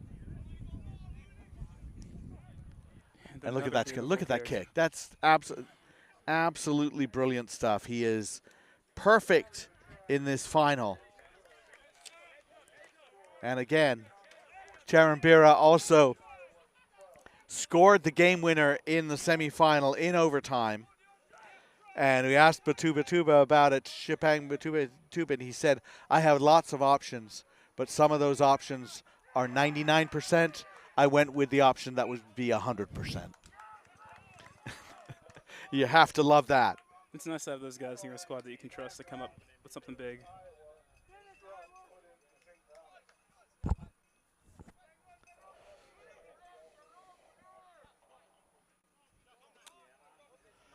It's we're also just a couple minutes away from a big our decision. probably a big celebration.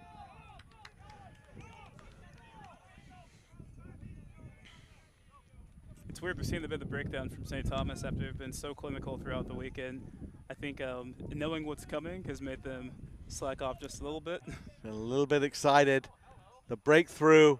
Iowa still playing, still working hard to get that third score.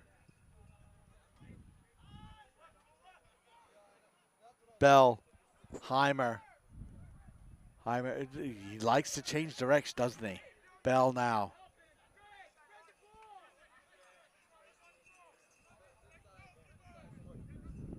There he is, switching directions again. You know, up through the middle of the offload, out to the wing. And we might be seeing Ports and Stanley get involved, Taylor get involved. And once again, out wide.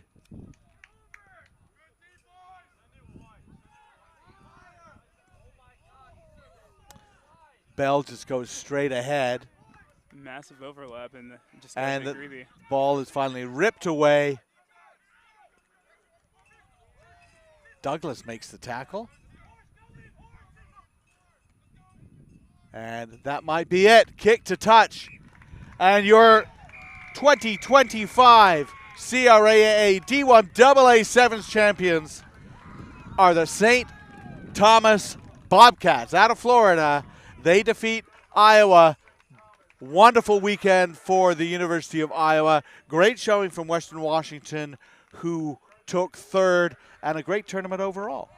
Yeah, it was a great time. Lots of good rugby, great facility, if I may say so myself. You may say so yourself. It has been a great time and a really enjoyable time talking to these players. They've all been having just walking around with smiles on their face. A good vibe around here because of the venue, because of what's being put on for them. And they understand also the hard work that goes into putting these on. I'll tell you, putting this on.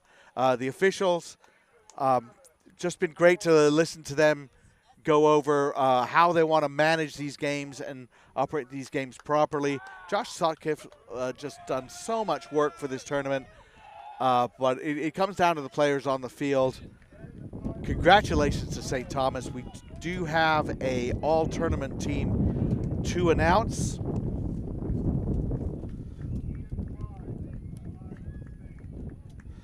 And I believe I have it, if you give me one moment here. And while you're looking for that, I just want to talk about what you said with seeing all the guys, smiles on their faces out here, having a good time, having a good weekend. I think a lot of that ties into how they ended up getting here.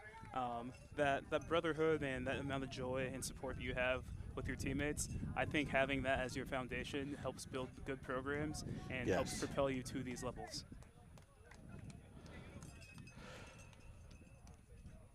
And as we get everybody coming together, getting the medals, your all-tournament team has been selected. Owen Phillips from St. Thomas, Ethan Sherman from Oregon, Elijah Ashman from Western Washington, Bruno Tavanti from Millennia Atlantic, Ren Heimer from Iowa, Welton Cherambira from St. Thomas, and Ian Klein from Iowa State. And your MVP of the tournament and this game, Welton Cherambira. And a few other players who really stood out to me that I might mention, including Nicholas Mulders from Texas on a team that struggled to win, but he got involved. Lucas Fleming, who just came by to say hello, injured in the last two games, unfortunately, which didn't help him. Shapang Matubatuba, the halfback for St. Thomas, certainly, and many more. And there they are, your St. Thomas Bobcats receive their trophy. They are double champions. Welton Cherambira is your MVP. An excellent showing from Iowa, an excellent showing from several teams throughout.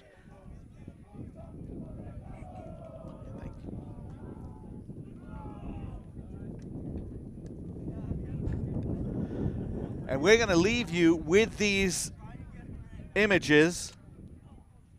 Seth, thank you so much for jumping on last second notice. Yeah, thanks for having me. And I really enjoyed it. I'm Alex Goff, and you can see my work at golfrugbyreport.com. But really, I've just enjoyed doing the announcing this week and talking to the players. Thank you very much for watching. Thank you very much for this season. Congratulations to all the players. We'll see you next season on the CRAA YouTube channel, and we'll leave you with these images as St. Thomas celebrates.